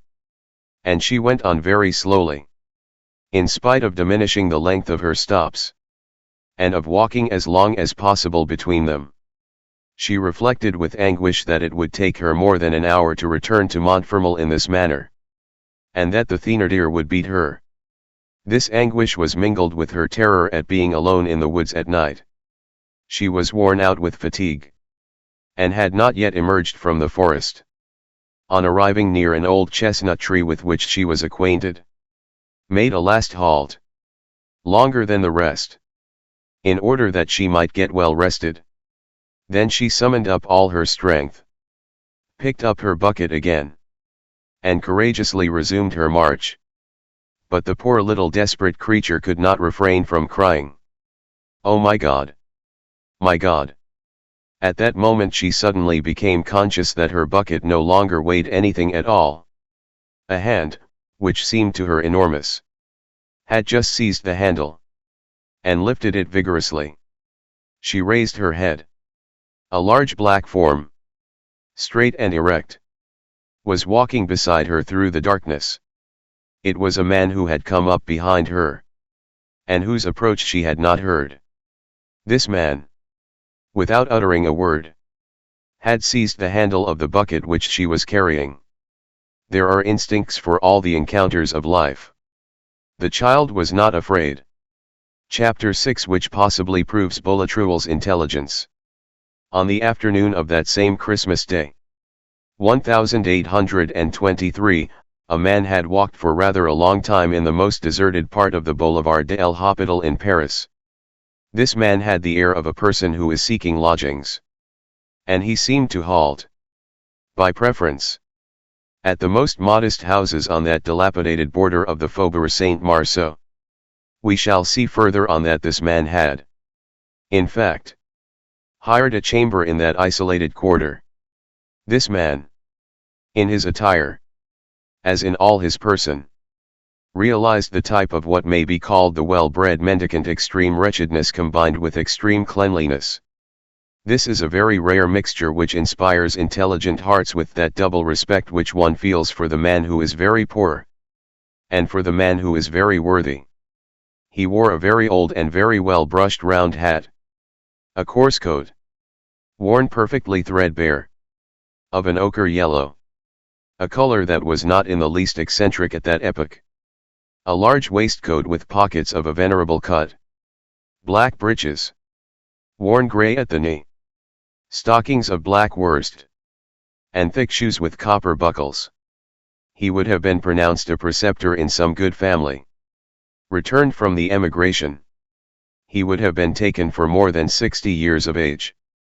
From his perfectly white hair, his wrinkled brow, his livid lips, and his countenance, where everything breathed depression and weariness of life. Judging from his firm tread, from the singular vigor which stamped all his movements, he would have hardly been thought 50. The wrinkles on his brow were well placed, and would have disposed in his favor anyone who observed him attentively. His lip contracted with a strange fold which seemed severe, and which was humble. There was in the depth of his glance an indescribable melancholy serenity. In his left hand he carried a little bundle tied up in a handkerchief. In his right he leaned on a sort of a cudgel, cut from some hedge. This stick had been carefully trimmed, and had an air that was not too threatening. The most had been made of its knots, and it had received a coral-like head, made from red wax. It was a cudgel, and it seemed to be a cane. There are but few passers-by on that boulevard, particularly in the winter. The man seemed to avoid them rather than to seek them. But this without any affectation. At that epoch, King Louis XVIII went nearly every day to Choisy-le-Roi. It was one of his favorite excursions. Towards 2 o'clock, almost invariably, the royal carriage and cavalcade was seen to pass at full speed along the Boulevard de l'Hôpital. This served in lieu of a watch or clock to the poor women of the quarter who said, "It is 2 o'clock. There he is returning to the Tuileries." And some rushed forward, and others drew up in line. For a passing king always creates a tumult. Besides, the appearance and disappearance of Louis XVIII produced a certain effect in the streets of Paris. It was rapid but majestic. This impotent king had a taste for a fast gallop. As he was not able to walk, he wished to run. That cripple would gladly have had himself drawn by the lightning. He passed, pacific and severe, in the midst of naked swords. His massive couch, all covered with gilding, with great branches of lilies painted on the panels, thundered noisily along. There was hardly time to cast a glance upon it. In the rear angle on the right there was visible on tufted cushions of white satin a large, firm, and ruddy face. A brow freshly powdered, l'oiseau royal. A proud, hard, crafty eye. The smile of an educated man. 2 great epaulettes with bullion fringe floating over a bourgeois coat. The golden fleece. The cross of St. Louis. The cross of the Legion of Honor. The silver plaque of the Saint-Esprit. A huge belly. And a wide blue ribbon. It was the king. Outside of Paris. He held his hat decked with white ostrich plumes on his knees and wrapped in high English gaiters. When he re-entered the city, he put on his hat and saluted rarely. He stared coldly at the people, and they returned it in kind. When he appeared for the first time in the Saint-Marceau quarter, the whole success which he produced is contained in this remark of an inhabitant of the faubourg to his comrade. That big fellow yonder is the government. This infallible passage of the king at the same hour was, therefore, the daily event of the Boulevard de l'Hôpital. The promenader in the yellow coat evidently did not belong in the quarter, and probably did not belong in Paris, for he was ignorant as to this detail. When, at 2 o'clock, the royal carriage, surrounded by a squadron of the bodyguard all covered with silver lace, debouched on the boulevard, after having made the turn of the Salpêtrière, he appeared surprised and almost alarmed. There was no one but himself in this cross lane. He drew up hastily behind the corner of the wall of an enclosure, though this did not prevent M.Le Duc de Havre from spying him out. M.Le Duc de Havre, as captain of the guard on duty that day, was seated in the carriage, opposite the king. He said to His Majesty, "Yonder is an evil-looking man." Members of the police, who were clearing the king's route, took equal note of him.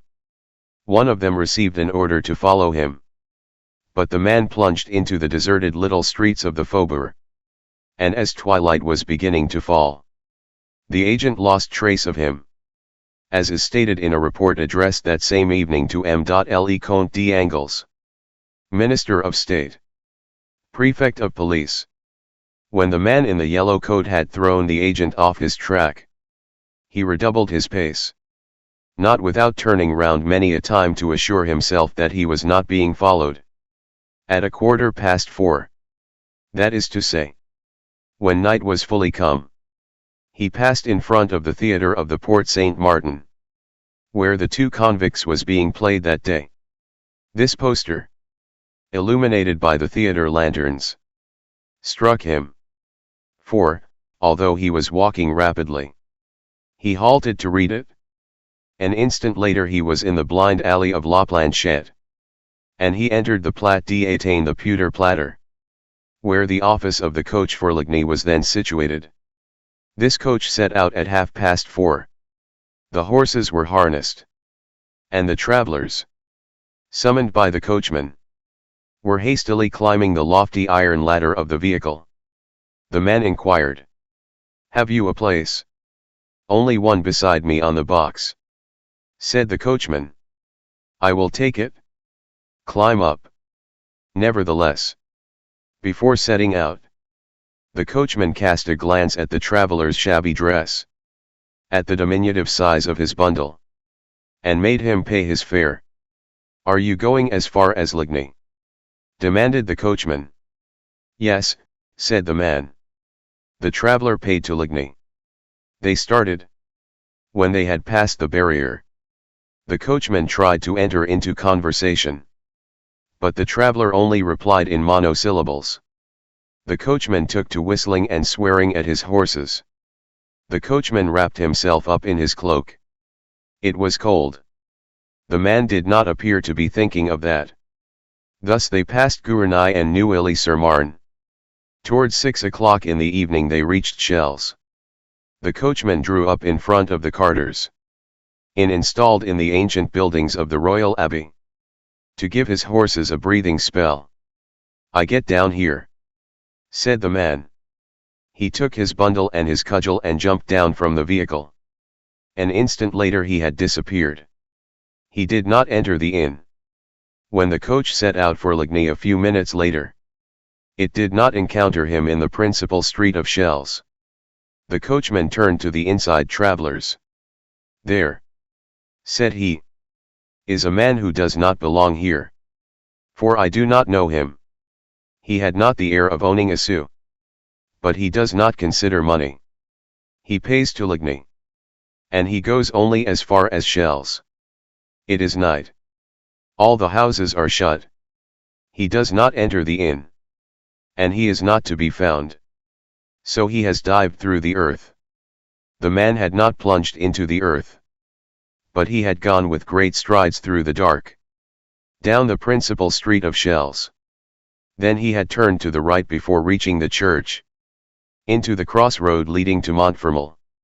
Like a person who was acquainted with the country and had been there before. He followed this road rapidly. At the spot where it is intersected by the ancient tree-bordered road which runs from Gagny to Ligny. He heard people coming. He concealed himself precipitately in a ditch. And there waited until the passers-by were at a distance. The precaution was nearly superfluous. However, for, as we have already said, it was a very dark December night.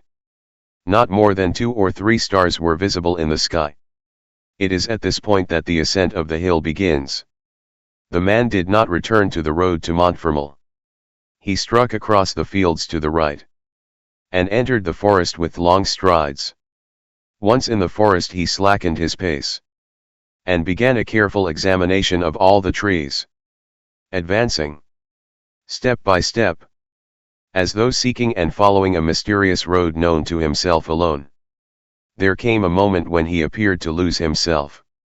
And he paused in indecision. At last he arrived. By dint of feeling his way inch by inch. At a clearing where there was a great heap of whitish stones. He stepped up briskly to these stones. And examined them attentively through the mists of night. As though he were passing them in review. A large tree. Covered with those excrescences which are the warts of vegetation. Stood a few paces distant from the pile of stones. He went up to this tree and passed his hand over the bark of the trunk. As though seeking to recognize and count all the warts. Opposite this tree, which was an ash, there was a chestnut tree, suffering from a peeling of the bark, to which a band of zinc had been nailed by way of dressing. He raised himself on tiptoe and touched this band of zinc. Then he trod about for a while on the ground comprised in the space between the tree and the heap of stones. Like a person who is trying to assure himself that the soil has not recently been disturbed. That done, he took his bearings. And resumed his march through the forest. It was the man who had just met Cosette. As he walked through the thicket in the direction of Montfermeil. He had espied that tiny shadow moving with a groan. Depositing a burden on the ground. Then taking it up and setting out again. He drew near. And perceived that it was a very young child. Laden with an enormous bucket of water. Then he approached the child. And silently grasped the handle of the bucket. Chapter 7. Cosette side by side with the stranger in the dark. Cosette, as we have said, was not frightened. The man accosted her. He spoke in a voice that was grave and almost bass. My child, what you are carrying is very heavy for you. Cosette raised her head and replied. Yes, sir. Give it to me, said the man. I will carry it for you. Cosette let go of the bucket handle. The man walked along beside her. It really is very heavy, he muttered between his teeth. Then he added. How old are you? Little one. 8, sir. And have you come from far like this? From the spring in the forest. Are you going far? A good quarter of an hour's walk from here. The man said nothing for a moment. Then he remarked abruptly. So you have no mother? I don't know, answered the child. Before the man had time to speak again, she added. I don't think so. Other people have mothers. I have none. And after a silence she went on. I think that I never had any. The man halted. He set the bucket on the ground. Bent down and placed both hands on the child's shoulders. Making an effort to look at her and to see her face in the dark. Cosette's thin and sickly face was vaguely outlined by the livid light in the sky. What is your name? Said the man. Cosette. The man seemed to have received an electric shock. He looked at her once more. Then he removed his hands from Cosette's shoulders, seized the bucket, and set out again. After a moment he inquired, "Where do you live, little one?" "At Montfermeil. If you know where that is." "That is where we are going." "Yes, sir." He paused, then began again. "Who sent you at such an hour to get water in the forest?" "It was Madame Thénardier." The man resumed, in a voice which he strove to render indifferent, but in which there was, nevertheless, a singular tremor. "What does your Madame Thénardier do?" "She is my mistress," said the child. "She keeps the inn." "The inn?" said the man. "Well, I am going to lodge there tonight." "Show me the way." "We are on the way there," said the child. The man walked tolerably fast. Cosette followed him without difficulty. She no longer felt any fatigue. From time to time she raised her eyes towards the man, with a sort of tranquility and an indescribable confidence. She had never been taught to turn to Providence and to pray. Nevertheless, she felt within her something which resembled hope and joy, and which mounted towards heaven. Several minutes elapsed. The man resumed, "Is there no servant in Madame Thénardier's house?" "No, sir." "Are you alone there?" "Yes, sir." Another pause ensued. Cosette lifted up her voice. "That is to say, there are two little girls." "What little girls?" "Ponine and Zelma."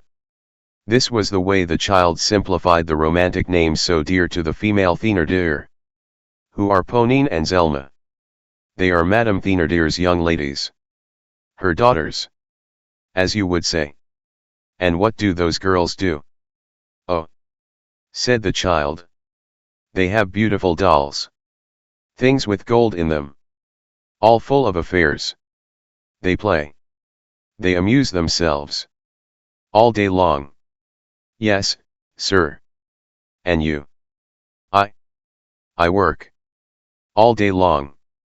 The child raised her great eyes, in which hung a tear, which was not visible because of the darkness, and replied gently, "Yes, sir." After an interval of silence she went on, "Sometimes, when I have finished my work and they let me, I amuse myself, too." "How do you amuse yourself?" "In the best way I can. They let me alone. But I have not many playthings. Ponine and Zelma will not let me play with their dolls. I have only a little lead sword. No longer than that." The child held up her tiny finger. "And it will not cut?" "Yes, sir," said the child. "It cuts salad and the heads of flies." They reached the village. Cosette guided the stranger through the streets. They passed the bake shop. But Cosette did not think of the bread which she had been ordered to fetch. The man had ceased to ply her with questions, and now preserved a gloomy silence. When they had left the church behind them, the man, on perceiving all the open-air booths, asked Cosette, "So there is a fair going on here?" "No, sir. It is Christmas."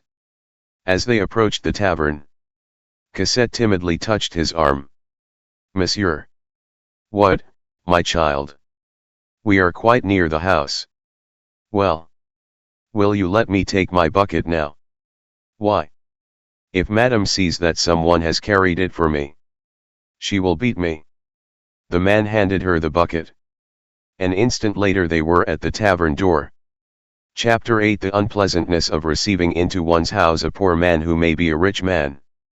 Cosette could not refrain from casting a sidelong glance at the big doll, which was still displayed at the toy merchant's. Then she knocked. The door opened. The Thénardier appeared with a candle in her hand. "Ah! So it's you. You little wretch. Good mercy. But you've taken your time. The hussy has been amusing herself." "Madam," said Cosette, trembling all over, "here's a gentleman who wants a lodging." The Thénardier speedily replaced her gruff air by her amiable grimace. A change of aspect common to tavern keepers. And eagerly sought the newcomer with her eyes. "This is the gentleman," said she. "Yes, madam," replied the man, raising his hand to his hat. Wealthy travelers are not so polite. This gesture, and an inspection of the stranger's costume and baggage, which the Thénardier passed in review with one glance, caused the amiable grimace to vanish, and the gruff mien to reappear. She resumed dryly, "Enter, my good man." The good man entered. The Thénardier cast a second glance at him, paid particular attention to his frock coat, which was absolutely threadbare, and to his hat, which was a little battered, and, tossing her head, wrinkling her nose, and screwing up her eyes, she consulted her husband, who was still drinking with the carters. The husband replied by that imperceptible movement of the forefinger, which, backed up by an inflation of the lips, signifies in such cases a regular beggar. Thereupon, the Thénardier exclaimed, "Ah! See here, my good man. I am very sorry, but I have no room left." "Put me where you like," said the man. "In the attic? In the stable? I will pay as though I occupied a room. 40 sous. 40 sous. Agreed. Very well, then. 40 sous," said a carter, in a low tone, to the Thénardier woman. "Why, the charge is only 20 sous. It is 40 in his case," retorted the Thénardier, in the same tone. "I don't lodge poor folks for less." "That's true," added her husband. "Gently, it ruins a house to have such people in it." In the meantime, the man, laying his bundle and his cudgel on a bench, had seated himself at a table, on which Cosette made haste to place a bottle of wine and a glass. The merchant who had demanded the bucket of water took it to his horse himself. Cosette resumed her place under the kitchen table, and her knitting. The man, who had barely moistened his lips in the wine which he had poured out for himself, observed the child with peculiar attention. Cosette was ugly. If she had been happy, she might have been pretty. We have already given a sketch of that somber little figure. Cosette was thin and pale. She was nearly 8 years old, but she seemed to be hardly 6. Her large eyes, sunken in a sort of shadow, were almost put out with weeping. The corners of her mouth had that curve of habitual anguish which is seen in condemned persons and desperately sick people. Her hands were, as her mother had divined, ruined with chilblains. The fire which illuminated her at that moment brought into relief all the angles of her bones, and rendered her thinness frightfully apparent. As she was always shivering, she had acquired the habit of pressing her knees one against the other. Her entire clothing was but a rag which would have inspired pity in summer, and which inspired horror in winter. All she had on was hole-ridden linen, not a scrap of woolen. Her skin was visible here and there, and everywhere black and blue spots could be descried, which marked the places where the Thénardier woman had touched her. Her naked legs were thin and red. The hollows in her neck were enough to make one weep. This child's whole person, her mien, her attitude, the sound of her voice, the intervals which she allowed to elapse between one word and the next, her glance, her silence, her slightest gesture, expressed and betrayed one sole idea: fear. Fear was diffused all over her. She was covered with it, so to speak. Fear drew her elbows close to her hips, withdrew her heels under her petticoat, made her occupy as little space as possible, allowed her only the breath that was absolutely necessary, and had become what might be called the habit of her body, admitting of no possible variation except an increase. In the depths of her eyes there was an astonished look where terror lurked. Her fear was such that on her arrival, wet as she was, Cosette did not dare to approach the fire and dry herself, but sat silently down to her work again.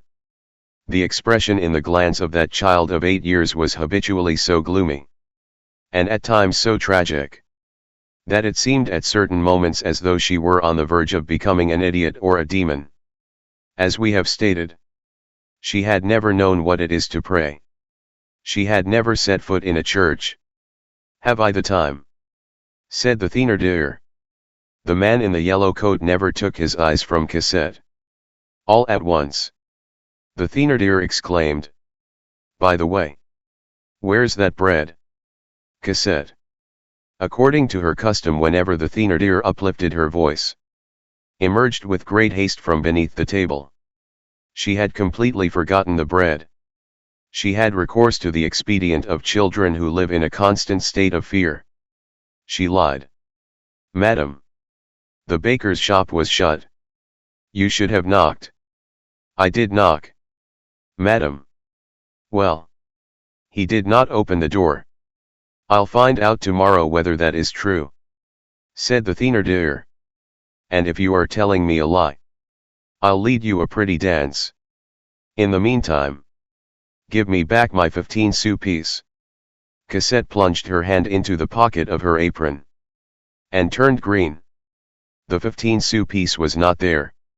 "Ah, come now," said Madame Thénardier. "Did you hear me?" Cosette turned her pocket inside out. There was nothing in it. What could have become of that money? The unhappy little creature could not find a word to say. She was petrified. "Have you lost that 15-sou piece?" screamed the Thénardier hoarsely. "Or do you want to rob me of it?" At the same time, she stretched out her arm towards the cat o' nine tails which hung on a nail in the chimney corner. This formidable gesture restored to Cosette sufficient strength to shriek, "Mercy, madam! Madam! I will not do so any more." The Thénardier took down the whip. In the meantime, the man in the yellow coat had been fumbling in the fob of his waistcoat, without anyone having noticed his movements. Besides, the other travelers were drinking or playing cards, and were not paying attention to anything. Cosette contracted herself into a ball, with anguish, within the angle of the chimney, endeavoring to gather up and conceal her poor half-nude limbs. The Thénardier raised her arm. "Pardon me, madam," said the man, "but just now I caught sight of something which had fallen from this little one's apron pocket, and rolled aside. Perhaps this is it." At the same time he bent down and seemed to be searching on the floor for a moment. "Exactly. Here it is," he went on, straightening himself up.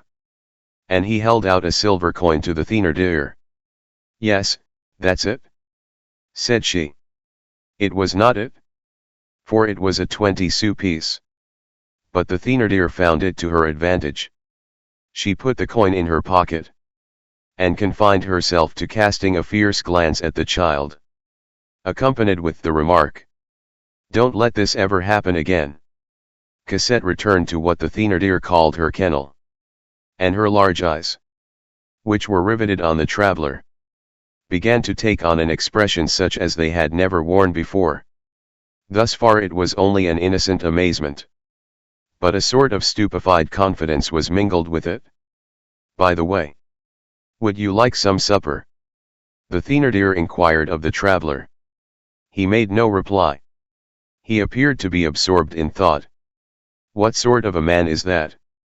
she muttered between her teeth. "He's some frightfully poor wretch. He hasn't a sou to pay for a supper. Will he even pay me for his lodging? It's very lucky, all the same, that it did not occur to him to steal the money that was on the floor." In the meantime, a door had opened, and Éponine and Azelma entered. They were two really pretty little girls, more bourgeois than peasant in looks, and very charming. the one with shining chestnut tresses, the other with long black braids hanging down her back. Both vivacious, neat, plump, rosy, and healthy, and a delight to the eye. They were warmly clad, but with so much maternal art that the thickness of the stuffs did not detract from the coquetry of arrangement. There was a hint of winter, though the springtime was not wholly effaced. Light emanated from these two little beings. Besides this, they were on the throne. In their toilettes, in their gaiety, in the noise which they made, there was sovereignty. When they entered, the Thénardier said to them in a grumbling tone which was full of adoration, "Ah! There you are, you children!" Then drawing them, one after the other to her knees, smoothing their hair, tying their ribbons afresh, and then releasing them with that gentle manner of shaking off which is peculiar to mothers, she exclaimed, "What frights they are!" They went and seated themselves in the chimney corner. They had a doll, which they turned over and over on their knees with all sorts of joyous chatter. From time to time Cosette raised her eyes from her knitting, and watched their play with a melancholy air. Éponine and Azelma did not look at Cosette. She was the same as a dog to them. These three little girls did not yet reckon up 24 years between them. But they already represented the whole society of man. Envy on the one side, disdain on the other. The doll of the Thénardier sisters was very much faded, very old, and much broken. But it seemed none the less admirable to Cosette, who had never had a doll in her life. A real doll. To make use of the expression which all children will understand. All at once. The Thénardier, who had been going back and forth in the room, perceived that Cosette's mind was distracted, and that, instead of working, she was paying attention to the little ones at their play. "Ah! I've caught you at it!" she cried. "So that's the way you work. I'll make you work to the tune of the whip. That I will." The stranger turned to the Thénardier, without quitting his chair. "But, madame," he said, with an almost timid air, "let her play." Such a wish expressed by a traveler who had eaten a slice of mutton and had drunk a couple of bottles of wine with his supper, and who had not the air of being frightfully poor, would have been equivalent to an order. But that a man with such a hat should permit himself such a desire, and that a man with such a coat should permit himself to have a will, was something which Madame Thénardier did not intend to tolerate. She retorted with acrimony, "She must work, since she eats. I don't feed her to do nothing."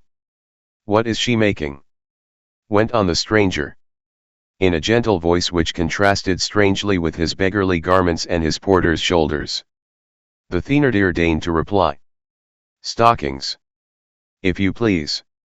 Stockings for my little girls, who have none, so to speak, and who are absolutely barefoot just now." The man looked at Cosette's poor little red feet, and continued, "When will she have finished this pair of stockings? She has at least 3 or 4 good days. Work on them still. The lazy creature. And how much will that pair of stockings be worth when she has finished them?" The Thénardier cast a glance of disdain on him. 30 sous at least. "Will you sell them for 5 francs? Went on the man. "Good heavens!" exclaimed a carter who was listening, with a loud laugh. 5 francs? The deuce! I should think so. 5 balls. Thénardier thought it time to strike in. "Yes, sir. If such is your fancy, you will be allowed to have that pair of stockings for 5 francs. We can refuse nothing to travelers. You must pay on the spot," said the Thénardier, in her curt and peremptory fashion. "I will buy that pair of stockings," replied the man. "And," he added, drawing a 5-franc piece from his pocket, and laying it on the table, "I will pay for them." Then he turned to Cosette. Now I own your work. Play, my child. The carter was so much touched by the 5-franc piece that he abandoned his glass and hastened up. But it's true, he cried, examining it. A real hind wheel, and not counterfeit. Thénardier approached and silently put the coin in his pocket. The Thénardier had no reply to make. She bit her lips, and her face assumed an expression of hatred. In the meantime, Cosette was trembling. She ventured to ask, "Is it true, madame? May I play?" "Play," said the Thénardier, in a terrible voice. "Thanks, madame," said Cosette. And while her mouth thanked the Thénardier, her whole little soul thanked the traveler. Thénardier had resumed his drinking. His wife whispered in his ear, "Who can this yellow man be? I have seen millionaires with coats like that," replied Thénardier, in a sovereign manner.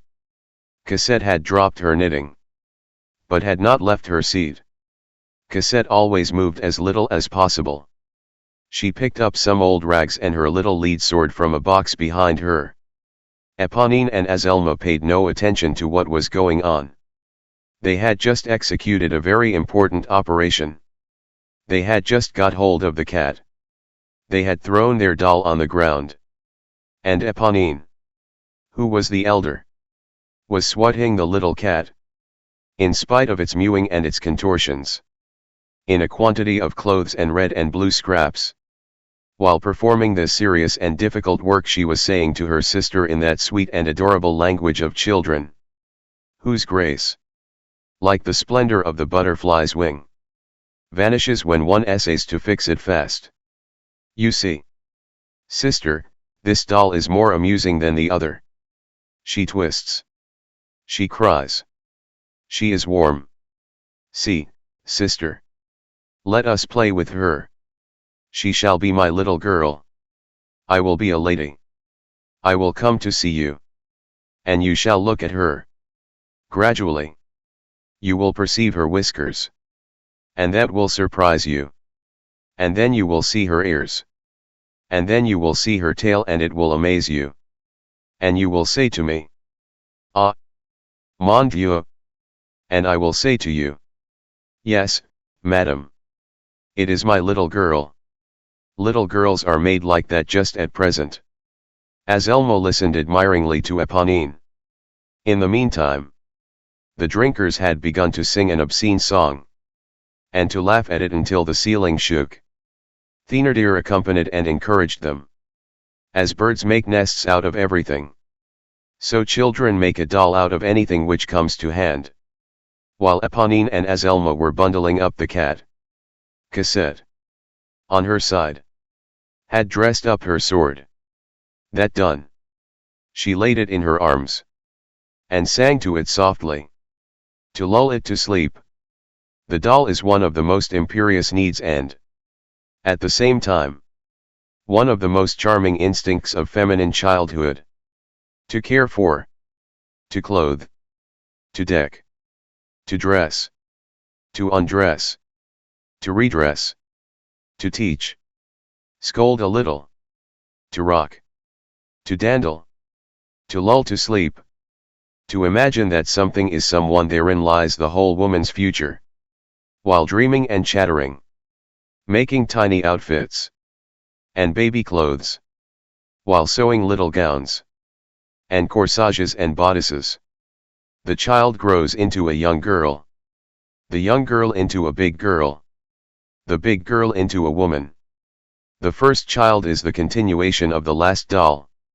A little girl without a doll is almost as unhappy, and quite as impossible, as a woman without children. So Cosette had made herself a doll out of the sword. Madame Thénardier approached the yellow man.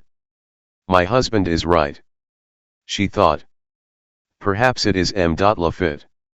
There are such queer rich men." She came and set her elbows on the table. "Monsieur," said she. At this word, "Monsieur," the man turned. Up to that time, the Thénardier had addressed him only as brave homme or bonhomme. You see, sir, she pursued, assuming a Swedish air that was even more repulsive to behold than her fierce mien, I am willing that the child should play. I do not oppose it. But it is good for once. Because you are generous. You see, she has nothing. She must needs work. Then this child is not yours? Demanded the man. Oh, mon Dieu. No, sir. She is a little beggar whom we have taken in through charity. A sort of imbecile child. She must have water on the brain. She has a large head. As you see, we do what we can for her. For we are not rich. We have written in vain to her native place, and have received no reply these 6 months. It must be that her mother is dead. Ah, said the man, and fell into his reverie once more. Her mother didn't amount to much, added the Thénardier. She abandoned her child. During the whole of this conversation, Cosette, as though warned by some instinct that she was under discussion, had not taken her eyes from the Thénardier's face. She listened vaguely. She caught a few words here and there. Meanwhile, the drinkers, all 3/4 intoxicated, were repeating their unclean refrain with redoubled gaiety. It was a highly spiced and wanton song, in which the Virgin and the infant Jesus were introduced. The Thénardier went off to take part in the shouts of laughter. Cosette, from her post under the table, gazed at the fire, which was reflected from her fixed eyes. She had begun to rock the sort of baby which she had made. And, as she rocked it, she sang in a low voice, "My mother is dead. My mother is dead. My mother is dead." On being urged afresh by the hostess, the yellow man, the millionaire, consented at last to take supper. "What does monsieur wish?" "Bread and cheese," said the man. "Decidedly. He is a beggar," thought Madame Thénardier. The drunken men were still singing their song, and the child under the table was singing hers. All at once, Cosette paused. She had just turned round and caught sight of the little Thénardier's doll, which they had abandoned for the cat and had left on the floor a few paces from the kitchen table. Then she dropped the swaddled sword, which only half met her needs, and cast her eyes slowly round the room. Madame Thénardier was whispering to her husband and counting over some money. Ponine and Zelma were playing with the cat. The travelers were eating or drinking or singing. Not a glance was fixed on her. She had not a moment to lose. She crept out from under the table on her hands and knees, made sure once more that no one was watching her. Then she slipped quickly up to the doll and seized it. An instant later she was in her place again, seated motionless, and only turned so as to cast a shadow on the doll which she held in her arms. The happiness of playing with the doll was so rare for her that it contained all the violence of voluptuousness. No one had seen her, except the traveler, who was slowly devouring his meager supper. This joy lasted about a quarter of an hour. But with all the precautions that Cosette had taken, she did not perceive that one of the doll's legs stuck out and that the fire on the hearth lighted it up very vividly. That pink and shining foot, projecting from the shadow, suddenly struck the eye of Azelma, who said to Eponine, "Look, sister." The two little girls paused in stupefaction. Cosette had dared to take their doll. Eponine rose, and, without releasing the cat, she ran to her mother, and began to tug at her skirt. "Let me alone," said her mother. "What do you want, mother?" said the child. "Look there." And she pointed to Cosette. Cosette, absorbed in the ecstasies of possession, no longer saw or heard anything. Madame Thénardier's countenance assumed that peculiar expression which is composed of the terrible mingled with the trifles of life. and which has caused this style of woman to be named mega-eras. On this occasion, wounded pride exasperated her wrath still further. Cosette had overstepped all bounds. Cosette had laid violent hands on the doll belonging to these young ladies. A Tsarina who should see a mujik trying on her imperial son's blue ribbon would wear no other face. She shrieked in a voice rendered hoarse with indignation. Cosette. Cosette started as though the earth had trembled beneath her. She turned round. Cosette. Repeated the Thénardier. Cosette took the doll and laid it gently on the floor with a sort of veneration, mingled with despair. Then, without taking her eyes from it, she clasped her hands.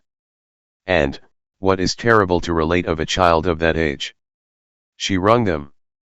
Then not one of the emotions of the day, neither the trip to the forest, nor the weight of the bucket of water, nor the loss of the money, nor the sight of the whip, nor even the sad words which she had heard Madame Thénardier utter had been able to wring this from her. She wept.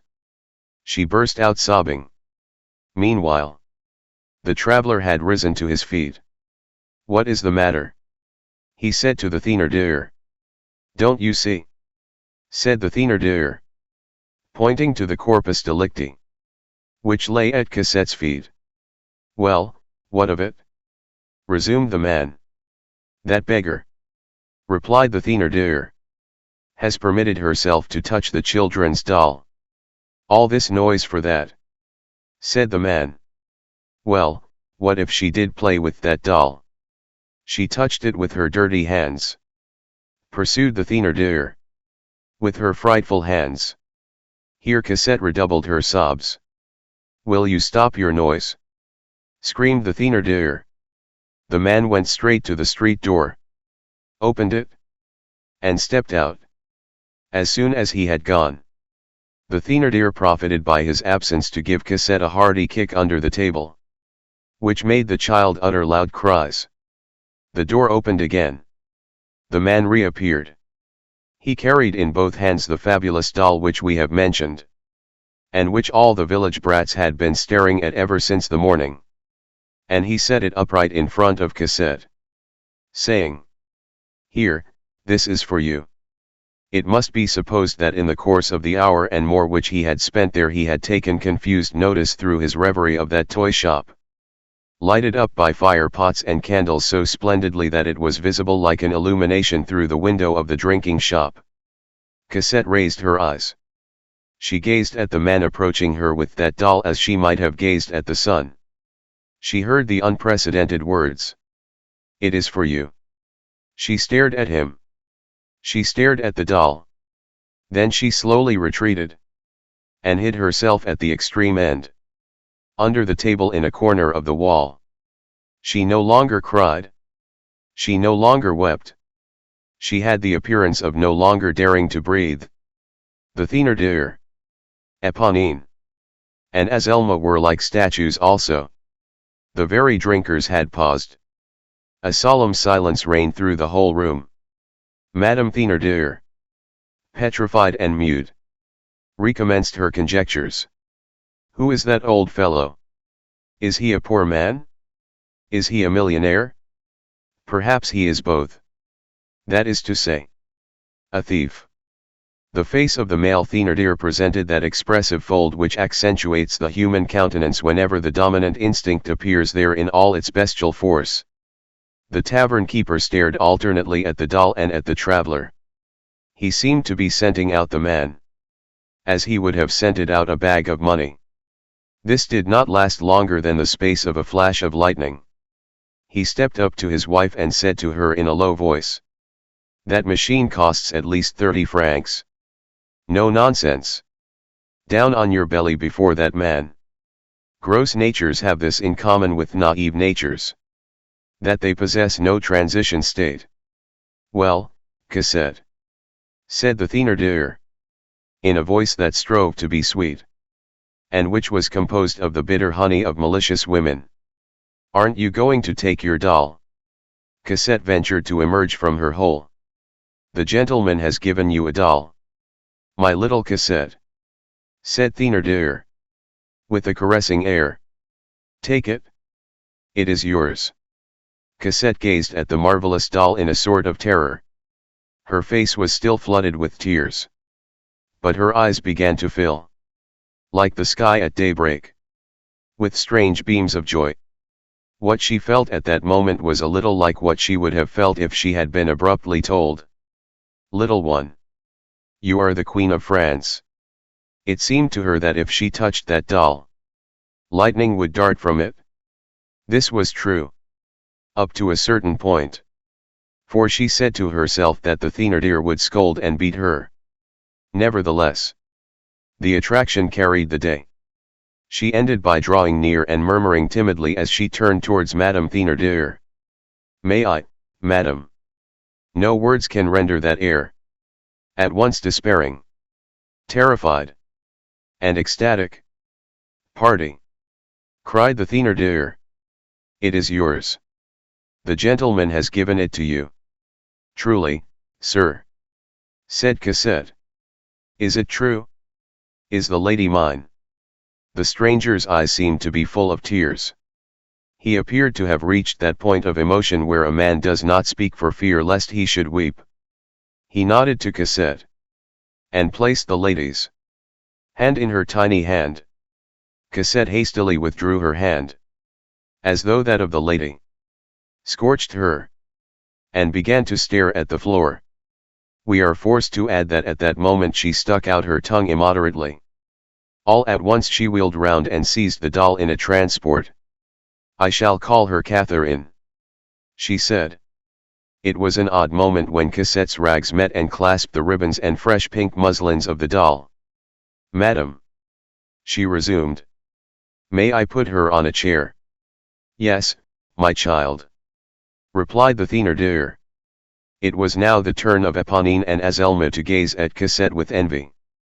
Cosette placed Catherine on a chair, then seated herself on the floor in front of her, and remained motionless, without uttering a word, in an attitude of contemplation. "Play, Cosette," said the stranger. "Oh, I am playing," returned the child. This stranger, this unknown individual, who had the air of a visit which Providence was making on Cosette, was the person whom the Thénardier hated worse than anyone in the world at that moment. However, it was necessary to control herself, habituated as she was to dissimulation through endeavoring to copy her husband in all his actions. These emotions were more than she could endure. She made haste to send her daughters to bed. Then she asked the man's permission to send Cosette off also, "For she has worked hard all day," she added with a maternal air.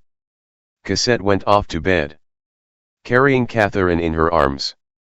From time to time the Thénardier went to the other end of the room where her husband was, to relieve her soul. As she said, she exchanged with her husband words which were all the more furious because she dared not utter them aloud. "Old beast! What has he got in his belly? To come and upset us in this manner. To want that little monster to play. To give away 40-franc dolls to a jade that I would sell for 40 sous. So I would. A little more and he will be saying your majesty to her. As though to the Duchesse de Berry. Is there any sense in it? Is he mad? Then, that mysterious old fellow. Why? It is perfectly simple," replied Thénardier. "If that amuses him, it amuses you to have the little one work. It amuses him to have her play. He's all right. A traveler can do what he pleases when he pays for it. If the old fellow is a philanthropist, what is that to you? If he is an imbecile, it does not concern you. What are you worrying for? So long as he has money, the language of a master, and the reasoning of an innkeeper, neither of which admitted of any reply. The man had placed his elbows on the table, and resumed his thoughtful attitude. All the other travelers, both peddlers and carters, had withdrawn a little, and had ceased singing. They were staring at him from a distance, with a sort of respectful awe. This poorly dressed man, who drew hind wheels from his pocket with so much ease, and who lavished gigantic dolls on dirty little brats in wooden shoes, was certainly a magnificent fellow, and one to be feared. Many hours passed. The midnight mass was over. The chimes had ceased. The drinkers had taken their departure. The drinking shop was closed. The public room was deserted. The fire extinct.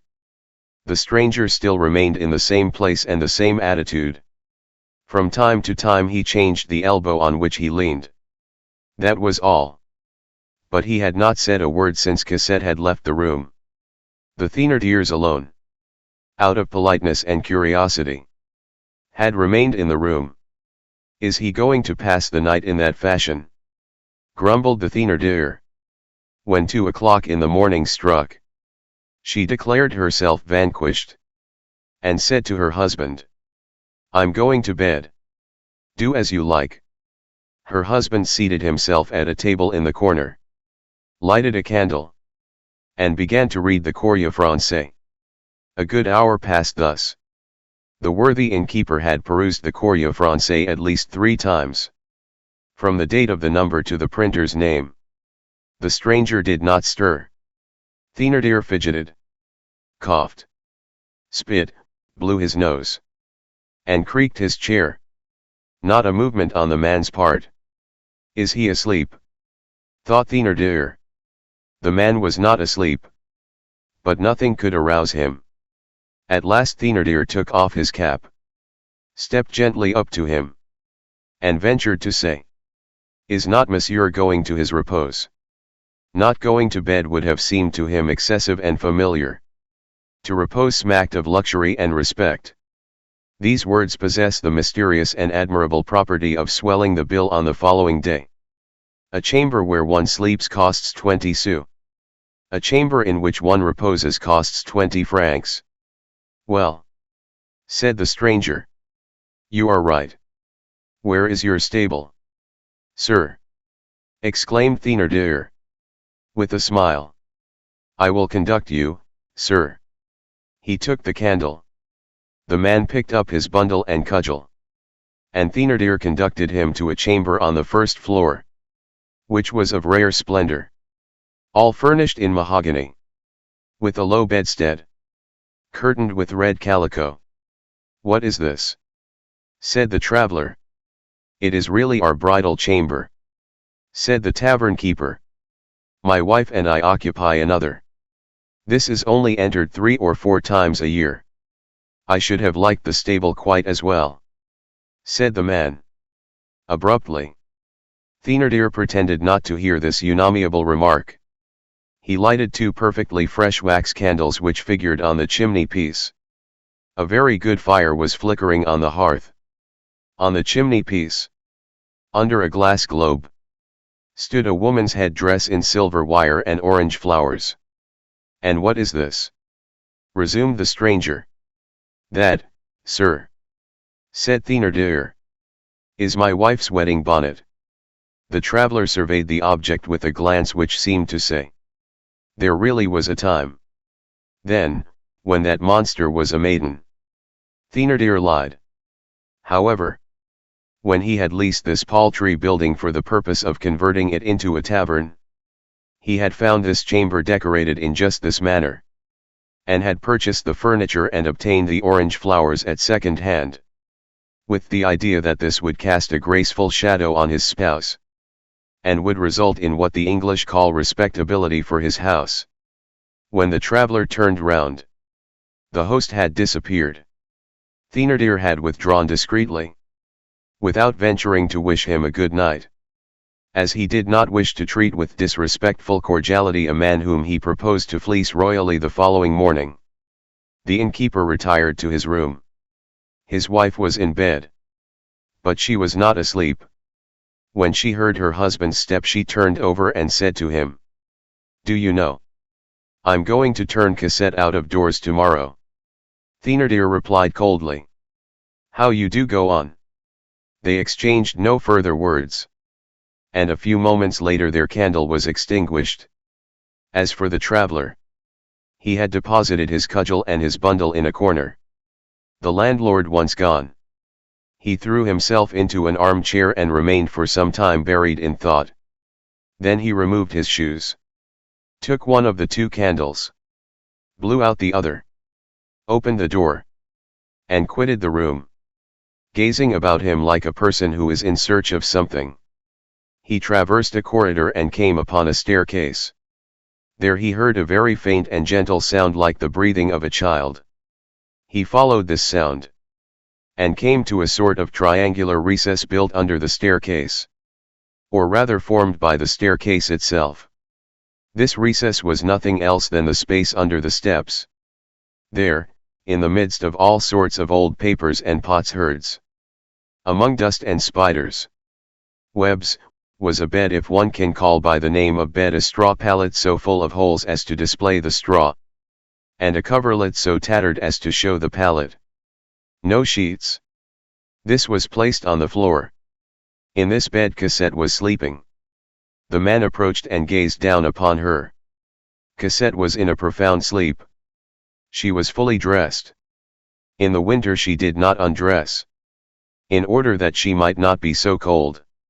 Against her breast was pressed the doll, whose large eyes, wide open, glittered in the dark. From time to time she gave vent to a deep sigh as though she were on the point of waking, and she strained the doll almost convulsively in her arms. Beside her bed there was only one of her wooden shoes. A door which stood open near Cosette's pallet permitted a view of a rather large, dark room. The stranger stepped into it.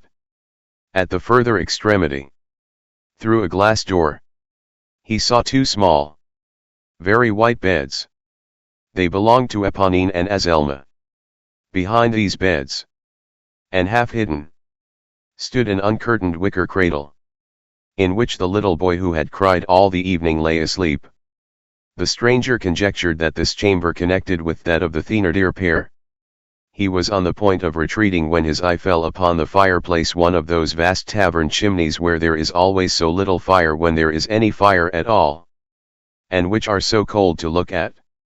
There was no fire in this one. There was not even ashes. But there was something which attracted the stranger's gaze. Nevertheless, it was two tiny children's shoes, coquettish in shape and unequal in size. The traveler recalled the graceful and immemorial custom in accordance with which children place their shoes in the chimney on Christmas Eve, there to await in the darkness some sparkling gift from their good fairy. Éponine and Azelma had taken care not to omit this, and each of them had set one of her shoes on the hearth. The traveler bent over them. The fairy, that is to say, their mother, had already paid her visit, and in each he saw a brand new and shining 10-sou piece. The man straightened himself up, and was on the point of withdrawing, when far in the darkest corner of the hearth, he caught sight of another object. He looked at it, and recognized a wooden shoe. A frightful shoe of the coarsest description, half dilapidated and all covered with ashes and dried mud. It was Cosette's sabot. Cosette, with that touching trust of childhood, which can always be deceived yet never discouraged, had placed her shoe on the hearthstone also. Hope in a child who has never known anything but despair is a sweet and touching thing. There was nothing in this wooden shoe. The stranger fumbled in his waistcoat, bent over and placed a Louis d'or in Cosette's shoe. Then he regained his own chamber with the stealthy tread of a wolf. Chapter 9: Thénardier and his maneuvers. On the following morning, 2 hours at least before daybreak, Thénardier, seated beside a candle in the public room of the tavern, pen in hand, was making out the bill for the traveler with the yellow coat. His wife, standing beside him, and half bent over him, was following him with her eyes. They exchanged not a word. On the one hand, there was profound meditation.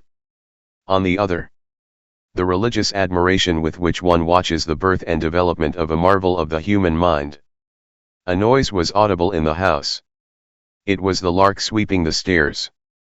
After the lapse of a good quarter of an hour, and some erasures, Thénardier produced the following masterpiece.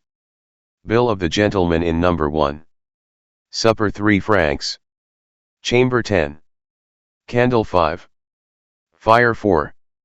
Service 1. Total 23 francs. Service was written service. 23 francs. Cried the woman, with an enthusiasm which was mingled with some hesitation. Like all great artists, Thénardier was dissatisfied. Pooh! He exclaimed. It was the accent of Castlereagh auditing France's bill at the Congress of Vienna. Monsieur Thénardier. You are right. He certainly owes that, murmured the wife, who was thinking of the doll bestowed on Cosette in the presence of her daughters. It is just. But it is too much. He will not pay it. Thénardier laughed coldly, as usual, and said, he will pay. This laugh was the supreme assertion of certainty and authority. That which was asserted in this manner must needs be so. His wife did not insist. She set about arranging the table. Her husband paced the room. A moment later he added, I owe full 1,500 francs. He went and seated himself in the chimney corner, meditating, with his feet among the warm ashes. Ah! By the way, resumed his wife, you don't forget that I'm going to turn Cosette out of doors today? The monster! She breaks my heart with that doll of hers. I'd rather marry Louis XVIII than keep her another day in the house. Thénardier lighted his pipe, and replied between two puffs, you will hand that bill to the man. Then he went out. Hardly had he left the room when the traveller entered. Thénardier instantly reappeared behind him and remained motionless in the half-open door, visible only to his wife. The yellow man carried his bundle and his cudgel in his hand. Up so early? Said Madame Thénardier. Is monsieur leaving us already? As she spoke thus, she was twisting the bill about in her hands with an embarrassed air, and making creases in it with her nails. Her hard face presented a shade which was not habitual with it, timidity and scruples. To present such a bill to a man who had so completely the air of a poor wretch seemed difficult to her. The traveller appeared to be preoccupied and absent-minded. He replied, Yes, madam. I am going. So monsieur has no business in Montfermeil? No, I was passing through. That is all. What do I owe you? Madam, he added. The Thénardier silently handed him the folded bill. The man unfolded the paper and glanced at it, but his thoughts were evidently elsewhere. Madam, he resumed, is business good here in Montfermeil? So, monsieur, replied the Thénardier, stupefied at not witnessing another sort of explosion. She continued, in a dreary and lamentable tone, Oh, monsieur, times are so hard. And then, we have so few bourgeois in the neighborhood. All the people are poor. You see. If we had not, now and then, some rich and generous travelers like monsieur, we should not get along at all. We have so many expenses. Just see. That child is costing us our very eyes. What child? Why, the little one. You know. Cosette the lark, as she is called hereabouts. Ah! Said the man. She went on. How stupid these peasants are with their nicknames. She has more the air of a bat than of a lark. You see. Sir, we do not ask charity. And we cannot bestow it. We earn nothing and we have to pay out a great deal. The license. The imposts. The door and window tax. The hundredths. Monsieur is aware that the government demands a terrible deal of money. And then, I have my daughters. I have no need to bring up other people's children. The man resumed, in that voice which he strove to render indifferent, and in which there lingered a tremor. What if one were to rid you of her? Who? Cosette. Yes. The landlady's red and violent face brightened up hideously. Ah! Sir! My dear sir! Take her! Keep her!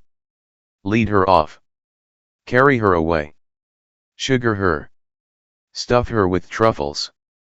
Drink her! Eat her! And the blessings of the good Holy Virgin and of all the saints of paradise be upon you. Agreed. Really? You will take her away. I will take her away. Immediately. Immediately. Call the child. Cosette. Screamed the Thénardier. In the meantime, pursued the man, I will pay you what I owe you. How much is it? He cast a glance on the bill, and could not restrain a start of surprise. 23 francs. He looked at the landlady, and repeated, 23 francs. There was in the enunciation of these words, thus repeated, an accent between an exclamation and an interrogation point. The Thénardier had had time to prepare herself for the shock. She replied, with assurance, good gracious. Yes, sir. It is 23 francs. The stranger laid 5 5-franc pieces on the table. Go and get the child, said he. At that moment Thénardier advanced to the middle of the room, and said, Monsieur owes 26 sous. 26 sous, exclaimed his wife. 20 sous for the chamber, resumed Thénardier, coldly, and 6 sous for his supper. As for the child, I must discuss that matter a little with the gentleman. Leave us, wife. Madame Thénardier was dazzled as with the shock caused by unexpected lightning flashes of talent. She was conscious that a great actor was making his entrance on the stage. Uttered not a word in reply, and left the room. As soon as they were alone, Thénardier offered the traveller a chair. The traveller seated himself. Thénardier remained standing, and his face assumed a singular expression of good fellowship and simplicity. Sir, said he, what I have to say to you is this: that I adore that child. The stranger gazed intently at him. What child? Thénardier continued. How strange it is. One grows attached. What money is that? Take back your 100-sou piece. I adore the child. Whom do you mean? Demanded the stranger. Our little Cosette. Are you not intending to take her away from us? Well, I speak frankly.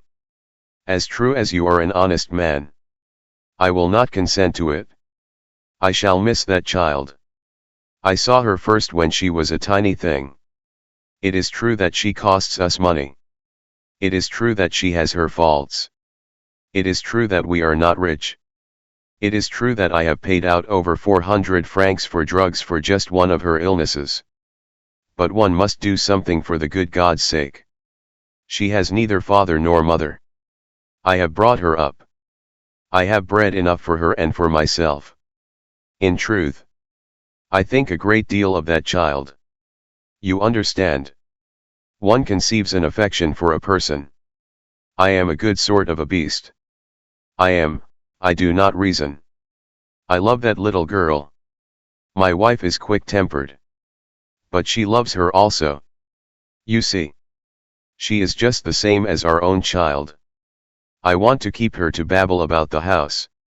The stranger kept his eye intently fixed on Thénardier. The latter continued.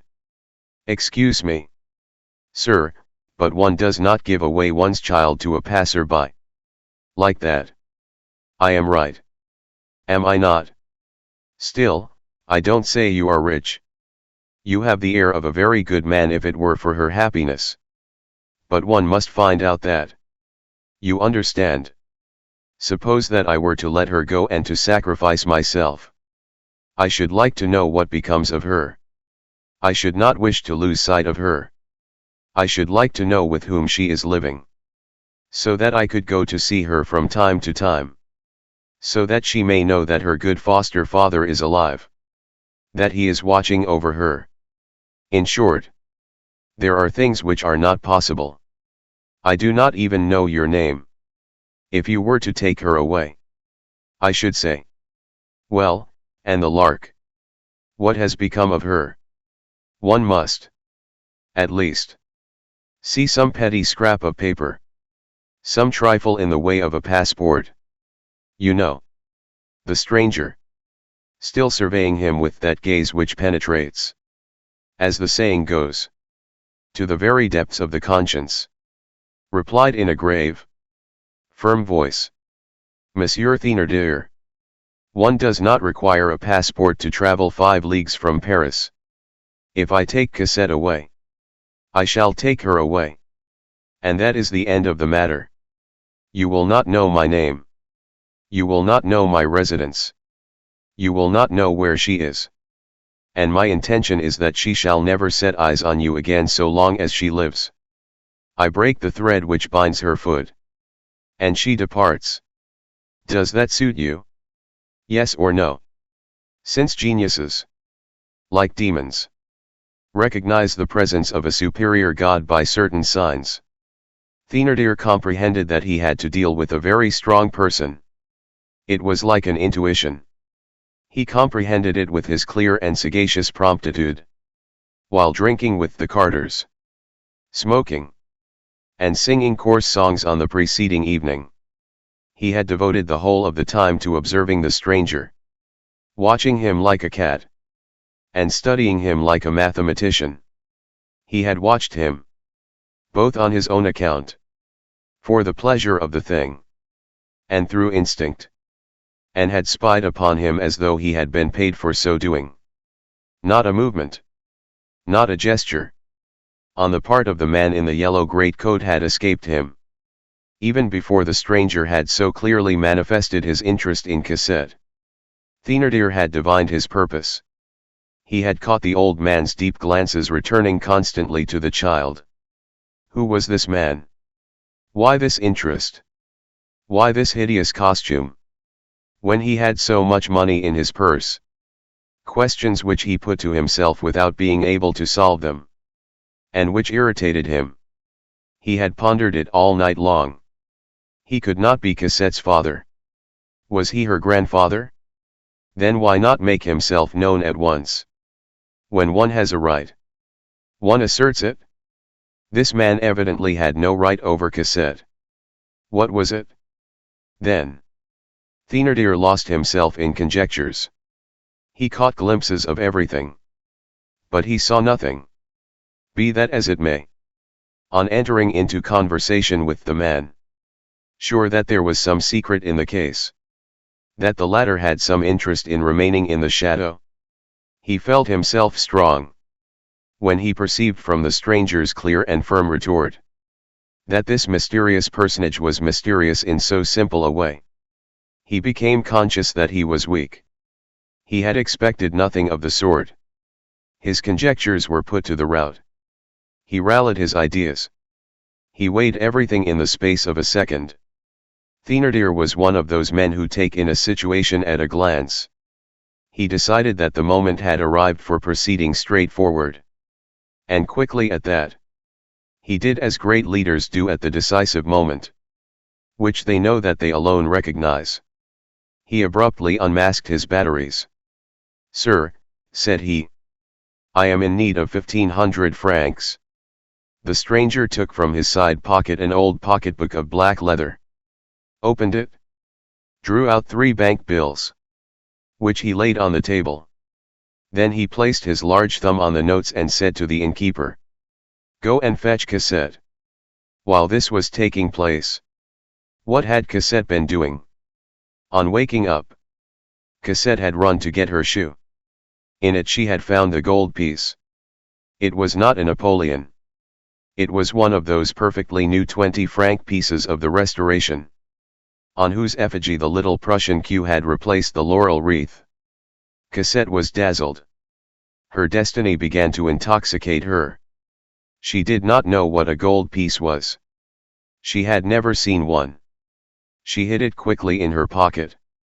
as though she had stolen it. Still, she felt that it really was hers. She guessed whence her gift had come. But the joy which she experienced was full of fear. She was happy. Above all, she was stupefied. Such magnificent and beautiful things did not appear real. The doll frightened her. The gold piece frightened her. She trembled vaguely in the presence of this magnificence. The stranger alone did not frighten her. On the contrary, he reassured her. Ever since the preceding evening, amid all her amazement, even in her sleep, she had been thinking in her little childish mind of that man who seemed to be so poor and so sad, and who was so rich and so kind. Everything had changed for her since she had met that good man in the forest. Cosette, less happy than the most insignificant swallow of heaven, had never known what it was to take refuge under a mother's shadow and under a wing. For the last 5 years, that is to say, as far back as her memory ran, the poor child had shivered and trembled. She had always been exposed completely naked to the sharp wind of adversity. Now it seemed to her she was clothed. Formerly her soul had seemed cold. Now it was warm. Cosette was no longer afraid of the Thénardier. She was no longer alone. There was someone there. She hastily set about her regular morning duties. That Louis, which she had about her, in the very apron pocket whence the 15-sou piece had fallen on the night before, distracted her thoughts. She dared not touch it. But she spent 5 minutes in gazing at it, with her tongue hanging out. If the truth must be told, as she swept the staircase, she paused, remained standing there motionless, forgetful of her broom and of the entire universe, occupied in gazing at that star which was blazing at the bottom of her pocket. It was during one of these periods of contemplation that the Thénardier joined her. She had gone in search of Cosette at her husband's orders. What was quite unprecedented. She neither struck her nor said an insulting word to her.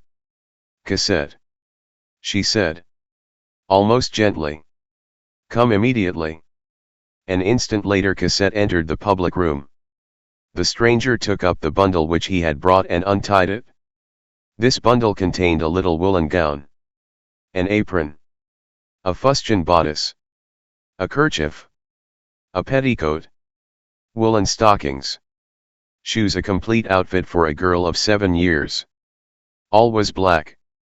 "My child," said the man, "take these, and go and dress yourself quickly." Daylight was appearing when those of the inhabitants of Montfermeil who had begun to open their doors beheld a poorly clad old man leading a little girl dressed in mourning, and carrying a pink doll in her arms, pass along the road to Paris. They were going in the direction of Livry. It was Armand and Cosette. No one knew the man, as Cosette was no longer in rags. Many did not recognize her. Cosette was going away. With whom? She did not know. Whither? She knew not. All that she understood was that she was leaving the Thénardier tavern behind her. No one had thought of bidding her farewell. Nor had she thought of taking leave of anyone. She was leaving that hated and hating house. Poor, gentle creature, whose heart had been repressed up to that hour. Cosette walked along gravely, with her large eyes wide open, and gazing at the sky. She had put her louis in the pocket of her new apron. From time to time, she bent down and glanced at it. Then she looked at the good man. She felt something as though she were beside the good God. Chapter 10. He who seeks to better himself may render his situation worse. Madame Thénardier had allowed her husband to have his own way, as was her wont. She had expected great results. When the man and Cosette had taken their departure, Thénardier allowed a full quarter of an hour to elapse. Then he took her aside and showed her the 1,500 francs. "Is that all?" said she. It was the first time since they had set up housekeeping that she had dared to criticize one of the master's acts. The blow told. "You are right," In sooth, said he, I am a fool. Give me my hat. He folded up the 3 bank bills, thrust them into his pocket, and ran out in all haste. But he made a mistake and turned to the right first. Some neighbors, of whom he made inquiries, put him on the track again. The Lark and the man had been seen going in the direction of Livry. He followed these hints, walking with great strides, and talking to himself the while. That man is evidently a million dressed in yellow, and I am an animal. First he gave 20 sous, then 5 francs, then 50 francs, then 1,500 francs, all with equal readiness. He would have given 15,000 francs. But I shall overtake him. And then, that bundle of clothes prepared beforehand for the child. All that was singular. Many mysteries lay concealed under it. One does not let mysteries out of one's hand when one has once grasped them. The secrets of the wealthy are sponges of gold. One must know how to subject them to pressure. All these thoughts whirled through his brain. I am an animal, said he. When one leaves Montfermeil and reaches the turn which the road takes that runs to Livry, it can be seen stretching out before one to a great distance across the plateau.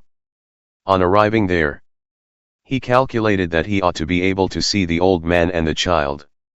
He looked as far as his vision reached, and saw nothing. He made fresh inquiries, but he had wasted time.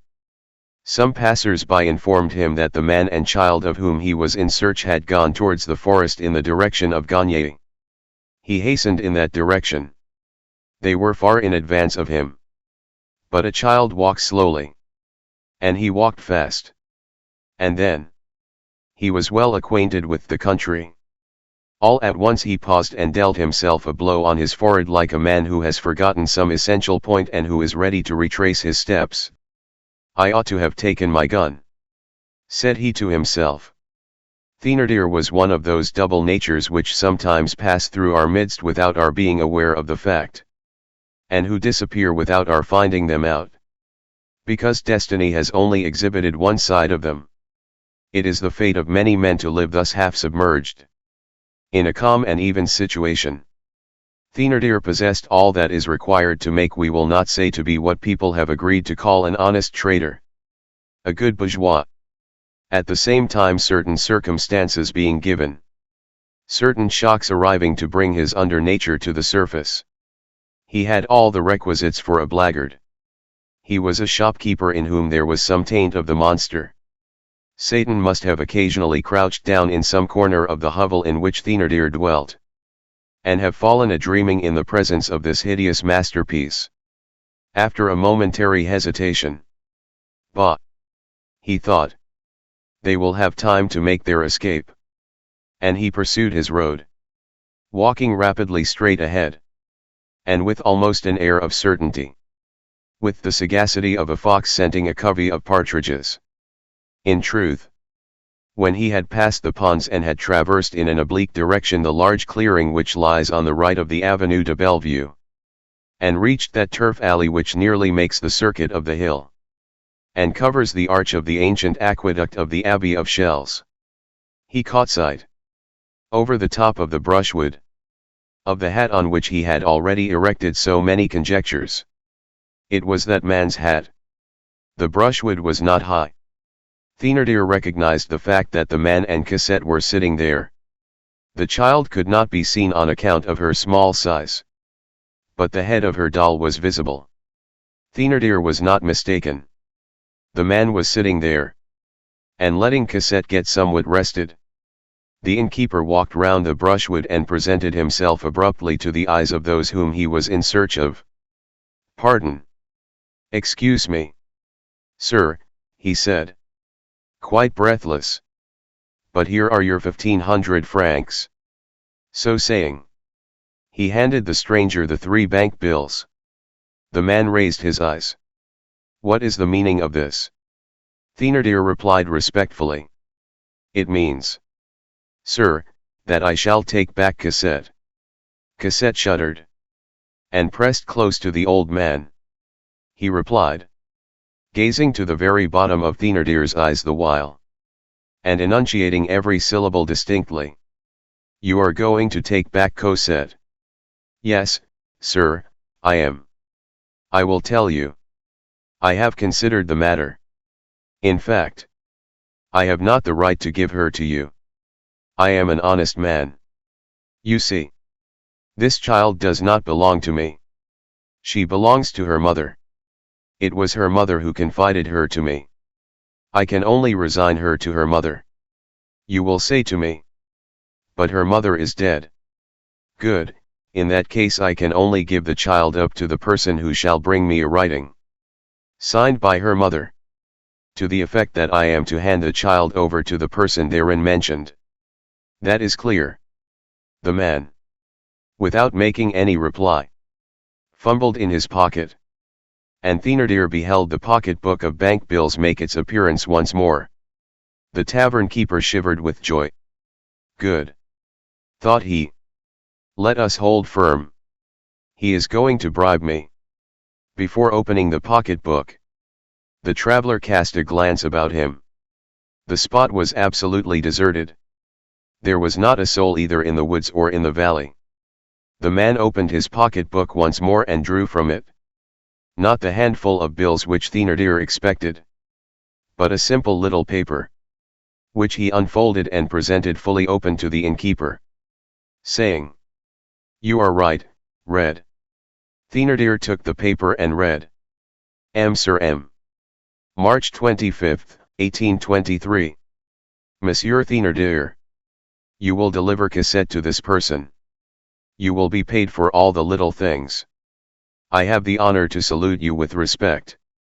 Fantine. You know that signature? Resumed the man. It certainly was Fantine's signature. Thénardier recognized it. There was no reply to make.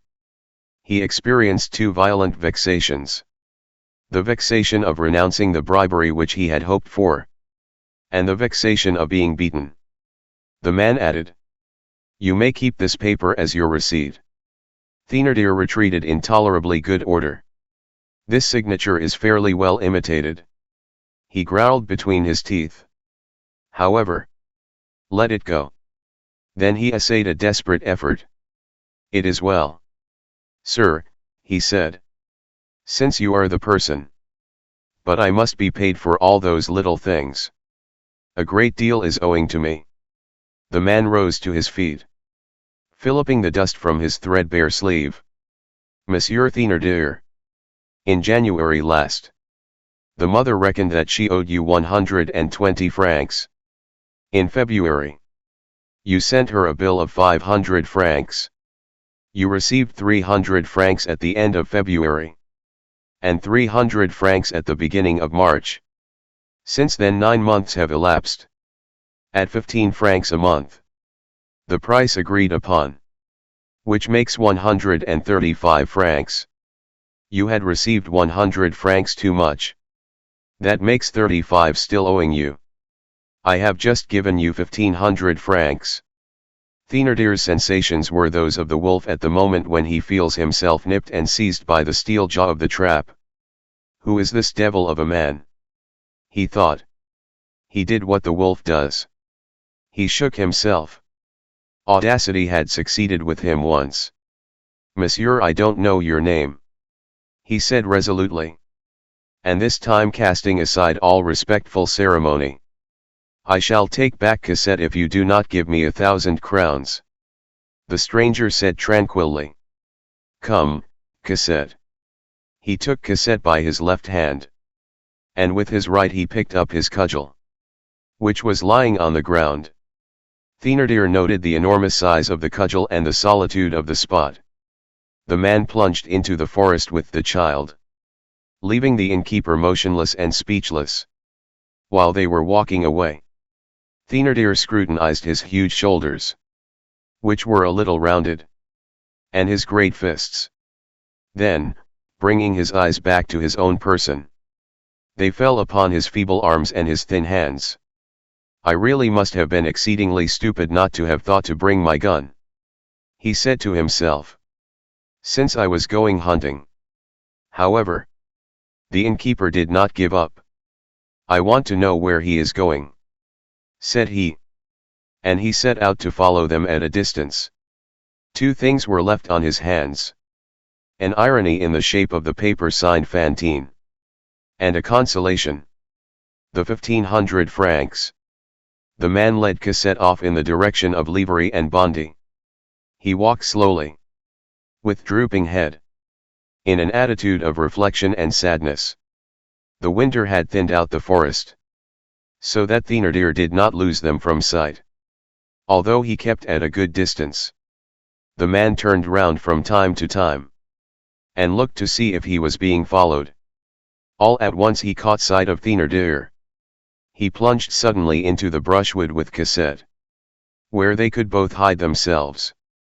The deuce, said Thénardier, and he redoubled his pace. The thickness of the undergrowth forced him to draw nearer to them. When the man had reached the densest part of the thicket, he wheeled round. It was in vain that Thénardier sought to conceal himself in the branches. He could not prevent the man seeing him. The man cast upon him an uneasy glance, then elevated his head and continued his course. The innkeeper set out again in pursuit. Thus they continued for 200 or 300 paces. All at once the man turned round once more. He saw the innkeeper. This time he gazed at him with so sombre an air that Thénardier decided that it was useless to proceed further. Thénardier retraced his steps. Chapter 11, number 9430 reappears, and Cosette wins it in the lottery. Jean Valjean was not dead when he fell into the sea. Or rather, when he threw himself into it. He was not ironed, as we have seen. He swam under water until he reached a vessel at anchor, to which a boat was moored. He found means of hiding himself in this boat until night. At night he swam off again, and reached the shore a little way from Cape Brun. There, as he did not lack money, he procured clothing. A small country house in the neighborhood of Balaguer was at that time the dressing room of escaped convicts, a lucrative specialty. Then Jean Valjean, like all the sorry fugitives who are seeking to evade the vigilance of the law and social fatality, pursued an obscure and undulating itinerary. He found his first refuge at Perdos, near Bosset. Then he directed his course towards Grand Villard, near Briançon, in the Hautes Alpes. It was a fumbling and uneasy flight, a mole's track, whose branchings are untraceable. Later on, some trace of his passage into Ain, in the territory of Savoie, was discovered. In the Pyrenees, at Econs, at the spot called Grange de Daumec, near the market of Chavales, and in the environs of Périgueux at Brunis, canton of La Chapelle-Gonaguet, he reached Paris. We have just seen him at Montfermeil. His first care on arriving in Paris had been to buy mourning clothes for a little girl of from 7 to 8 years of age. Then to procure a lodging. That done, he had betaken himself to Montfermeil. It will be remembered that already, during his preceding escape, he had made a mysterious trip thither, or somewhere in that neighborhood, of which the law had gathered an inkling. However, he was thought to be dead, and this still further increased the obscurity which had gathered about him. At Paris, one of the journals which chronicled the fact fell into his hands. He felt reassured and almost at peace, as though he had really been dead. On the evening of the day when Jean Valjean rescued Cosette from the claws of the Thénardiers, he returned to Paris. He re-entered it at nightfall, with the child, by way of the Barrière Monceaux. There he entered a cabriolet, which took him to the esplanade of the Observatoire. There he got out, paid the coachman, took Cosette by the hand, and together they directed their steps through the darkness through the deserted streets which adjoin the Arsenal and the Glacier, towards the Boulevard de l'Hôpital. The day had been strange and filled with emotions for Cosette. They had eaten some bread and cheese purchased in isolated taverns. Behind hedges. They had changed carriages frequently. They had traveled short distances on foot. She made no complaint. But she was weary. And Jean Valjean perceived it by the way she dragged more and more on his hand as she walked. He took her on his back. Cosette, without letting go of Catherine, laid her head on Jean Valjean's shoulder. And there fell asleep.